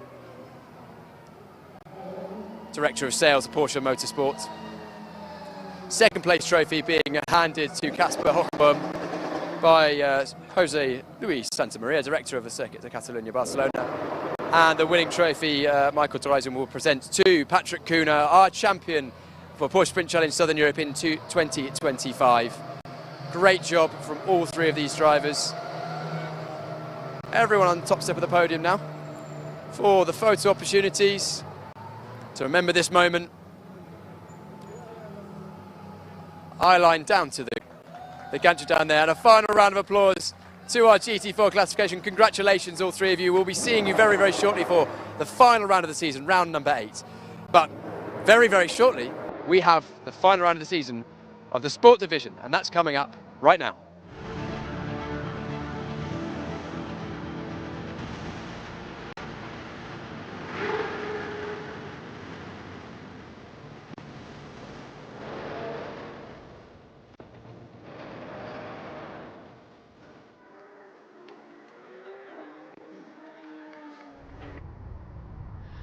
Seven rounds down, 1 round to go. It's time for the season finale of Porsche Sprint Challenge Southern Europe, the Sport Division. And in theory, in a little over 40 minutes, 50 minutes or so, we should be finding the identity of the champion. Will it be a new champion, or will it be last year's champion? In the Sport Division overall standings, it is between Flint Scheuring and Ariel Levy, and it was a win for Ariel Levy and a third place for Flint Scheuring in the last race. It means that the gap is now down to 7 points in favour of Flint Scheuring. So a lot to play for. The Rookie Championship has gone the way of Chester Kiefer already, with Jelter Hofner jumping up into second place. He's got 107 points to Chester Kiefer's 145. Kiefer cannot be caught. And in the Pro-Am Championship, Henry Tuamala mathematically has that one in hand ahead of Anthony Imperato. So the championships will come to an end after this race, and we will know the identities of our three champions for sure. Piers is currently down on the grid, ready to talk to a few drivers. Brian, this is it, the final race of the season. It's come around so quickly, but the racing is still going to be as hot as ever. Of course, very disrupted first race this afternoon. Hopefully a little bit cleaner. We'd like half an hour of clean, fair racing, no spitting, no biting, no punching, all that sort of stuff. We've got our different pulses this time, of course. Theo Overhouse, the new driver. Oh, sorry, I'm in the way. Of course, drivers just doing their lining up procedure to make sure that they are in the correct grid position so that they don't overstep the white lines. Of course, all 4 tyres must be within the white lines there. You can see the tape on the box. So I think I can jump in now with Theo. Can I jump in? Yeah, brilliant. Sorry, Tay, I didn't mean to interrupt your procedure there. Pole position for this race, consistently fast laps in qualifying. We saw you can make moves in that last one. You shouldn't have to make any overtakes in this one if everything goes to plan, right? Yeah, that's correct. I hope I get a good launch, first into T1, and then I hope I can control the race at the front. Absolutely, a great start to your Porsche Sprint Challenge Southern Europe career. Of course, so far, second in the first one. Hopefully, I imagine you're hoping to take it one better in this one. Yeah, for sure. And the first one I also wanted to win, but sadly it didn't work out. But I'm for sure really working hard for it that it's worked out now, and I'm quite confident that it will be. What do you reckon the greatest risk from behind is going to be? I think at the start is the greatest risk, get a good launch. I think that is more or less everything is what's needed to defend P1. But we will see if Ariel or Flint Schuring have a great car in the race. Maybe they will also make some pressure in the race then. We look forward to a great race ahead. Hopefully it stays cleaner than the first one. Right, that's Theo Overhaus, of course, the Porsche Junior in Germany. Definitely a star of the future, one to watch for certain. Great to have him in the championship. A star of the future, well, and the present really, Ariel Levy, of course, our champion last season, starting in second place in this one. Ariel, second best starting position in this one. Of course, we know Theo had a good pace in that last one, but I also know that you were very confident with your pace in race one. Well, we did not have a lot of laps, but when we were driving, I think I was really comfortable with what I was, yes. What do you reckon your best chance of winning this race is? Well, I cannot know what will happen in the race, but I would say usually race starts are really crucial, so I will have to have a really good start, and then we'll see what happens later. Ariel, of course, last season, this time last year, you were champion already. Of course, it's very close between you and Flint as well. Of course, I imagine you're going to be giving your all. Are you thinking about the championship? What's your mindset going into this one? My mindset is that I'm so thankful and privileged to have such a competitive season in the winter, because I'm learning so much, and it's not even summer yet, so I'm just thankful. Ariel, good luck in the race. We'll see where you finish up at the end of the race. Of course, Ariel will always be going for the win. We know he's a very competitive driver, and I'd like to grab a word with our current championship leader and Ariel's championship challenger, Flint. I've spoken to him a couple of times already today, but that's only right considering he is currently leading the championship.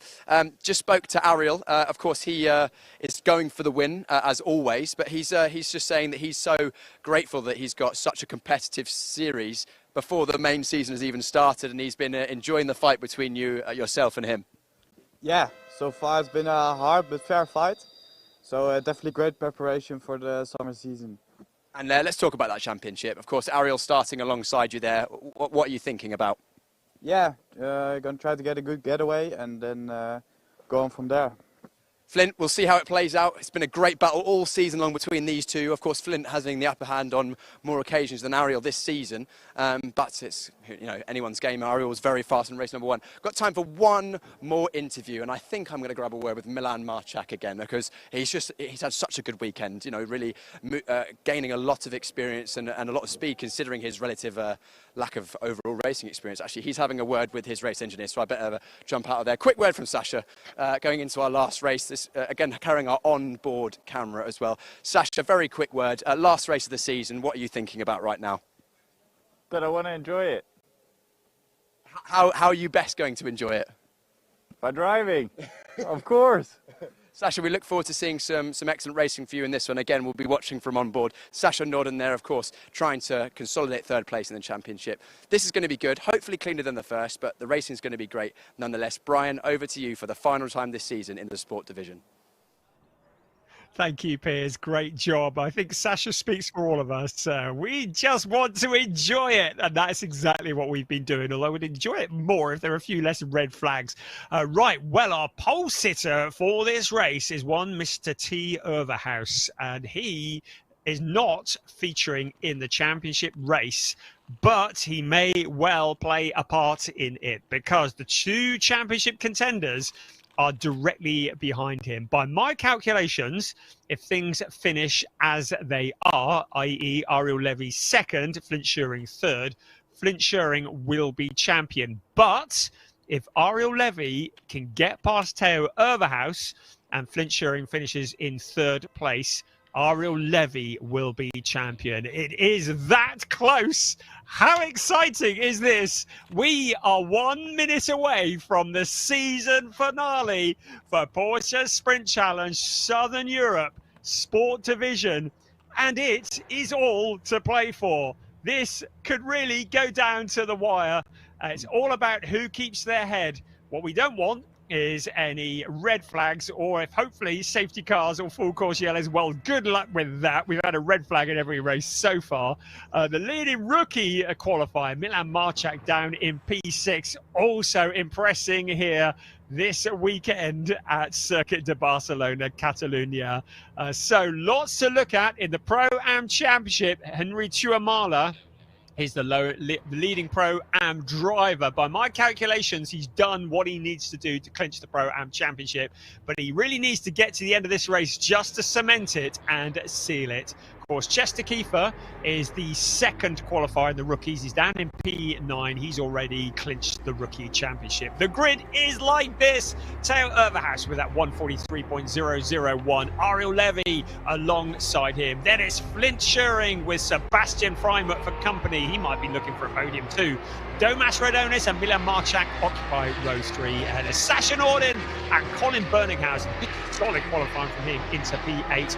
Our new rookie champion, Chester Kiefer, has Matthias Ferreira for company. Joe Warhurst will be looking to avoid the dramas of race 1. He has Sid Smith alongside. He too will want to get to the end of this one. Robin Knutson and Alex Ryman are 13th and 14th, and they're ahead of Gianluca Tucharoglu and James Wallace. Keep an eye on both of them. They're going to be coming through the pack. Nathan Sharp and Jonas Greif line up on 17th and 18th ahead of Jelta Hoffner.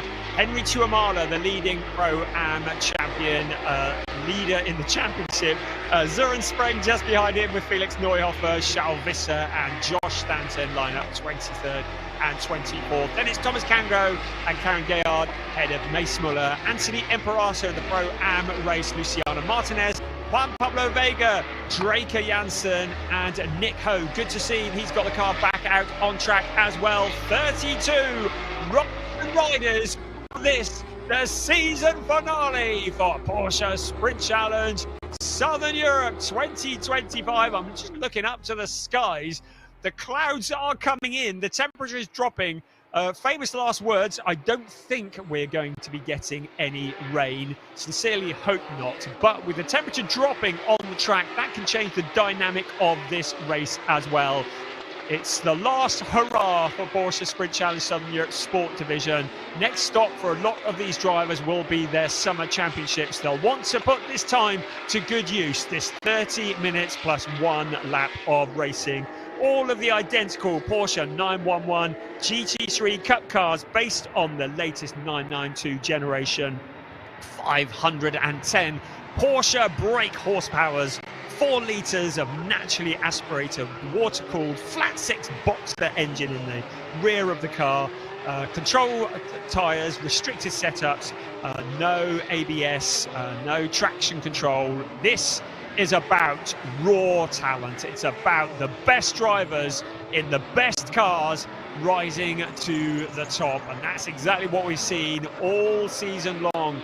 We've seen the seasoned campaigners, we've seen the new up-and-coming superstars, all challenging, all wanting to show what they're worth as they come together here on a legendary circuit that hosts Formula One. This is their chance to flex their muscles and show what they're made of. Apparently the wind has dropped down, so we shouldn't have any issues with tailwinds, but the temperature also dropping too. The cars are now forming on the grid. The heartbeats will be racing. The palms will be sweaty as Søren Spreng just gets the 197 car into exactly the right position. And then the silence falls around Circuit de Barcelona, Catalunya. And then the indication from the back that all is good. The engine notes will start to rise. Are you ready for one last dance? Porsche Sprint Challenge Southern Europe is go for the final race of the season. And it's a drag race in towards turn 1. Get out of my way, says Ariel Levy. He's got his elbows out. Flint Schuring looking as well, but it's going to be Levy into into turn one. Teo Urberhaus dropping into that second place, but is he going to come back? There's a couple of cars that have cut across the runoff area. What is going to happen there? Ariel Levy and Teo Urberhaus running side by side. Looks as though Urberhaus might have gone wide. He's back into the lead. Ariel Levy will want to come back. Urberhaus giving up that lead position because he knew he exceeded track limits. Flint Schuring in that third place. If the championship finished now, if the race finished now, it would be championship Ariel Levy. But Flint Schuring looking eager. The rest of the cars jostling for positions behind, all fighting over the scraps. Out towards turn 7 they come, and that is Henry Tuamala, who's got off into the gravel trap. He's able to keep it going. There's Karen Gayard there as well, who got involved. Tuamala looks like he's able to rejoin on board with Matas Ferreira in the number 27 car. But a dramatic first lap, as always is the case here. And that's Draker Janssen into the gravel trap. This may well bring out their safety car. Our race leader, Ariel Levy, second. Teo Urberhaus, third. Flint Schuring. But I have a feeling a caution may be incoming. The rest of the cars heading around turn 13 and 14. Another spinner, there's Mace Muller pointing in the wrong direction. Able to rejoin, and Nick Ho once again in his old car. But looks like that is stranded as well. So a couple of cars stranded at the side of the track. This is surely going to bring out a full course yellow. And across the line we come. I think the race stewards want to get a lap in the board so that we don't have a complete restart. It's Ariel Levy with 7/10 over Teo Urberhaus. Flint Schuring in that third place. Sebastian Freimert in fourth ahead of Domas Radonis. We're still racing at the moment. Still no cautions showing at this point. There's Karen Gayard in the 85 car, able to rejoin. And now we go for yellow flag at turn 5, but we're still in racing conditions. 30 minutes plus 1 lap is the length of the race. At the moment, Ariel Levy leading the way. Teo Urberhaus, now we go to full course yellow. So Ariel Levy will drop the speed down to 80 kilometers an hour. Really important, there's no overtaking. Søren Spreng now backing out of the power. The start is under investigation. So the race stewards will be taking a look at that. I'm now just going to double check my maths while we're here. So if the race finished now, Ariel Levy would have a 2-point advantage over Flint Schuring. I said to you that Teo Urberhaus was going to play a critical part in this championship, even though he's not part of it. That is proving to be the case as Karen Gayard's getting pulled back into the garage. And there's Nick Ho in the more familiar yellow, black and white car that we've seen him all season long. We saw that the blue car that he was running this morning had taken a little bit of a beating. And it looks like there may be 2 damaged cars that are going to be heading back to the PG Motorsport garage. Safety car is out, so the clock carries on ticking. Right, just looking at the various screens to make sure there's no penalties that have been awarded that I can see. So as far as I'm aware, it is very much as you see it out on track. Teo Urberhaus did get past Ariel Levy. We saw him going wide, and then we saw him backing out of it just to give that position back because he had taken the lead of the race, having gone into the runoff area. So very fair from Teo Urberhaus, and if he hadn't done that, the stewards may well have penalised him, and he could have picked up a penalty that would have been a lot greater than just letting the lead car back through. So there is the Nick Ho car. So we've lost Nick Ho and we've lost Karen Gayard. Looking to see a non-starter was Sid Smith and Felix Neuhofer. They never even made it out of the garage after the incident in the earlier race. So they never made it onto the grid, which is a real shame. We got confirmation as the cars crossed the timing pin. Let's have another look at the start of this race and let's just see what occurred. So it's a good start from Ariel Levy. It was a good start from Teo Urberhaus as well, but Levy had that inside line into turn 1. Urberhaus tried to come back around the outside, but you just see he ran wide. Also in there was Flint Schuring. Again, needs to be careful. Got to finish and not be in the gravel trap because that would hand the championship on a plate. That was Henry Tuamala going wide onto the gravel. He was able to keep it going. He's currently down in 27th place and 3rd overall. So the Pro-Am Championship still very much in his hands, and that was a big impact for Draker Janssen. I see him making a big contact with the wall, and that's a real shame. Right, safety car is in on this lap. They've done a great job. Thank you to all of the marshals and the hard-working track crew for getting it all cleaned up. It means we can get back racing nice and quickly as we look to decide the champions of 2025. As things stand at the moment, if the race finished now, Ariel Levy would be champion. If Flint Schuring can get past Theo Overhaus, he will become the champion. So Theo Overhaus has very much the power here. He holds all the cards. He's not in this to score points. He's in this for the silverware. He'd quite fancy relegating Ariel Levy if he possibly can in that second place. Sasha Norden in 6th place at the moment, ahead of Chester Kiefer, one of his main rivals in a runner-up spot in the championship. Chester Kiefer is the leading rookie. Matthias Ferreira down to P2 in the rookies, ahead of Milan Marchak. So plenty still to come. 23.5 minutes. The cars are round at turn 12 at the moment. Now, last time we saw Ariel Levy really backing them up. Will he do the same again, or is he going to hit the accelerator early and try and catch Theo Overhaus snoozing? He is weaving, as is his right. Theo Overhaus is focused on hitting the accelerator at the very moment that Ariel Levy does. The thing he mustn't do is overtake Ariel Levy before the start-finish line. That is important for all the cars. Flint Schuring ready to jump as well. This is going to be his best opportunity to get past Theo Overhaus as they now hit the accelerator at a turn 14 along the pit straight. The big slipstream as they head in towards turn 1, hitting towards 265 kilometers an hour before the heavy braking of turn 1. Ariel Levy with a good start. Theo Overhaus keeping him though in his sights. Challenge further back. That's Chester Kiefer to the outside of rival Sasha Norden in the championship. Everybody else fighting through. More drama. Matthias Ferreira goes spinning. Also James Wallace in there as well. Oh, this is almost certainly going to bring out another safety car. Matthias Ferreira getting together with James Wallace. Both cars stranded on the dreaded turns 1 and 2. And it looks as though Matthias Ferreira's day is going to go from bad to worse. He had traumas in the first race today. He's got traumas again. The rest of the cars filing through. 22 minutes remaining of this race. And I'm afraid it does look like a safety car, or at the very least, a full course yellow might be incoming.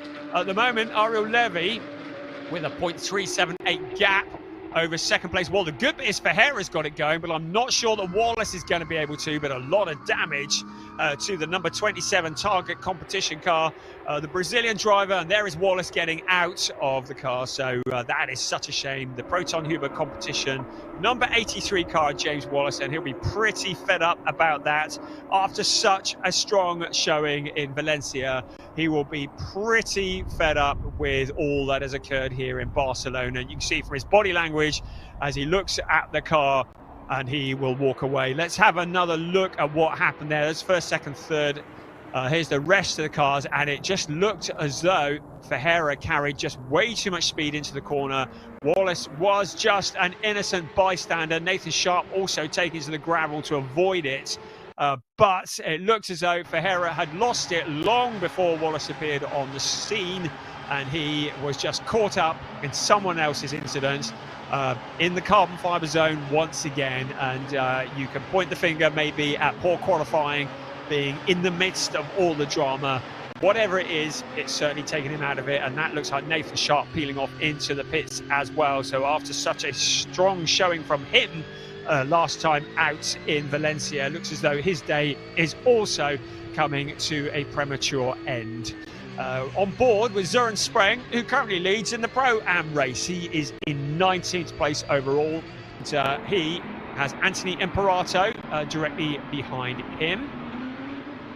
So the James Wallace car being removed from the gravel trap. So safety car out on track with 1/3 of the race gone.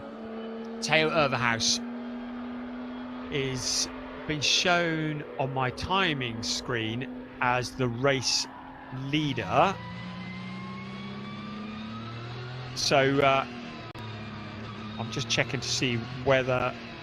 So Theo Overhaus has been shown as the race leader at the moment. So clearly there has been a swap around under the full course yellow. Now, I'm not entirely sure what is occurring there. I've had no messages to say why that might be the case. Of course, under a full course yellow or a safety car, there can be no overtaking. But Theo Overhaus has jumped into the lead of this race. And it might be that the stewards have given an instruction. It's certainly nothing that I've seen as Matthias Ferreira peels off into the pits. But suddenly, Theo Overhaus has been shown as the race leader, and I've had no indication as to why that would be.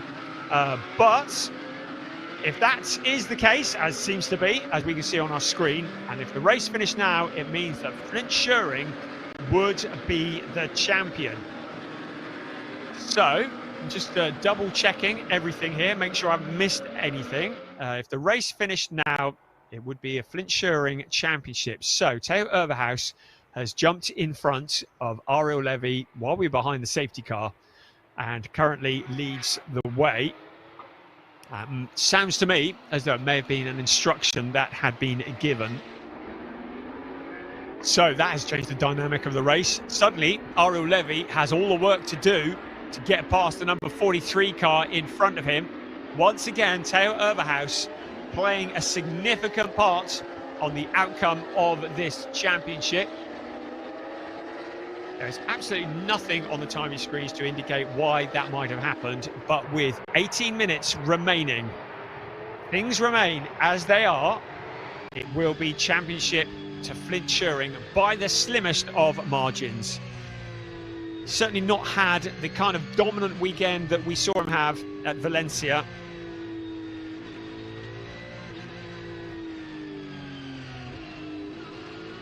So there have only been 2 winners of races this year in this category, and they have been Flint Schuring, who has won all bar 2 races, and Ariel Levy, who's won the other. Theo Overhaus looking to break that pattern. So still trying to keep the heat in the tyres, keep everything in the window as the cars circulate behind the safety car. So the drama keeps on coming.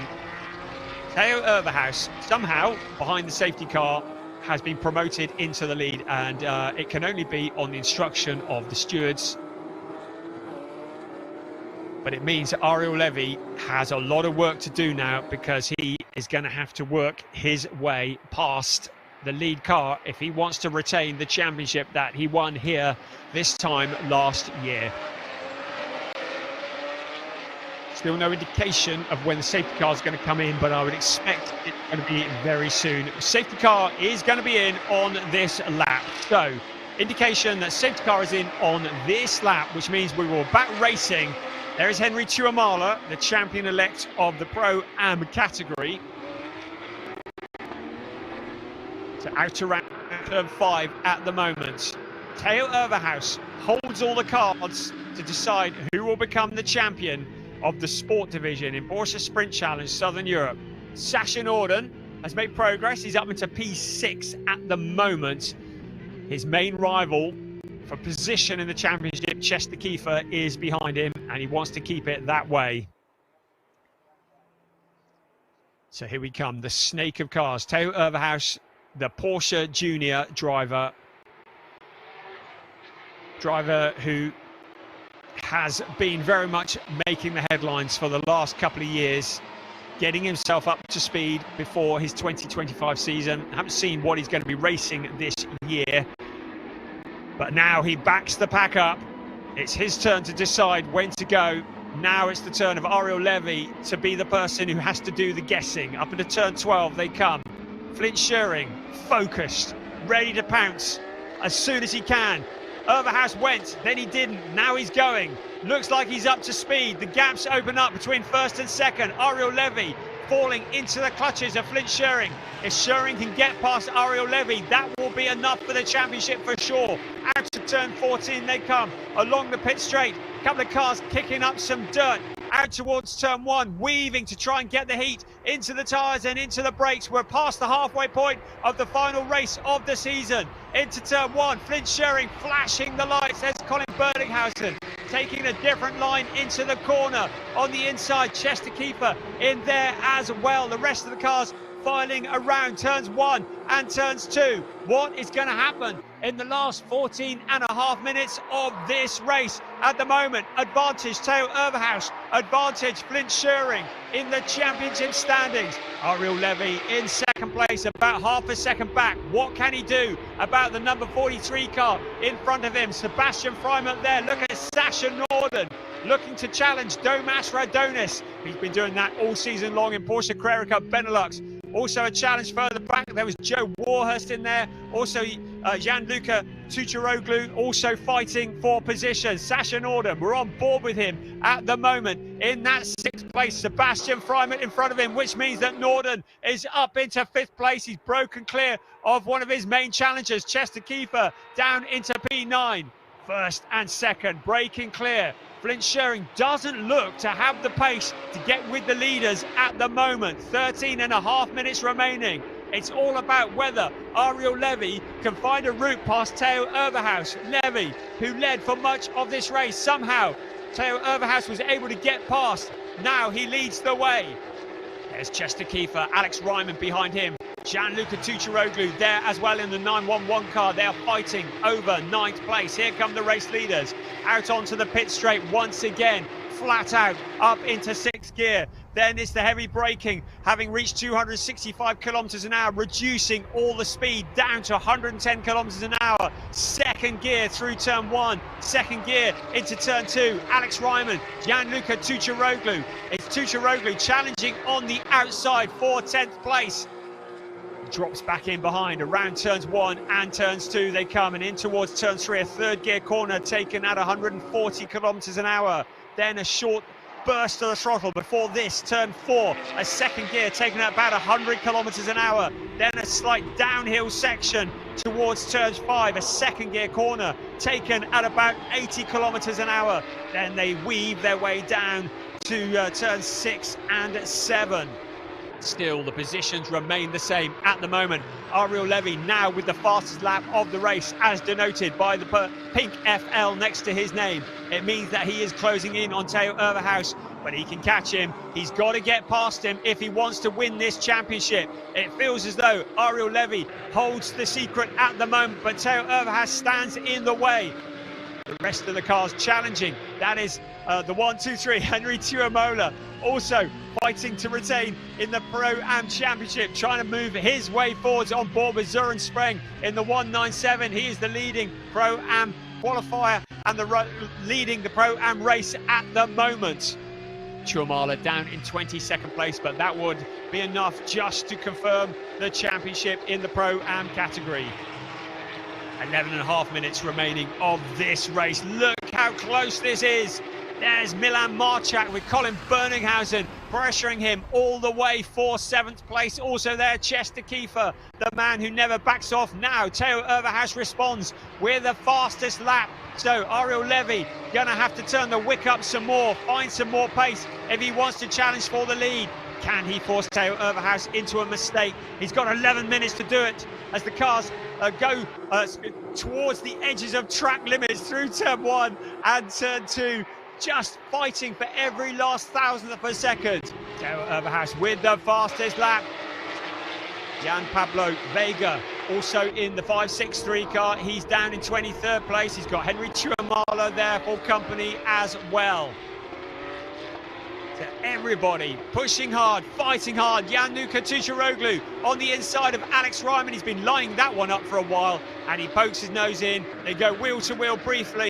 Now Ryman trying to come back, but Tucharoglu has the position. Now he's coming under pressure from Joe Warhurst. Warhurst flashing the lights, looking to have a better race than he did last time. He's in 12th place at the moment. Now pressuring Alex Ryman, Gianluca Tucharoglu. Now breaks clear into the top 10. Here comes the lead queue of cars. Sasha Norden has now closed up with Sebastian Freimut for 4th place. Here's Berninghausen to the inside of Milan Marchak. Colin Berninghausen muscles his way through in turn 10 and takes that position away. So Colin Berninghausen up into 8th place. Shuffling Milan Marchak down the order. Joe Warhurst now also past Alex Ryman. So Warhurst, man on a mission, on board with Søren Spreng. Once again, the leading driver in the Pro-Am race. He is in 19th place overall, fighting for silverware on the Pro-Am trophy. First, second, third coming across the line. The dust rising up into the air. We're into the last 9.5 minutes of the season. That is Jelte Höfner having a look to the outside of Alex Ryman. Ryman looks to be struggling a bit at the moment. He's getting mugged by a number of cars. So Ryman clearly struggling for pace here in this, the final race of the season. Sasha Norden looking either. There's Domas Radonas there as well. Chester Kiefer just behind him. Colin Bernickhausen, Gianluca Tucciaroglu. Two drivers that have fought against each other in Porsche 6 Carrera Cup Germany this year. Just behind them, Milan Marchak, one of the up-and-coming superstars. Joe Warhurst, to remind you, in only his second weekend in a Porsche GT3 Cup car, and really enjoying the experience as he prepares for a season in Germany this year.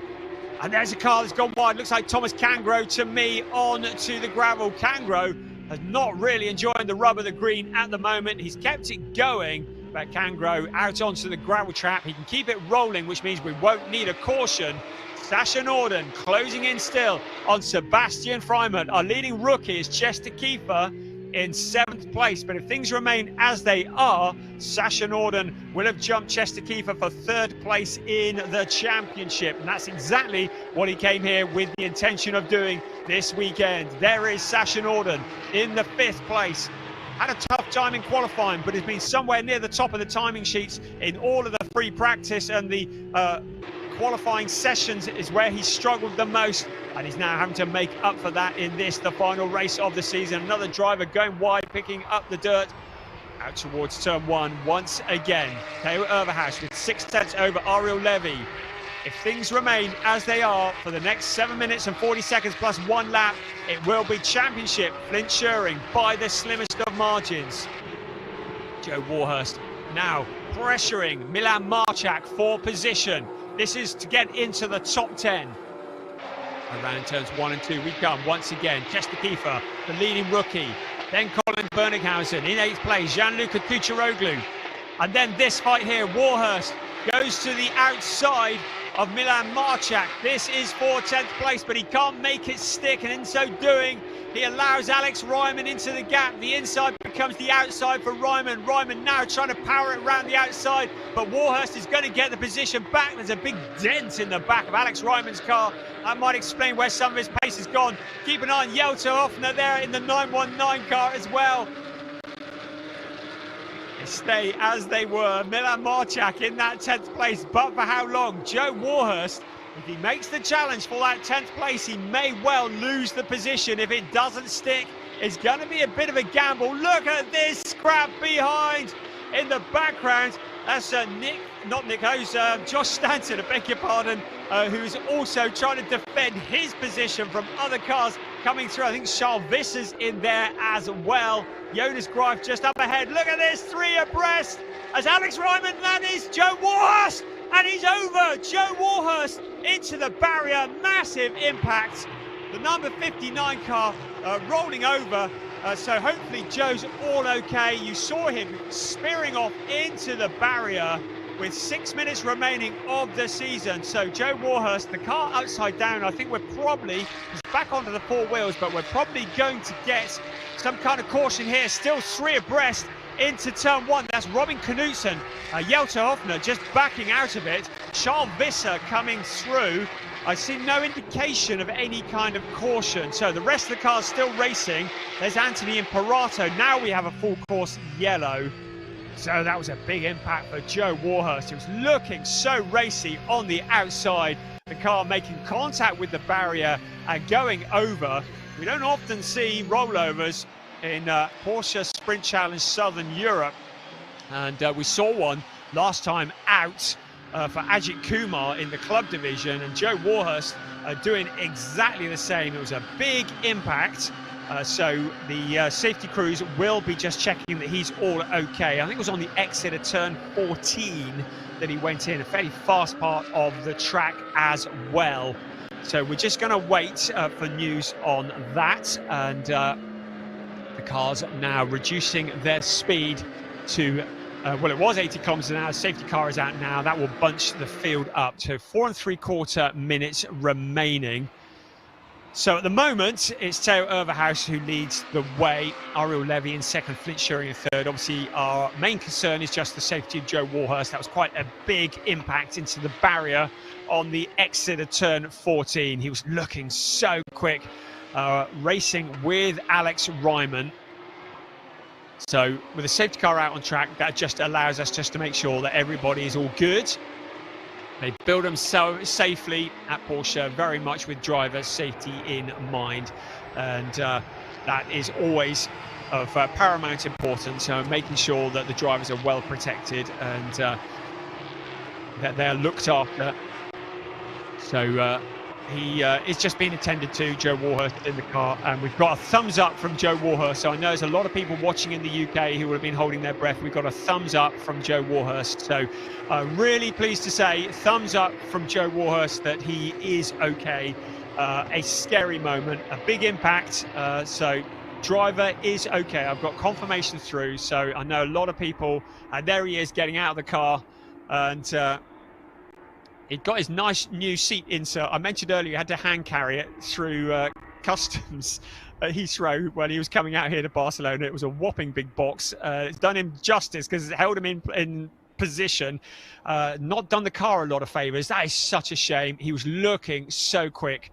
We're really excited that we're going to see him in Porsche Carrera Cup Germany this year. That's not quite the baptism he was looking for into Porsche GT3 racing. Right, with the clock ticking, we breathe a sigh of relief that all is well with Joe Warhurst, and a replay would be wonderful if we've got one. I think our director might have one. I'm not sure that Joe Warhurst or indeed his family will want to see this, so you go and put the kettle on. We're going to see what happened here.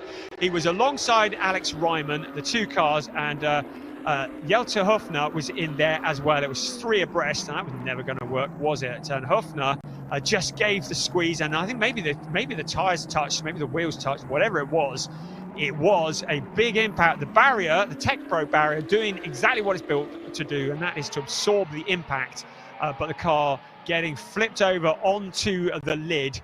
I think we might struggle to get this one back into green flag conditions. It'll be a real shame if the season does finish behind the safety car, but we have to make sure the track is safe before we go back to green flag conditions. If things remain as they are now, it will be Flint Schuring who will take the championship by 3 points from Ariel Levy, the outgoing champion he will be. And with less than 2 minutes plus 1 lap remaining, the chances of Ariel retaining this starting to look a little slim. I'd love to know how Theo Overhaus got into the lead of this one, and I'm hoping we will find out. And we have had confirmation that the race is going to be finishing behind the safety car. So confirmation that the race will not restart. So all that Flint Schuring needs to do is to keep the car in 3rd place, and he will win the championship. It will be a first win for Theo Overhaus. Oh, no, I've just heard safety car is in this lap, so the new decision has been made. So we are going to get some racing.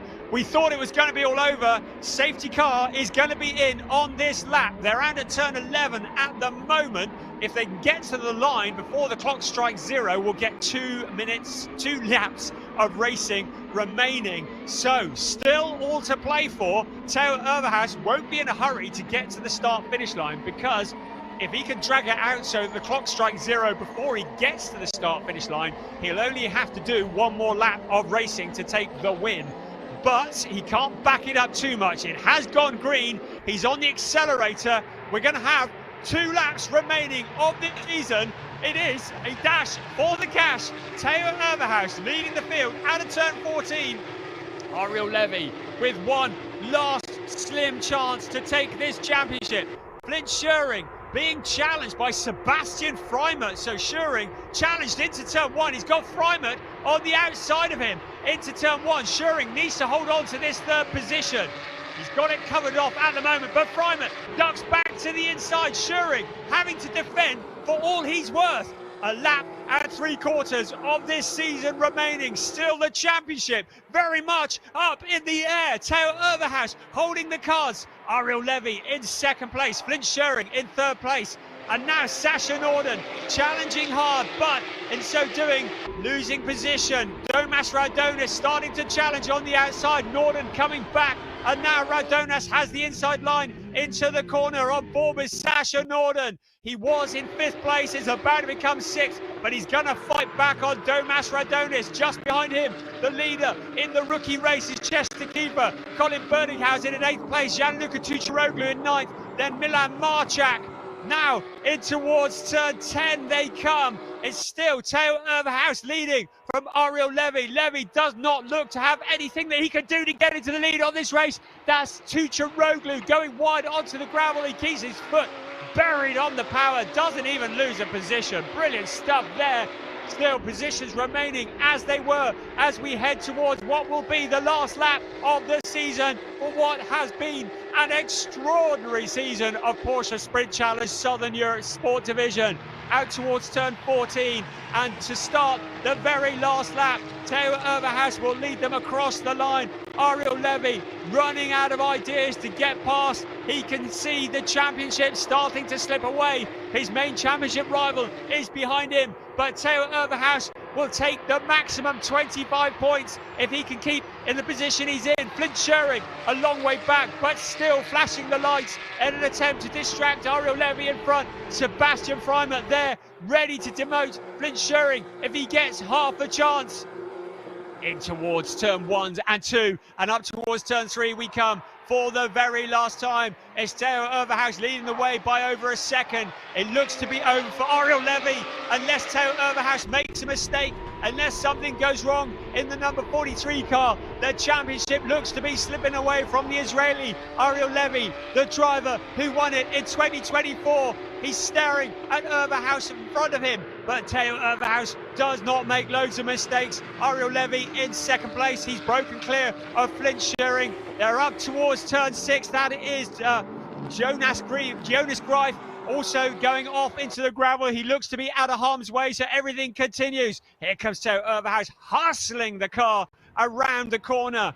In towards turn 7 they come. Ariel Levy there, keeping him in sight, but still with nothing that he could do. No, beg your pardon, turn 10 is on to turn 11 now. So our race leader heading up towards turn 12 for the very last time. He has a big gap over Ariel Levy. It's going to take a mistake to lose that, but it doesn't like mistake is incoming. Theo Overhaus into turn 13, round to turn 14 for the very last time. Out onto the pit straight. It's going to be a first win in Porsche Sprint Challenge Southern Europe for Theo Overhaus. Ariel Levy in second place. It's going to be a championship for Flint Schering, with third place Sebastian Freimert in fourth ahead of Domas Radonis. Sasha Norden staying in front of Chester Keeper, who wins in the rookie category. Colin Berningshausen in 8th place ahead of Milan Marchak, who is second in the rookies. Gianluca Tucharoglu rounding out the top 10. Søren Spreng is going to win in the Pro-Am race. Anthony Imperato second. Henry Tuamala in third. That just confirms Henry Tuamala's position in the championship as the Pro-Am champion. Brilliant stuff. What a final few laps that was. Theo Overhaus held all the cards and stole the dream away from Ariel Levy at the final moments. Wow, great stuff. What a way to finish the season in Porsche Sprint Challenge Southern Europe Sport Division. Theo Overhaus, what a time to take his first win. Second place to Ariel Levy ahead of Flint Schering, Sebastian Freimert, Domas Radonis. Sasha Norden did what he intended to do, stayed ahead of Chester Keefer. Chester Keefer wins in the rookies ahead of Colin Berningshausen. Milan Marchak second in the rookies, 9th overall ahead of Gianluca Tucharoglu. Josh Stanton, solid drive to 11th ahead of Robin Knudsen. Draker Janssen, despite the dramas earlier on, coming home in 13th place. Good job there. Søren Spreng winning the Pro-Am race in 14th place ahead of Alex Ryman. Anthony Imperato second in the Pro-Ams. Henry Tuamala third in the Pro-Ams is enough to secure the championship ahead of Mace Muller, Thomas Cangro, and then Juan Pablo Vega, Luciano Martinez, Jonas Greif we saw in trouble, and then Jelte Hofner after that incident with Joe Warhurst coming home in 23rd place. Charles Visser, Joe Warhurst, Nathan Sharp, Matthias Ferreira all coming in as non-finishers, and of course Joe Warhurst exiting in spectacular style ahead of James Wallace also into the gravel trap, and Karen Gayard that we saw retiring to the garage. Amazing stuff. What a race that had a little bit of everything, including that dramatic rollover for Joe Warhurst. And pleased to say once again, he's all well, no problems there. So, gosh, that was exciting, wasn't it? And I'm just checking there are no messages, nothing that's going to change any headlines here. I don't think that I can see anything that might cause any problems. I think we can safely say that Flint Schuring will be crowned as the champion by just 3 points. Chester Kiefer, the rookie champion, and Henry Chuamala, the Pro-Am champion. And the driver taking the top step of the podium on his guest outing here. Mind the front door. There we go. Theo Overhaus exiting the number 43 Proton Huber competition car to take the win. He had a second place earlier today. There's Flint Schuring. The news has filtered through to him that he's done all that he needs to do to win the championship. The team congratulating him at Schumacher CLRT, and there is Flint's dad with the glasses on, embracing his son. He's already seen his older son. There's Larry Tenforder, and there is Morris Schuring, the older brother of Flint Schuring and winner of Le Mans 24-hour race GT category. They got the t-shirts printed already. That was a bit brave, wasn't it? They congratulate Flint Schuring on his championship win. Some would say that's a dangerous thing, getting their t-shirts printed in advance, but the team now celebrates, and what a team of Schumacher CLRT, Koen Ledegaard and Eduardo Schumacher, who head up that team, celebrating with their champion. Piers is down there enjoying the celebrations in the pit lane. Yes, just watching the Schumacher CLRT team celebrate. I'll give Flint a moment to get his kit off, compose himself as our champion. But our race winner, Theo Overhaus. Theo, you did it. You did it. Yeah, finally. First race didn't went my way. This race went even more my way. Ariel slipped out on the oil on the track, and I took the chance, go on the inside on T9, and yeah, from there on I managed it. I had not the start I wished for, but I had the race I wished for. Absolutely, yeah. And you said there was some oil on circuit. We didn't see that. Yeah, actually on the safety car I nearly spun twice because it was so slippery, so you had to find out on the safety car where are the slippy points. And I think I managed a bit better than Ariel because he slipped out of the track a bit, so I managed to overtake him there, so I'm really happy. Absolutely, a great job by the team as well. Yeah, for sure. Thanks to Uber Racing, was a very, very, very great weekend. And remind everyone at home where they can see you racing this season. Yeah, this year you can support me at the Super Cup and in the Carrera Cup Deutschland. Right, Theo, congratulations on winning the championship on your first weekend. Well done. Second place on the road, Ariel Levy. I'm sure he'll be happy with the result, but sad about the overall. Ariel, second place, a good drive, but not quite enough, unfortunately. Yeah, not quite enough. There was some crash, and in the first safety car we had some water in turn 7, 9 and 12. And then when we had the restart in 7 it dried up, and in 9 it did not. So I thought it would be dry, but it was not. Yeah, so that was too big of a risk apparently, and yeah, I lost it. Unlucky, of course. It's tricky when the conditions are not ideal on circuit. We didn't actually, us at home and in the commentary box, didn't see any of the water on circuit, but heard from Theo that even under safety car conditions it was tricky out there. Well, if you look on the restart on us when we were behind the safety car, you'll see that even when we were doing 40 kilometers per hour, we almost lost the car. So we were driving probably the slowest ever, but it was still sliding, so that was scary. Ariel, a formidable competitor you are, champion last season, second this season. Of course, you pushed Flint all the way, but I know that the rivalry has been good between you for the whole season. Yeah, the rivalry was great. I think we know each other for quite some time. We have, at least from my side, a lot of respect to the other one. And also I think to have such, I said it before, but to have such a competitive season and rival in the winter is the best thing I can wish for. And yeah, I learned a lot this season, and let's see what we can do in the summer. The best possible preparation for the season ahead. We wish you the best of luck in your future Porsche Carrera Cup, Germany and Mobil 1 Super Cup endeavours. Thank you very much. Ariel, hopefully see you next year. And let's grab a word with third place driver and our champion, provisionally, of course, Flint Schuring. Flint is right there. I'm going to just dive in and interrupt. He's getting congratulations from pretty much everyone, and it'll be great to catch a word with our champion. Can I interrupt? Sorry. Flint, champion in 2025. That must feel pretty good. Yeah, it feels great. It was a very difficult race. Some unexpected moments, but managed to bring it home.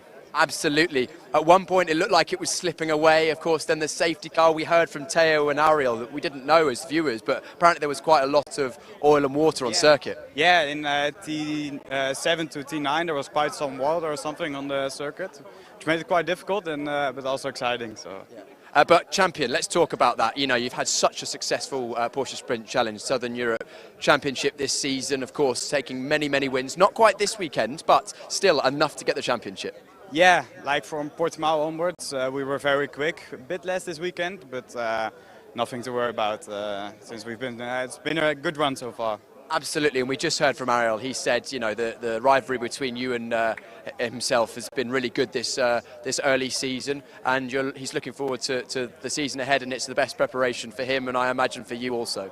Yeah, definitely. These moments only help me learn for this upcoming season, so that will definitely be helpful. And remind everyone at home where they can see you on circuit this year. Yeah, I'll be probably doing Super Cup this year, and maybe Germany, or probably Germany. Amazing. So we'll be seeing you probably many times on the podium once again. Everyone at home, Flint Schuring, our 2025 Porsche Sprint Challenge Southern Europe Sport Division champion. Congratulations, Flint. Thank you. Brilliant. Well, I'm going to grab a quick word with our, I think, was it our rookie winner? Did you win the rookie? Yeah, just confirming. You won the rookie race. Yes, Chester Kiefer once again back on top in the rookie division. Yeah, it was a very, very intense race. My main focus was not actually to win the rookie race, it was to keep the third place in the championship to Sasha, and it went literally down to the last lap because he was overtaken right at the last lap around the outside, which was a beautiful move, by the way, and finished just in front of me, which was just enough to keep me ahead in the championship. Well, Chester, congratulations on a successful season for yourself, and we'll see you on the podium in just a moment's time. The crowd of team members is gathering for the podium celebration. That'll be in just a couple of minutes' time before we look back on the highlights of the final Sport Division race of the Porsche Sprint Challenge Southern Europe 2025. Thank you, Piers. Good job there, and good to understand what happened and how it was that Teo Erverhaus got in front of Ariel Levy. It was what is becoming a typical Barcelona start to the race. High drama into turn one, all the cars filing through. The noise, the speed, the excitement, and it was Ariel Levy who beat the pole sitter into turn one. Teo Erverhaus been relegated. Henry Tuamala finding the gravel trap but keeping it rolling. So there's lots of drama, and there was one that went in very, very hard, and that was Draker Janssen. Unbelievably, he was able to pick it back up and come back out and finish in a good position. Challenges further back, and Chester Kiefer, you heard from earlier, who managed to just retain that position in the championship. But before all of that, we have Matthias Ferreira, James Wallace, Nathan Sharp involved in there as well, and that brought out the first caution of this particular round. Then at the restart, Teo Erverhaus stretching his legs at the front, and we heard that it was fluid on the track that meant that Ariel Levy lost position, and Teo Erverhaus was able to sneak through during the race. Here he is challenging Teo Erverhaus for the lead, and in the background we can see Flint Schuring just holding on to third place, which is all that he needed to do. Alex Ryman was very much going to be in the wars, and controversial moments coming up in a bit. Gianluca Tucciaroglu, Alex Ryman, first of all. Ryman losing position to Tucharoglu. Joe Warhurst, who had been a man on a mission, coming through to challenge for position from Alex Ryman, and that's where it all started to really kick off. So Warhurst was on the outside of Alex Ryman. Ryman trying to come back at him, and then Jelte Hofner joining in as well. And it was at this point we were going to go 3 abreast. Just prior to that, they were fighting side by side. It all looked pretty clean.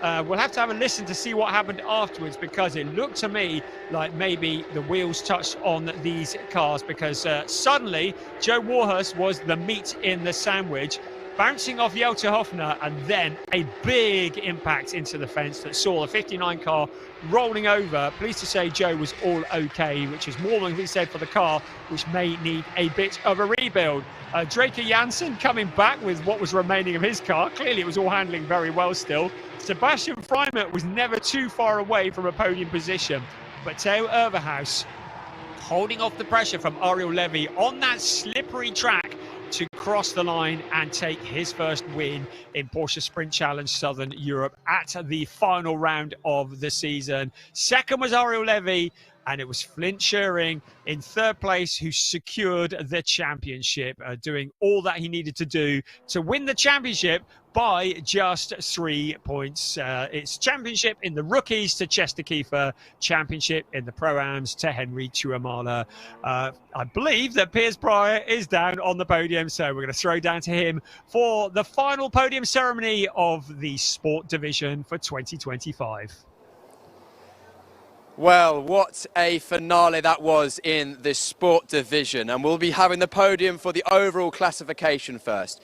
First up, our champion overall, the number 99 from the Netherlands, Flint Schuring. Congratulations, Flint, driving for the the Schumacher CLRT team. In second, last year's champion, the 25 from Israel, Ariel Levy.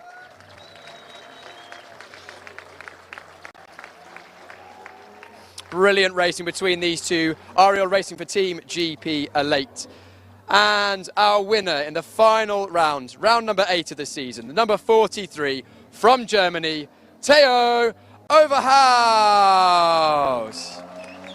Congratulations, Theo. Theo was driving for a Proton Huber competition, and we will now have for Theo the German national anthem.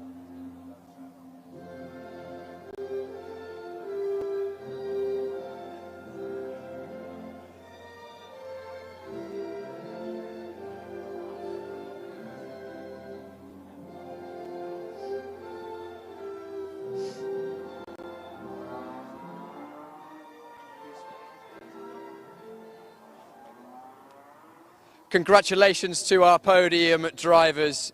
Brilliant, brilliant racing throughout the season, and it is Flint who will receive his trophy from Michael Dreiser, the sporting director of Porsche Motorsport, for third place, and he'll be collecting his big trophy later on this evening.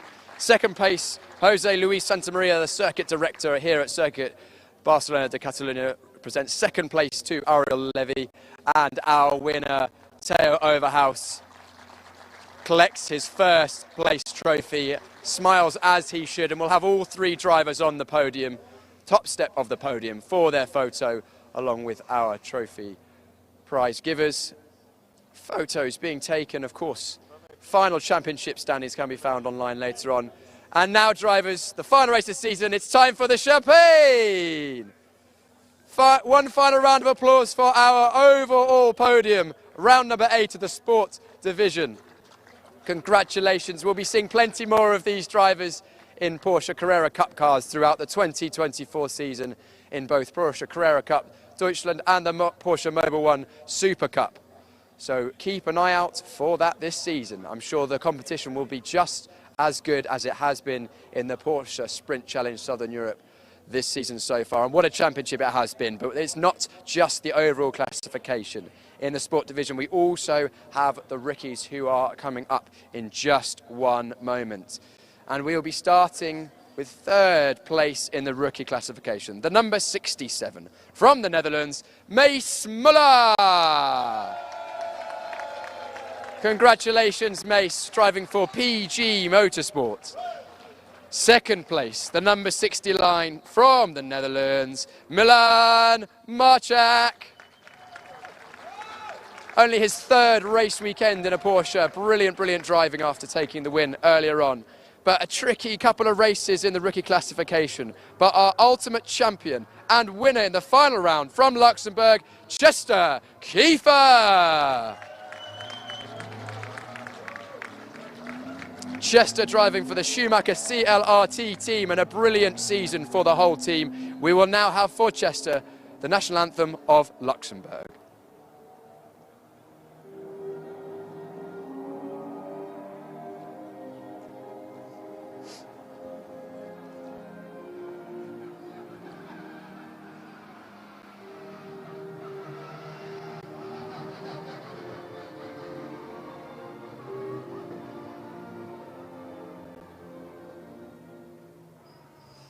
Brilliant, brilliant season from all three of these drivers and the rest of the rookies in the sport classification. Third place trophy by Jose Luis Santamaria goes to Mace Muller. Second place, Mace Muller, yeah, give it up, Mace Muller. Second place, Milan Marchak from Michael Dreiser. And the winning trophy for round number 8 of the Porsche Sprint Challenge Southern Europe 2025 is for Chester Kiefer. Congratulations, Chester, our champion in 2025. Let's have all the drivers on the top step of the podium for a photo, along with our representatives from Porsche and the circuit Barcelona de Catalunya. And I'm sure that the celebrations will just begin in a moment's time with the champagne, and they will end this evening at the end of season party. And it is champagne time for the rookies. I imagine these guys will have plenty more opportunity to spray the champagne in celebration throughout their future careers, which are looking very bright. And May Spray and the team, congratulations, you three. We'll see you all, hopefully, again next year. But if not, in the meantime, racing Porsche Carrera Cup cars, Porsche Cup cars around Europe. Our rookie drivers, young drivers under 25 who are in their first season of Porsche racing.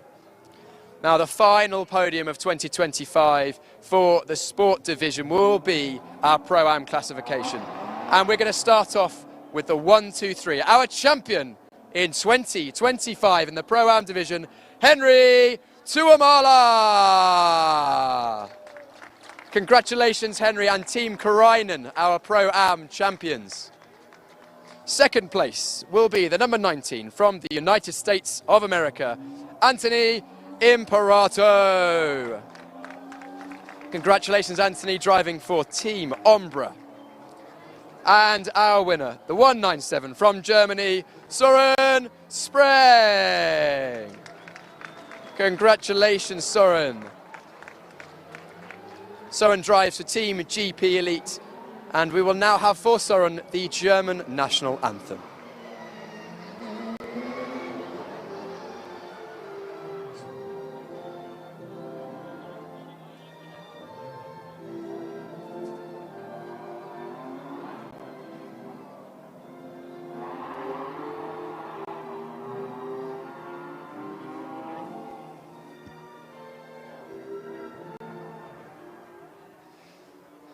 Our prizes, trophies being handed out once again by Jose Luis Santamaria as the director of the circuit Barcelona Catalunya, and Michael Dreiser, sporting director for Porsche, sales director for Porsche Motorsports. Third place trophy to Henry Tuomala. Second place, Anthony Imperato. And our winning trophy, Søren Spreng. If we could have all three of you on the top step of the podium along with our trophy prize givers for a photo down by the starting line. Congratulations to the Pro-Am drivers in the round 8 of the Porsche Sprint Challenge Southern Europe 2025. You may celebrate with the champagne if you wish, or you could just drink it. I think they chose drinking. That's it for the sport division of the Porsche Sprint Challenge Southern Europe. All that's left is the club drivers, and that's up in just a few moments.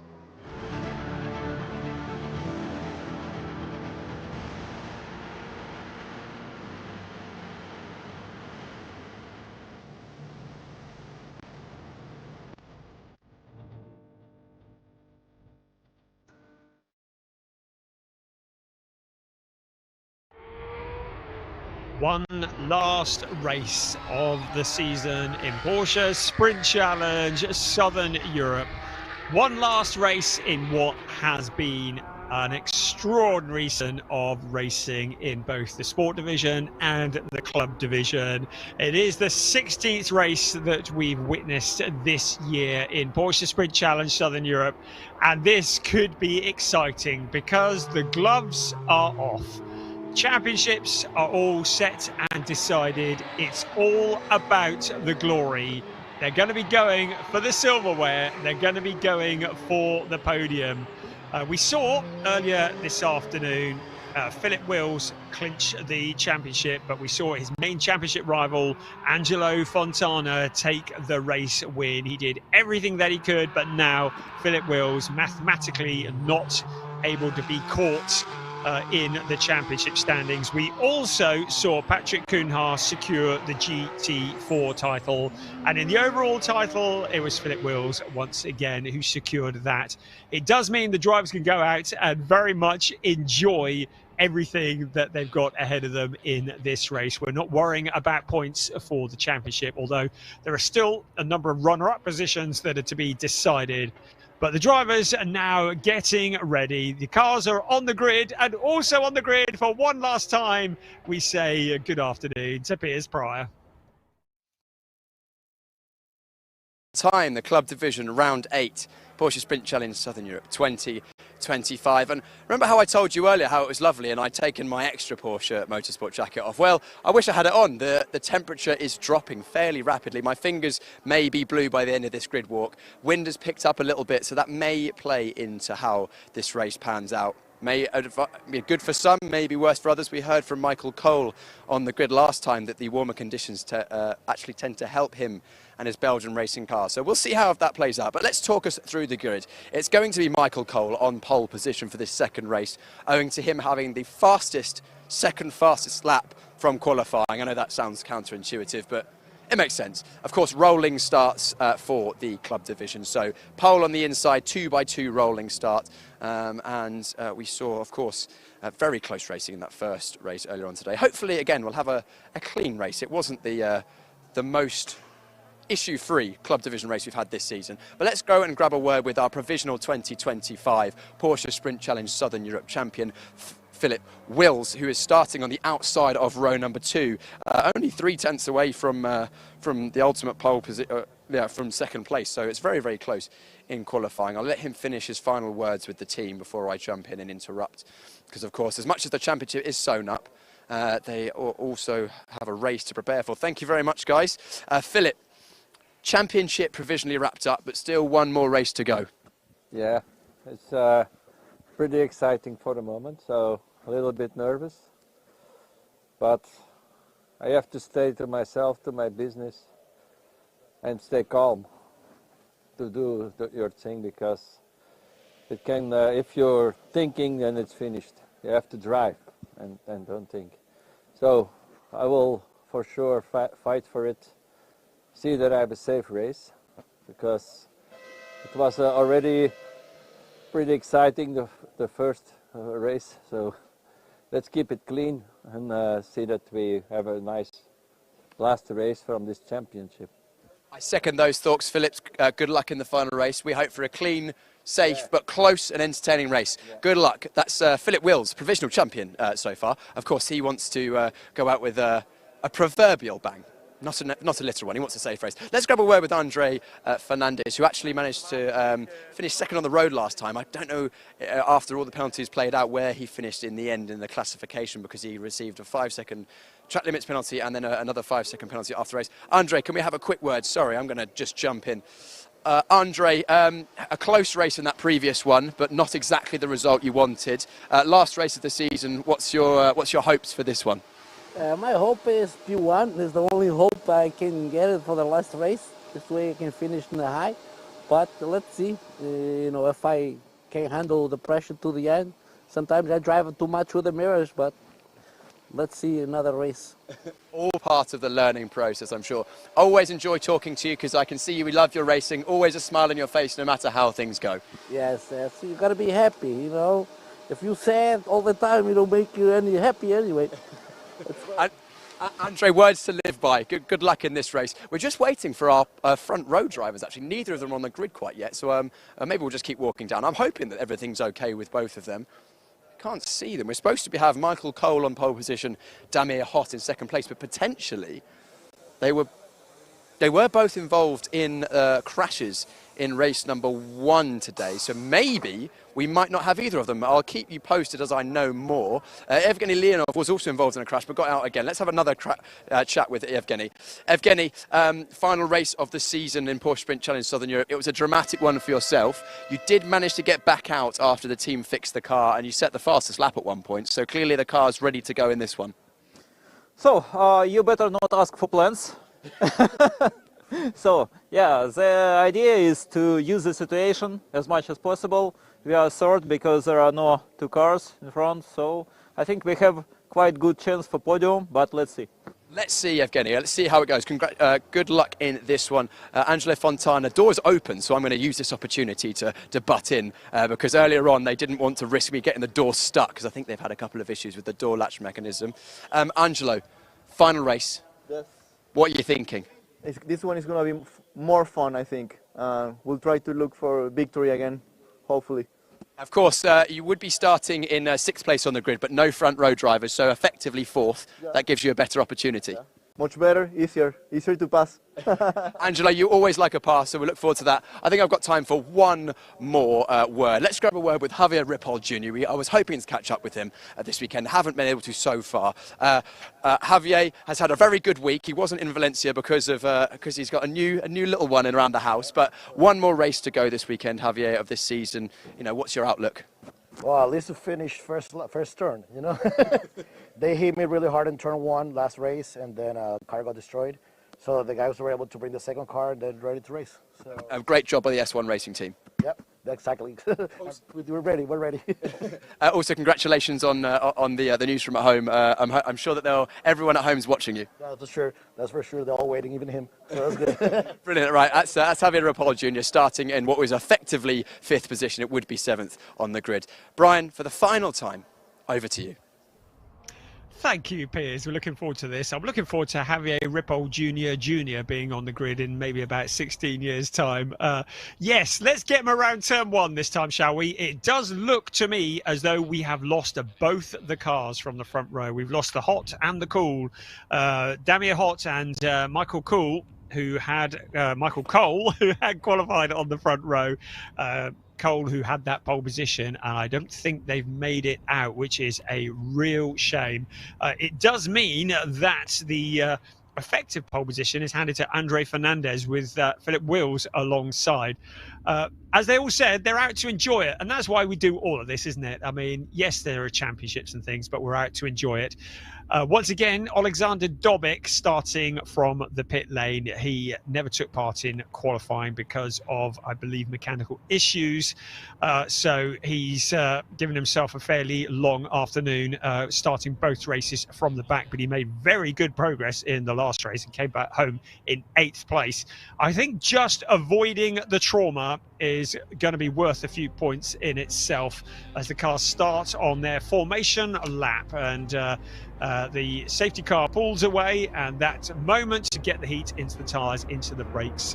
It is Michael Cole and Damir Hott who will not start on the front row. It means that Andre Fernandez and Philip Wills inherit the front row of the grid. Evgeny Leonov also in the wars last time out. He's got the car back together. Angelo Fontana alongside. Keep an eye on him. Javier Ripoll Jr. in the spare car alongside Lennart Hinstra. He lines up 8th on the grid.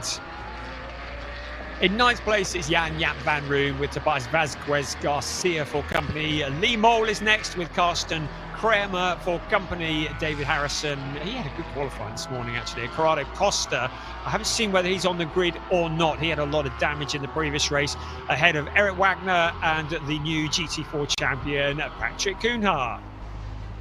17th on the grid, Ernst Inderbitzen with David von Rosen for company in the GT4s. Ajith Kumar and Casper Hockerboom are on 19th and 20th, ahead of Michael McInerney, Paolo Macedo and Marco van der Poel with Alexander Dobic from the pit lane. I'm just looking for confirmation whether Ajith Kumar is also on the grid. I know it is quite a depleted grid. Yes, Ajith is on the grid. So a lot of people who are watching in India will be cheering and shouting to see what he can do from there. But it is a slightly depleted field after what was a slightly bruising round 7 earlier on today. For the last time this weekend, we say Circuit de Barcelona, Catalunya, 4.657 kilometers around, 14 turns, 8 to the right, 6 to the left. That is what these drivers are going to be competing on for the next 30 minutes plus 1 lap. And if we can get this one done without any safety cars or full course yellows, it would be a true celebration of all things good. The temperature is dropping. Poor old Piers with blue fingertips because we are in Spain, but when the sun starts to go down or behind the clouds, the temperature does drop rather quickly, and that's what's happening here. So that could be an issue.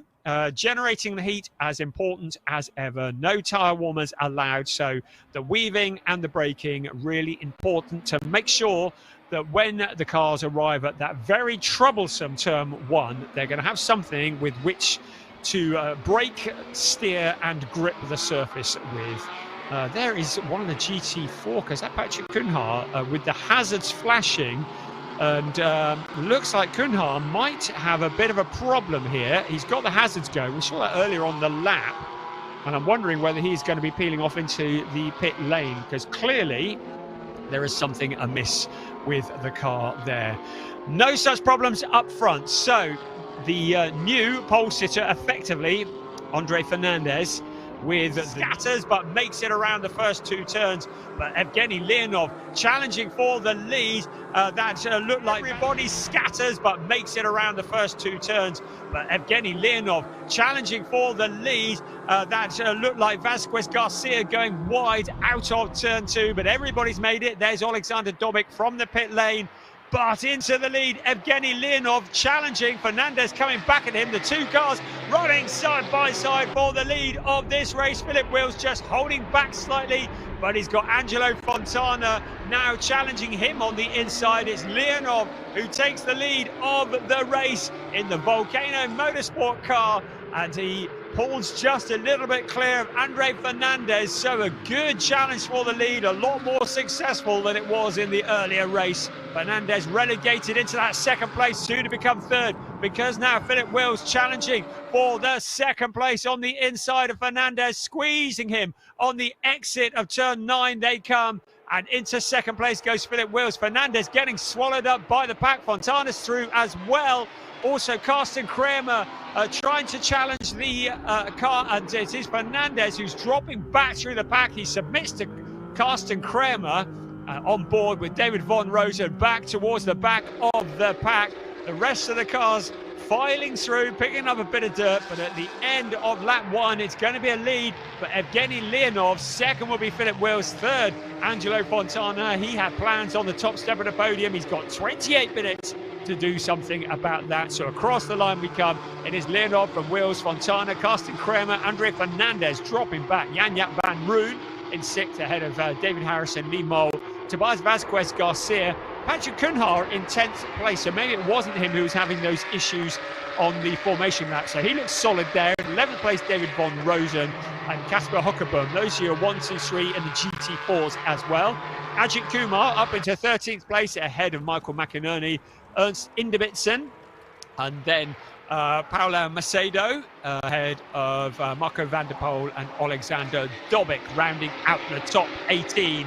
So the cars filing on through, but Evgeny Leonov doing a sterling job from what was a, well, effectively 3rd place on the grid, although it was 5th that he qualified to take the lead of the race. Andre Fernandez looking a little bit vulnerable to Javier Ripoll Jr. in that car that they've replaced the broken one with after the earlier race today. So will be the 30 minutes plus 1 lap, of which we have had 3 minutes already, and that is all that remains of the season for Porsche Sprint Challenge Southern Europe. And we're looking to go out in style. Evgeny Leonov looking to bracket the season with wins. He won the season opener in Portimão. He would love to win the season closer here in Barcelona. So Javier Ripoll Jr. now challenging Andre Fernandez. Fernandez not looking as quick as we've come to see him during the earlier races. Carsten Kremer up ahead of him, breaking clear. Fernandez starting to look a little bit vulnerable. Javier Ripoll Jr. out of 14 and out along the pit straight. Is he going to make a challenge?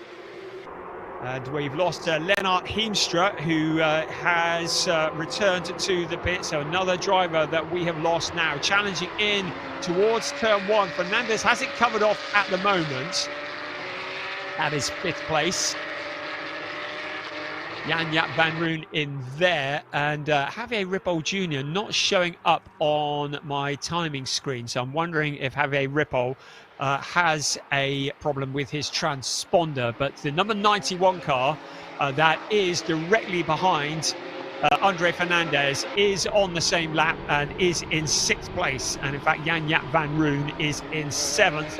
Now let's make that a 5th place for Javier Ripoll Jr. So he sails past Andre Fernandez. Fernandez, though, just taking it nice and calm on the corner, able to sail back again. So the 5th place cars are, well, first it was Fernandez, then it was Ripoll Jr., now it's Fernandez again. So Ripoll Jr. having to do it all again. In the meanwhile, Jan-Jaap van Roon just behind them, ready to pounce if he gets the chance. But the graphic on your screen does not show Javier Ripoll Jr., who is challenging once again for that 5th place. Is he going to make it stick this time? Can he get it slowed down around turn 10?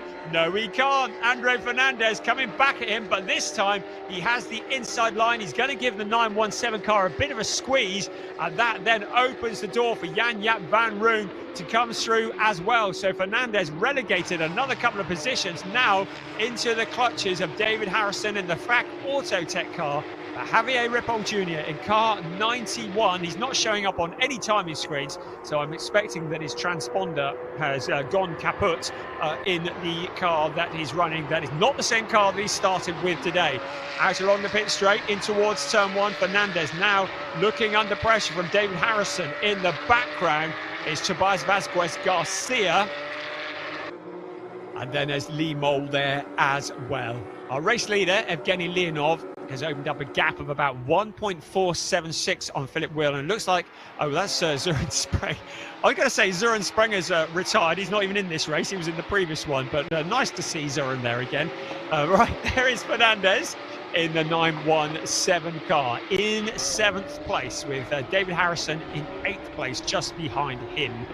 There's Lee Mole as well. The start is under investigation by our race stewards. And there is the graphic that doesn't show us Javier Ripoll Jr., but that's, I think, an electric issue with Ripoll's car not giving out a signal when it crosses the line. Here comes our race leader, Evgeny Leonov, 1.476 to the good of Philip Wills. And there's a car going out on to, was that Harrison? No, yes, it was. David Harrison having a bit of a leery moment out of the corner. And Vasquez Garcia taking... avoiding action, very sudden avoiding action, as he saw the FAC Autotech car heading in his direction, and was able to take avoiding action. So no dramas there, but that's taken Harrison off the back of Vasquez Garcia for the time being. There is Javier Ripoll Jr. once again. And along the line they come. Fastest lap going to our race leader, Evgeny Leonov. Then Philip Wills, then Angelo Fontana. Then Carsten Kremer, then Javier Ripoll Jr., then Jan-Jaap van Roon. Into the tricky turns 1 and 2 once again. Very much as you were at the moment. Tobias Vasquez Garcia has broken clear of David Harrison, having made that move, and a bit of a scary moment for Harrison. Michael McInerney has found a route past Kasper Hockerboom. That is up into 13th, that'll be 14th place once we've added in Javier Ripoll Jr. I've got to have to keep remembering that one.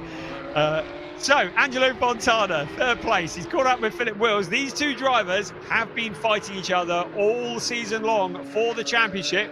The championship has gone the way of Philip Wills, but Angelo Fontana would dearly love to put one over his rival in the season closer to say, hey, look, this is what it could have been. Here's our race leader at the moment, Evgeny Leonov. Solid driving, got involved in that incident in the earlier race today that saw him. He did come back but didn't score any meaningful points. But now making up for that with the 2-second gap over Philip Wills. I get the feeling that might be more than that when they cross the line next time around. Fontana resuming a battle that has been raging on all season long with Philip Wills. Out of 14 they come. It was 2.065 last time. And he's going to race out across the line. Evgeny Leonov picking up a bit of dirt on the exit of the corner.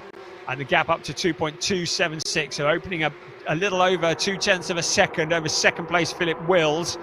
Angelo Fontana breathing down his neck. That is the fight for second place. They're fighting just for the silverware. Points are not an issue here for the top of the championship. Carsten Kramer in a solid 4th place at the moment. We're riding on board with David von Rosen, who's down in 12th place. In 11th place, it is Patrick Cunha. To remind you, we're missing Javier Ripoll Jr. from the graphic. So everyone behind him, knock them down a position if you want to know where they're at. Right, along the pit straight. That's what it looks like at night time. This is Alexander Dobic coming back. He made great progress in the last race from the pit lane. He's up into 18th place, having found a route past Paolo Macedo, relegating him down to 19th. As Ernst Inderbitzen in the number 9 car, he's in 16th place. So David von Rosen in 12th place. His main GT4 rival well ahead of him. The car behind him is Ajith Kumar. Kumar is in the GT3 car. He's in the GT4 car. So in theory, Kumar should be able to dispatch him without too much effort. Philip Wills having to put up a lot of effort to defend from Angelo Fontana. Fastest man on the track, still Evgeny Leonov. Still Philip Wills in that second place.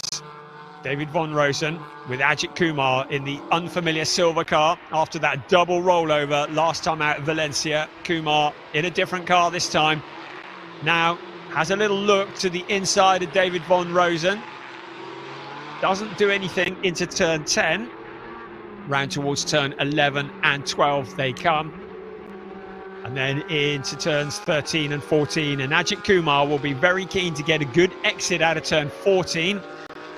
And hopefully the car in front will punch a hole in the air and will give Ajith Kumar an aerodynamic advantage as he picks up a slipstream from the green and white machine in front, potentially to make a challenge. We're on board with David von Rosen. There is Ajith Kumar, who would be directly behind him. Are we going to see him challenging? Heading into turn 1, he has a little look to the inside, but not really close enough to do anything about it at the moment. Behind him, Michael McInerney, too far back to get involved in this battle, so Ajith can just take his time, finding a route past David von Rosen. Doesn't need to do anything too dramatic at the moment. And not looking vulnerable. Someone who is looking vulnerable, Carsten Kramer, because Javier Ripoll Jr. has closed up to the 4th place car. 5th place Javier Ripoll Jr. well clear of Jan-Jaap van Roon in 6th place. So Javier Ripoll Jr. able to look to the left, look to the right, not be in a position to lose a place to the car behind. Just taking a nice tight line around the corner. Carsten Kramer has got the 4th place under control at the moment, but for how long? Javier Ripoll Jr. starting to look a little bit impatient. Heading out around turn 14 and onto the pit straight once again. Will Javier Ripoll Jr. make a challenge as they head into turn 1? We're about to find out. Picking up a slipstream out along the pits. He's in the draft, he ducks out of it a little, has a look, but is he close enough to challenge into turn 1? Looks to be a little bit too far back from there. So Kramer still in control. 17 minutes and 10 seconds remaining of this race, plus the obligatory 1 lap on board with Carsten Kramer once again. In 4th place, Angelo Fontana. A fair way up the road from him, about 3.9 seconds clear of him up the road. Fontana still very much glued to the back of the 2nd place Philip Wills. Javier Ripoll Jr. able to take a much tighter line around the corner. Sees the gap on the inside, slots the car in. They go wheel to wheel briefly. A little correction from Carsten Kramer, but Javier Ripoll Jr. now up into 4th place. Kramer doesn't look to have the traction or the grip to respond. Javier Ripoll Jr. able to break clear fairly quickly. And Kramer down into the 5th place. So the fighting further back. Andre Fernandez in 7th place. Got to remember, Tobias Vasquez Garcia has a little look to the inside in the gold and black machine. Fernandez, another who looks to maybe have run out of grip a little bit as the temperature's cooling, but he's coming back. He's got a bit of traction on the inside there, hasn't he? He has been given a warning about track limits though. So Andre Fernandez, with a warning from our race stewards, has been told he must respect the track limits. Jan-Jaap van Room in 6th place, Fernandez in 7th. Up ahead of them, Javier Ripoll Jr. Oh, we've got him on the graphic. That's great news. So they've got something working there. Oh, he's dropped back down again. Briefly, his telemetry was working. Right, here we go. Challenge again. This is Fernandez with Vasquez Garcia.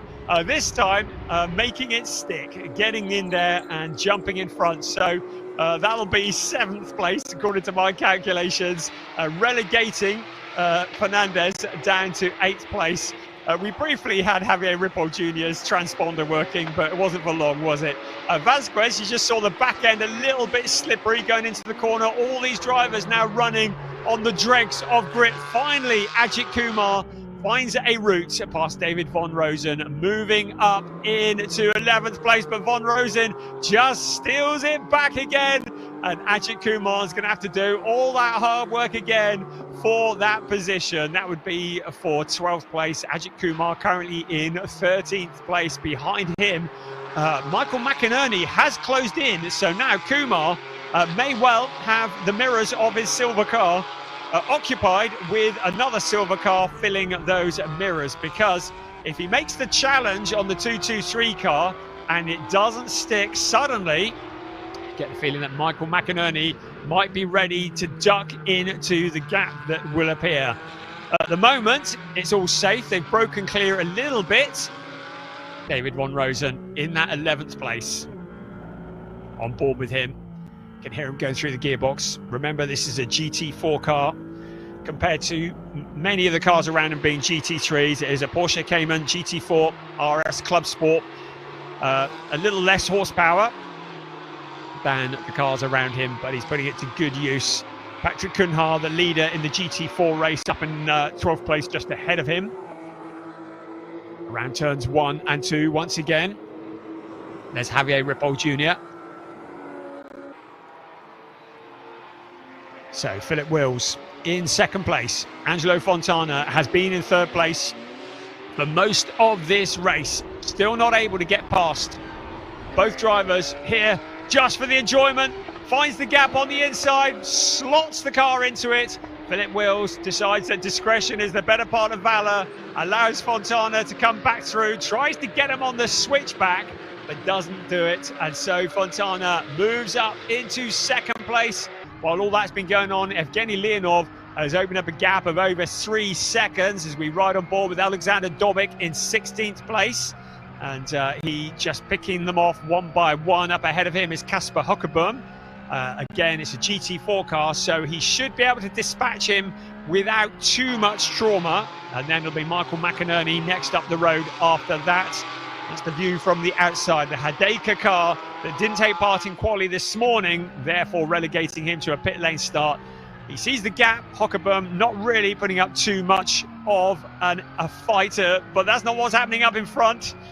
We can see that Michael McInerney and David Von Rosen are fighting for position, because Ajith Kumar has now got past the 223 car and has broken clear. So now it is David Von Rosen who is being challenged by another silver car. You can see how quickly Ajith Kumar has left David Von Rosen behind But Alexander Dobic fancies getting involved in this fight, flashing the lights.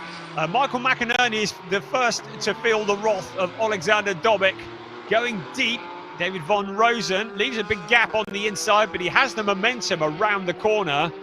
Michael McInerney now closed the back end, but Alexander Dobic looking the quicker of the three cars. So Alexander Dobic in 16th place, challenging the silver car in front of Michael McInerney. It's for the minor positions, but every position is worth something to these drivers, enjoying their racing as they head along the pit straight out towards turn 1. As the light starts to fade here in Barcelona, Alexander Dobic to the inside of Michael McInerney, but McInerney to the inside of David Von Rosen. Von Rosen ducks back to the inside, seems to have more grip. The big loser in that was Michael McInerney, and it's Alexander Dobic who sails through as well, and suddenly into the clutches of Kasper Hockeboom. Such a shame he wasn't able to get it slowed down. Now Alexander Dobic has a little look on the inside of David Von Rosen. And now the big gap on the inside. Surely he's going to come sailing past here. Izzy, the little GT4 car, has some good traction and some good handling around this part of the circuit. But when they head out onto the pit straight, when it comes down to pure horsepower, Dobic, if he's close enough, is going to have a speed advantage. So at the moment, it is David Von Rosen around turn 9 and in towards turn 10. Alexander Dobic will want to get as close as he can through turns 11, 12, 13, 14 and get a good launch out of 14, and then potentially just out-drag the 2-2-3 car in towards turn 1. Or is he going to do it before then? Again, David Von Rosen, the little nimble Porsche Cayman, just showing great traction, but now he takes the wider line around turn 10 and 11. How much longer can he hold off the number 33 car of Alexander Dobic into turn 11 and 12? Dobic doesn't fancy waiting to the pit straight, but David Von Rosen is really going to try and make him wait. Now into turn 13 and 14 once again. Are we going to see a challenge between these two cars? Yes, we do. Dobic now has that inside line. He should be able to just break clear of David Von Rosen. He does just that. Ajith Kumar's caught up with Patrick Cunha, so trying to break into the top 10. Ajith Kumar and Patrick Cunha running together. In fact, that'll be 11th because, of course, Javier Ripoll Jr. is not showing on our chart, so this will be for 11th place. But Ajith Kumar just fighting to get his way past the GT4 car. Again, difference in horsepower. He should be able to get this job done. He does exactly that. And shuts the door on Patrick Cunha, relegating him down to 12th place. And there's a car pointing in the wrong direction. And that is Jan-Jaap van Roon at turn 10. He's able to rejoin, hasn't been collected by anybody. The track, a little bit slippery in places. There's also a lack of grip. These tyres that have been on these cars, and David Harrison demonstrating that with a bit of a wobbly moment around the corner. That was around 13, 12, turn 12, 13, I think. But he's able to gather it all up. No problems there. Meanwhile, at the front, Evgeny Leonov has opened up his lead to 5.5 seconds over Angelo Fontana. And with 8.25 minutes plus 1 lap remaining of this race, Fontana is really going to struggle to do anything about the leader. Philip Wills in a fairly solid 3rd place. Then it is, I'm just checking where Javier Ripoll Jr. is in there as well. So there is Evgeny Leonov. 7.75 minutes remaining. Right, let's have a look now. This was the spin that claims the 127 car of Jan-Jaap van Roon. That was on turn 10. And these tyres that have been on the cars all day, they had 2 sets for quali and at both races, and they're starting to get a little tired, and with grease and oil and water on the track as well. Patrick Cunha now coming under pressure from Alexander Dobic. Dobic having a little look, and suddenly Philip Wills and Angelo Fontana going wheel to wheel here again. So Fontana may have thought he was going to just run away with it. Philip Wills going the long way around turn 10. So Fontana, having made that charge, suddenly his 2nd place looking a little bit vulnerable to the new champion in the club division of Porsche Sprint Challenge Southern Europe, Philip Wills. trailing the number 80 car into turn 14. Out across the line, they will come once again. Evgeny Leonov really has this one signed, sealed and delivered at the moment. Only a mistake or reliability is going to steal this one away from him. A gap of over 7 seconds over the second place battle. Angelo Fontana, Philip Wills, then Javier Ripoll Jr. in that 4th place. Looks like he has probably gone as far as he can, because the 3rd place battle well ahead of him. There is Javier Ripoll Jr. Then behind him, Tobias Vasquez Garcia and Carsten Kramer just ahead of him. So, Angelo Fontana, 2nd place. Philip Wills seems to have a little bit more grip. Has Fontana taken too much out of the S1 racing car in the early stages of this race? Has he run out of traction? Fontana at the moment with the track position, but Philip Wills suddenly looking the more dangerous of the two. Leonov well clear of this battle at the front. Javier Ripoll Jr. well clear of this battle behind. Behind them, Carsten Kramer, Tobias Vasquez Garcia, the 2 teammates. So, 2nd place is what we're watching at the moment. Turn 10, taken in 2nd gear at around 80, 85 kilometers an hour. But the driver's having to dig deep to keep the cars stuck to the track. The slick rubber running thin, no treaded tyres unless it's raining. They will run on slick tyres. The surface of the tyre getting hot and sticking to the surface of the track. But the tyres have a very limited life. Here comes our race leader, 7.5 seconds clear of Angelo Fontana. Doesn't need to push it, doesn't need to put a strain on things, but also important to keep the concentration up. Sometimes when you're running on your own at the front and you back out of it, you can lose concentration and make a mistake. A warning flag for driving standards has been shown to Ajith Kumar, and he has been passed by Alexander Dobic. So Dobic continuing his march forwards. Kumar relegated down into 12th place. And the stewards just giving him a warning about driving standards, keeping it on the track, making sure that he's leaving enough space for the cars around him that he's racing. On board with Alexander Dobic. We've seen him coming through the pack in the number 33 car, and there's Kumar having a wild moment out of the corner, picking up the dirt. That was out of 13 and into 14. He's able to gather it up, but that would have given him a little bit of a jump inside the car, and it will take him a few moments to get the gravel off the rubber, and that's allowed Dobic to now clear in 11th place.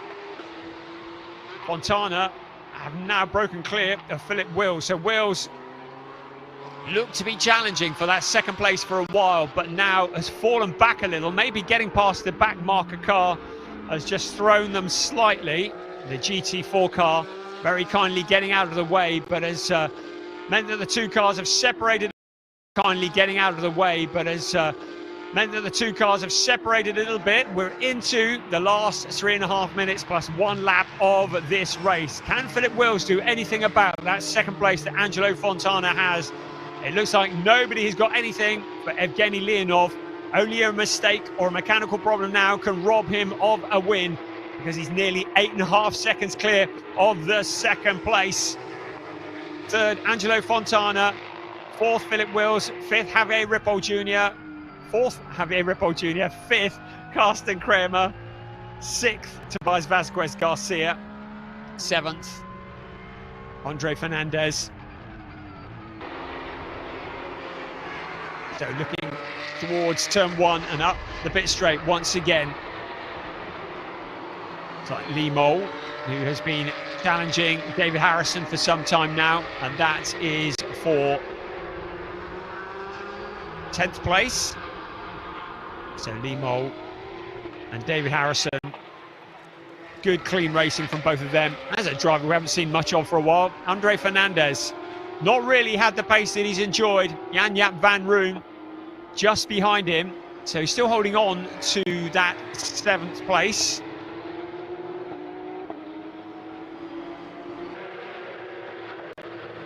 So there's Andre Fernandez. 2 minutes of this race remaining, plus 1 lap. Evgeny Leonov leading the way. Angelo Fontana and Philip Wills. That's your 1, 2, 3. Now there is Javier Ripoll Jr. just passing the back-marking 81 car. Tobias Vasquez Garcia getting past Team Boss around turn 10. The Cade Kramer racing cars running very much as one. They've been running together pretty well most of today. And again, it's advantage Tobias Vasquez Garcia finding a route past Carsten Kramer. That's the view on board with Kramer as he sees the other car in the team sailing past out onto the pit straight. 1.25 minutes of the season remaining. Porsche Sprint Challenge, Southern Europe Club Division, the last race of the season. A fairly quiet affair compared to what we have seen, but maybe that's what we needed after some of the dramas earlier on. And it's not all over yet. Tobias Vasquez Garcia in 5th place. Ahead of him, Javier Ripoll Jr. in the number 91 car. Now, can Vasquez Garcia do anything about 4th place in the next 45 seconds or so, plus the 1 lap? It's going to be a bit of a stretch, but it looks like he's going to give it a go. Evgeny Leonov well clear at the front, looking to see where he is. So the clock is going to strike 0 probably before he gets to the start-finish line, which will make it about 1.5 laps remaining, if that is the case. He's currently out towards turn 10. If he can get back to the line before the clock strikes 0, then we will get a couple more racing laps. There's Javier Ripoll Jr. in the number 91 car. Is he going to feel the pressure of Tobias Vasquez Garcia in the closing moments of this season? There is Javier Ripoll Jr. Tobias Vasquez Garcia in 5th place, closing in on the number 91 car. There's a back marker there, gets out of the way. Marco van der Poel, very cooperative in getting out the way. Hasn't helped Tobias Vasquez Garcia that much, but Javier Ripoll Jr. in 4th place, now having to defend hard. He has looked very quick in that car all race long, but suddenly it looks like the pace is starting to slip away. Tobias Vasquez Garcia in 5th place. The clock has struck 0. Now, I didn't see whether the race leader crossed the line before or after it had crossed, before the clock had struck 0. He's up at turn 3 at the moment. We've had another warning for track limits for Andre Fernandez, but Javier Ripoll Jr. with Tobias Vasquez Garcia putting the pressure on. I think we might be into the last lap of the race. I could do with some confirmation on that, but at the moment, I think the clock may have struck 0 before Evgeny Leonov crossed the line, but I've got no indication that it is the last lap. But there is Javier Ripoll Jr. Whether it's the last lap or the penultimate lap remains to be seen, but he has got a lot of pressure from the 1-2-1 car. This is for 4th place. Javier Ripoll Jr. in that 4th place. Tobias Vasquez Garcia in 5th place. And he's found a route past his teammate, Carsten Kramer. Right, here's Evgeny Leonov once again in the number 16 car. He's up at turn 12 and around to turn 13 at the moment. And then it'll be around to turn 14 and he'll head out onto the pit straight towards the start-finish line. The driver at the lead of this race. Into turn 14 he comes now, and then out onto the pit straight he comes. Somebody's had a bit of a moment in front. There's a lot of dust in the air, and it's the checkered flag that does come out. It's a win for Evgeny Leonov, the last race of the season. Somebody's had a moment there, pulled off to the side. 2nd place is going to go to Angelo Fontana ahead of Philip Wills. Now, will it be Javier Ripoll Jr.? Yes, it will. All that hard work, and it's a 4th place for Javier Ripoll Jr. ahead of Tobias Vasquez Garcia, then Carsten Kramer next ahead of Andre Fernandez. But we've got, looks like a GT4 car that is parked up at the side of the track. 223 car of David Von Rosen, the car we've been running with for much of the race, and it looked like the car has cried enough on the pit straight in the closing stages of the race. The GT4 race still ongoing. It's Patrick Kunhar who's leading the way in 14th place, 13th place at the moment. Kaska Huckerboom, we're waiting for him to come out and cross the line but we've got that car there on the pit straight. It's out of harm's way at the moment, so we'll just wait for the remaining cars to come round. I can see that Ajith Kumar's in 13 at the moment, so we'll wait for him to cross the line as well. The rest of the cars coming through. So Javier Ripoll Jr. in that 4th place ahead of Tobias Vasquez Garcia, Karsten Kramer, Andre Fernandez, Jan van Room, David Harrison in a 9th place ahead of Lee Mole. That's a good solid drive there. Then Alexander Dobik at a 12th place for Ajith Kumar. It is Patrick Kuhnhart who wins in the GT4 race once again ahead of Casper Hockerboom in car number 8. Michael McInerney will be next across the line in just a few moments. We're just waiting for him. Right, Michael McInerney, try saying that after a drink, in 15th place. Ernst Inderbitzen in 16th place crosses the line. Then it's going to be Marco van der Poel who will cross the line next. But Evgeny Leonov with a 9.9 second gap at the end of that race. A truly dominant finish to the race for him. And certainly bracketing the season with a win at the beginning and a win at the end. You can see David Von Rosen didn't make it to the end. In fact, Marco van der Poel a lap down. Also, Paulo Macedo as well. So Ernst Inderbitzen, the last driver on the same lap. It brings to an end what has been a sensational season of Porsche Sprint Challenge Southern Europe 2025. We're going to have a little look, see what happened to David Von Rosen, I think, on board. Let's have a listen. Don't know whether... Oh, got out onto the gravel. Oh, and he made contact with the wall, so it wasn't mechanical. Out onto the gravel at turn 14 and rearranged the camera as well. Pleased to say that he's all okay, but that would have been a scary moment for him as we look. Oh, they've got the board up already. There we go. But solid job from Evgeny Leonov. It has brought to an end what has been a sensational 3rd season of Porsche Sprint Challenge Southern Europe. A season, a championship that has gone from strength to strength. And we started 3 years ago, then last year, and then this year, and hopefully this is going to be an ongoing championship as Philip Wills gets absolutely covered in the champagne from his team. The celebrations, everybody was a bit nervous to celebrate too early on, but Philip Wills, the champion in the club division, climbs aboard his car to receive the applause and the champagne, and now he can come down. And I should think he'll be buzzing. And there is Christoph Huber once again giving him a big hug, and the rest of the Proton Huber team congratulating him. Christoph Huber always looks like it's the first time he's ever won the championship. You wouldn't believe, I haven't counted how many championships he's won with his cars over the years. It has been many, but he celebrates all of them like it's the first. That is a true team boss. As Philip Wills removes the hands device and the helmet.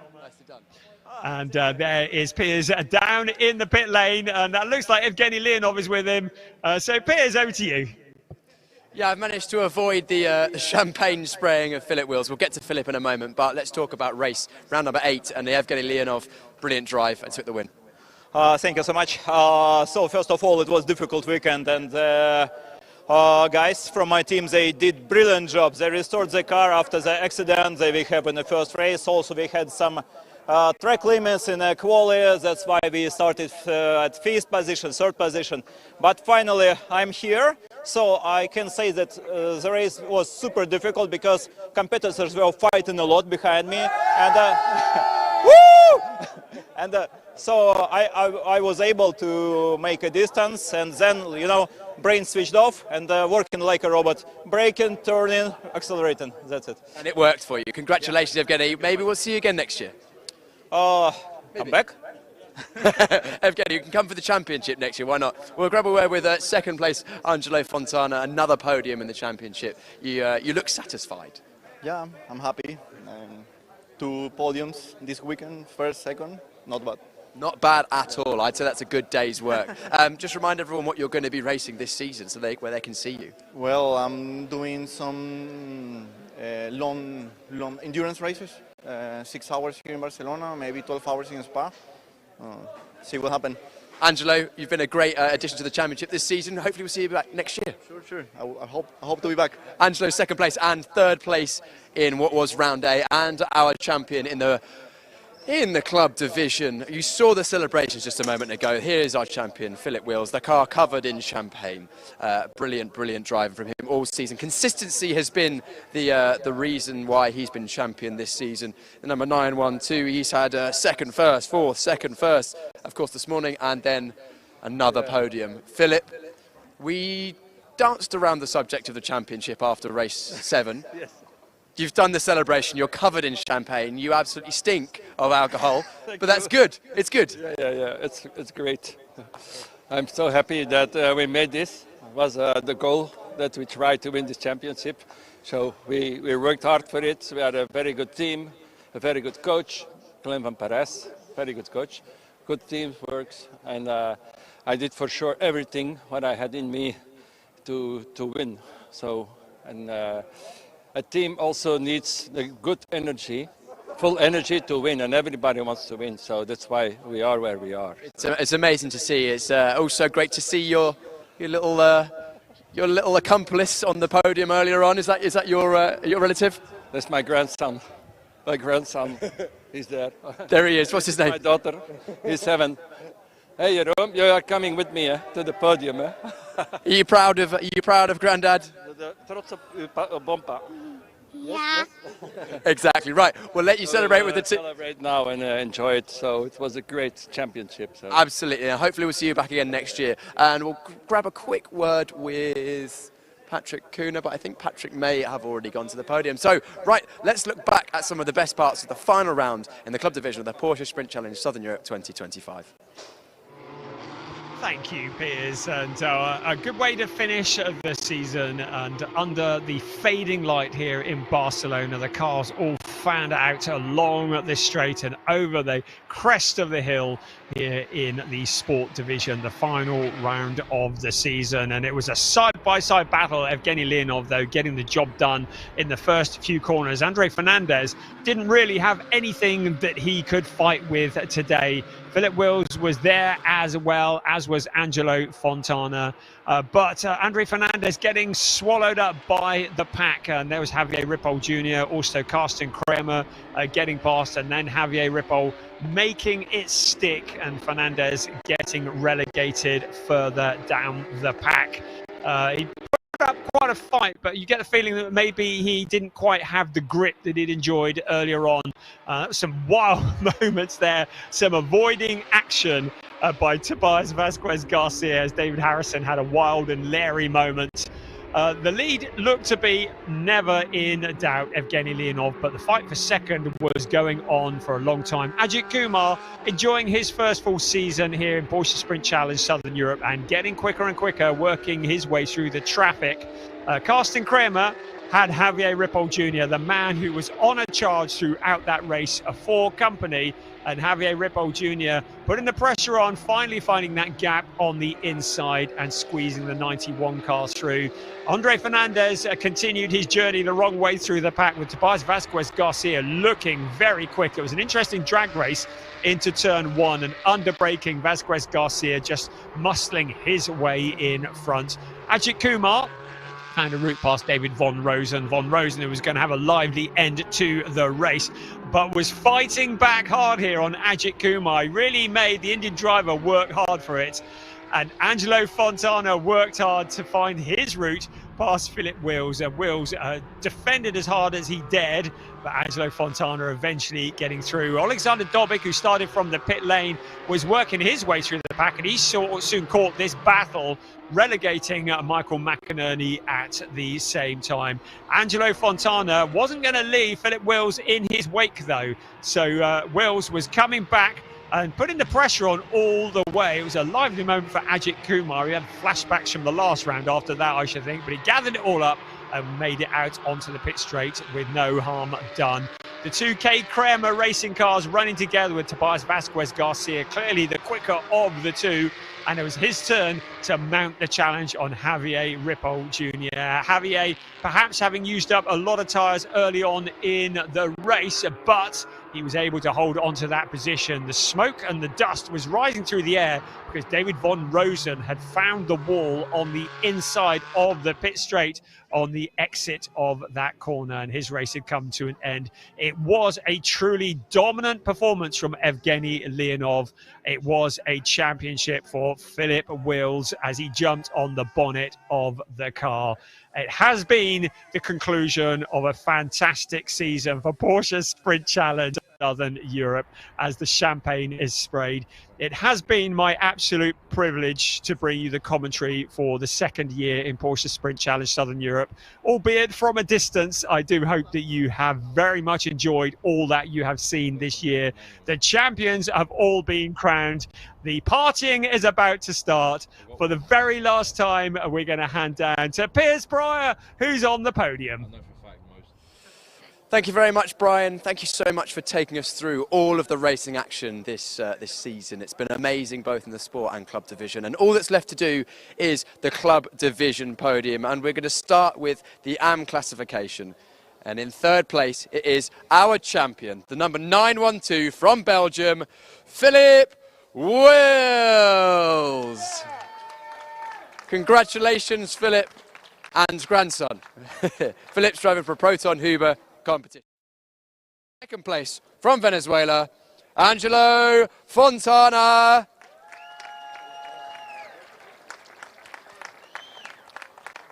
And our eventual winner, the number 16, Evgeny Leonov. Evgeny driving for Volcano Motorsport. The trophies are handed out by Michael Dragon, Director of Sales at Porsche Motorsport, and Jose Luis Santamaria, the Managing Director of Circuit Barcelona, Catalunya. Congratulations to all three drivers. Trophies being handed out now. Third place, Philip Wills, our champion in 2025. Second place, Angelo Fontana, driving for Est1 Racing. And our eventual winner, Evgeny Leonov. Congratulations, all three. Raising the trophies aloft. If you could come together on the top step of the podium. Top step of the podium together for a photo opportunity. Angelo, do you want to take your trophy with you? Yeah, you'll need that. Congratulations to our final podium of the season, round 8, and the AM division, AM classification of the club division in the Porsche Sprint Challenge Southern Europe 2025. Brilliant racing, well done. Hopefully you all have a successful campaign and join us once again in 2025. And now, time to celebrate once again with the champagne. Congratulations to our podium drivers. And I managed to stay mostly dry, but I'm sure that's only the beginning of the celebrations. They will continue later on at the Porsche Sprint Challenge Southern Europe end of season celebration held in Barcelona. Congratulations, Philip, on your championship. And the final podium in 2025 is up in just a moment's time. It will be the GT4 classification. The GT4 drivers, of course, driving Porsche Cayman GT4 cars. It's been great to have them on the grid once again this season. And we'll start off with third place. The number 6 from the Netherlands, Marco van der Poel. Marco driving for Team GP Elite. Second place from the Netherlands, Kaspar Hogeboom. Also driving for Team GP Elite. And our winner and champion from Portugal, Patrick Cunha. Congratulations, Patrick, driving for Veloso Motorsport. And in Patrick's honour, we will have the Portuguese national anthem.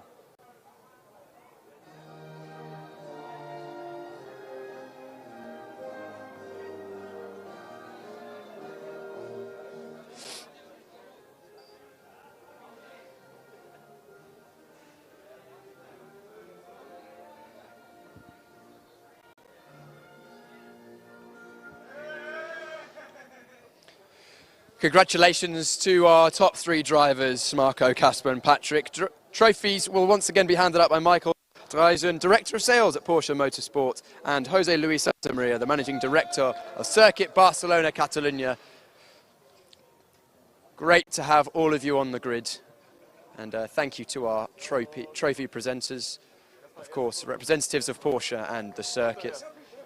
Wonderful. We'll get all three of you on the top step of a podium for a photo. Casper, your trophy. Don't forget your trophy. Photos, of course, important to preserve the memory of these wonderful races and the success of these drivers. That is the final podium of 2025, and now the GT4 drivers will have their champagne celebrations, and I'm just going to head out of the way ever so slightly so I can avoid getting absolutely soaked in champagne. Great job, team. Great to see the camaraderie between our GT4 drivers. Congratulations to Patrick, our champion, and all of the other drivers. What a wonderful season it has been. Thank you so much to Brian Oliver for taking us through all of the racing. A wonderful commentator and great to call the shots. We've also had an amazing crop of drivers and teams this season, so thank you to everyone who's taken part and provided the entertainment on circuit. We've also got the organisation team from Pro Speed. They've managed to put together a wonderful championship once again.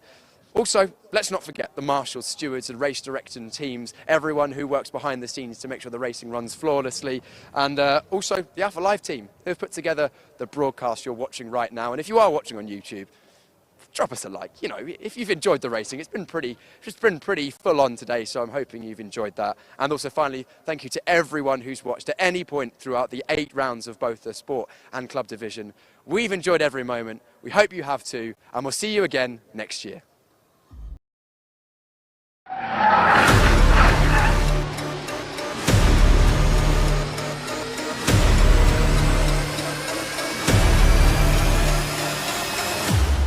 This is something I wanted to experience firsthand. I could form my own team, Ajith Kumar Racing. Number 901 car, every single time it passes the pits. This is the Ajith Kumar racing car. You see these guys? I love them unconditionally. Acting and racing, emotionally demanding jobs.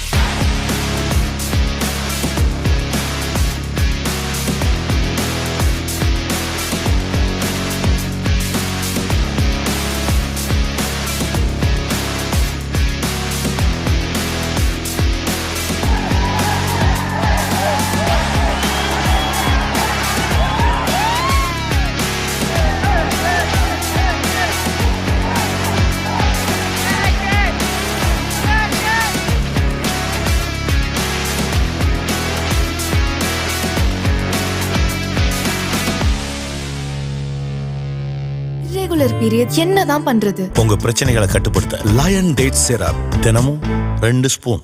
Summer holidays வந்தாச்சு, நம்ம GT ஹாலிடேஸும் வந்தாச்சு. GT holidays, South India's #1 travel brand. Unlock your child's potential at SV High School, where learning meets excellence. Enroll now.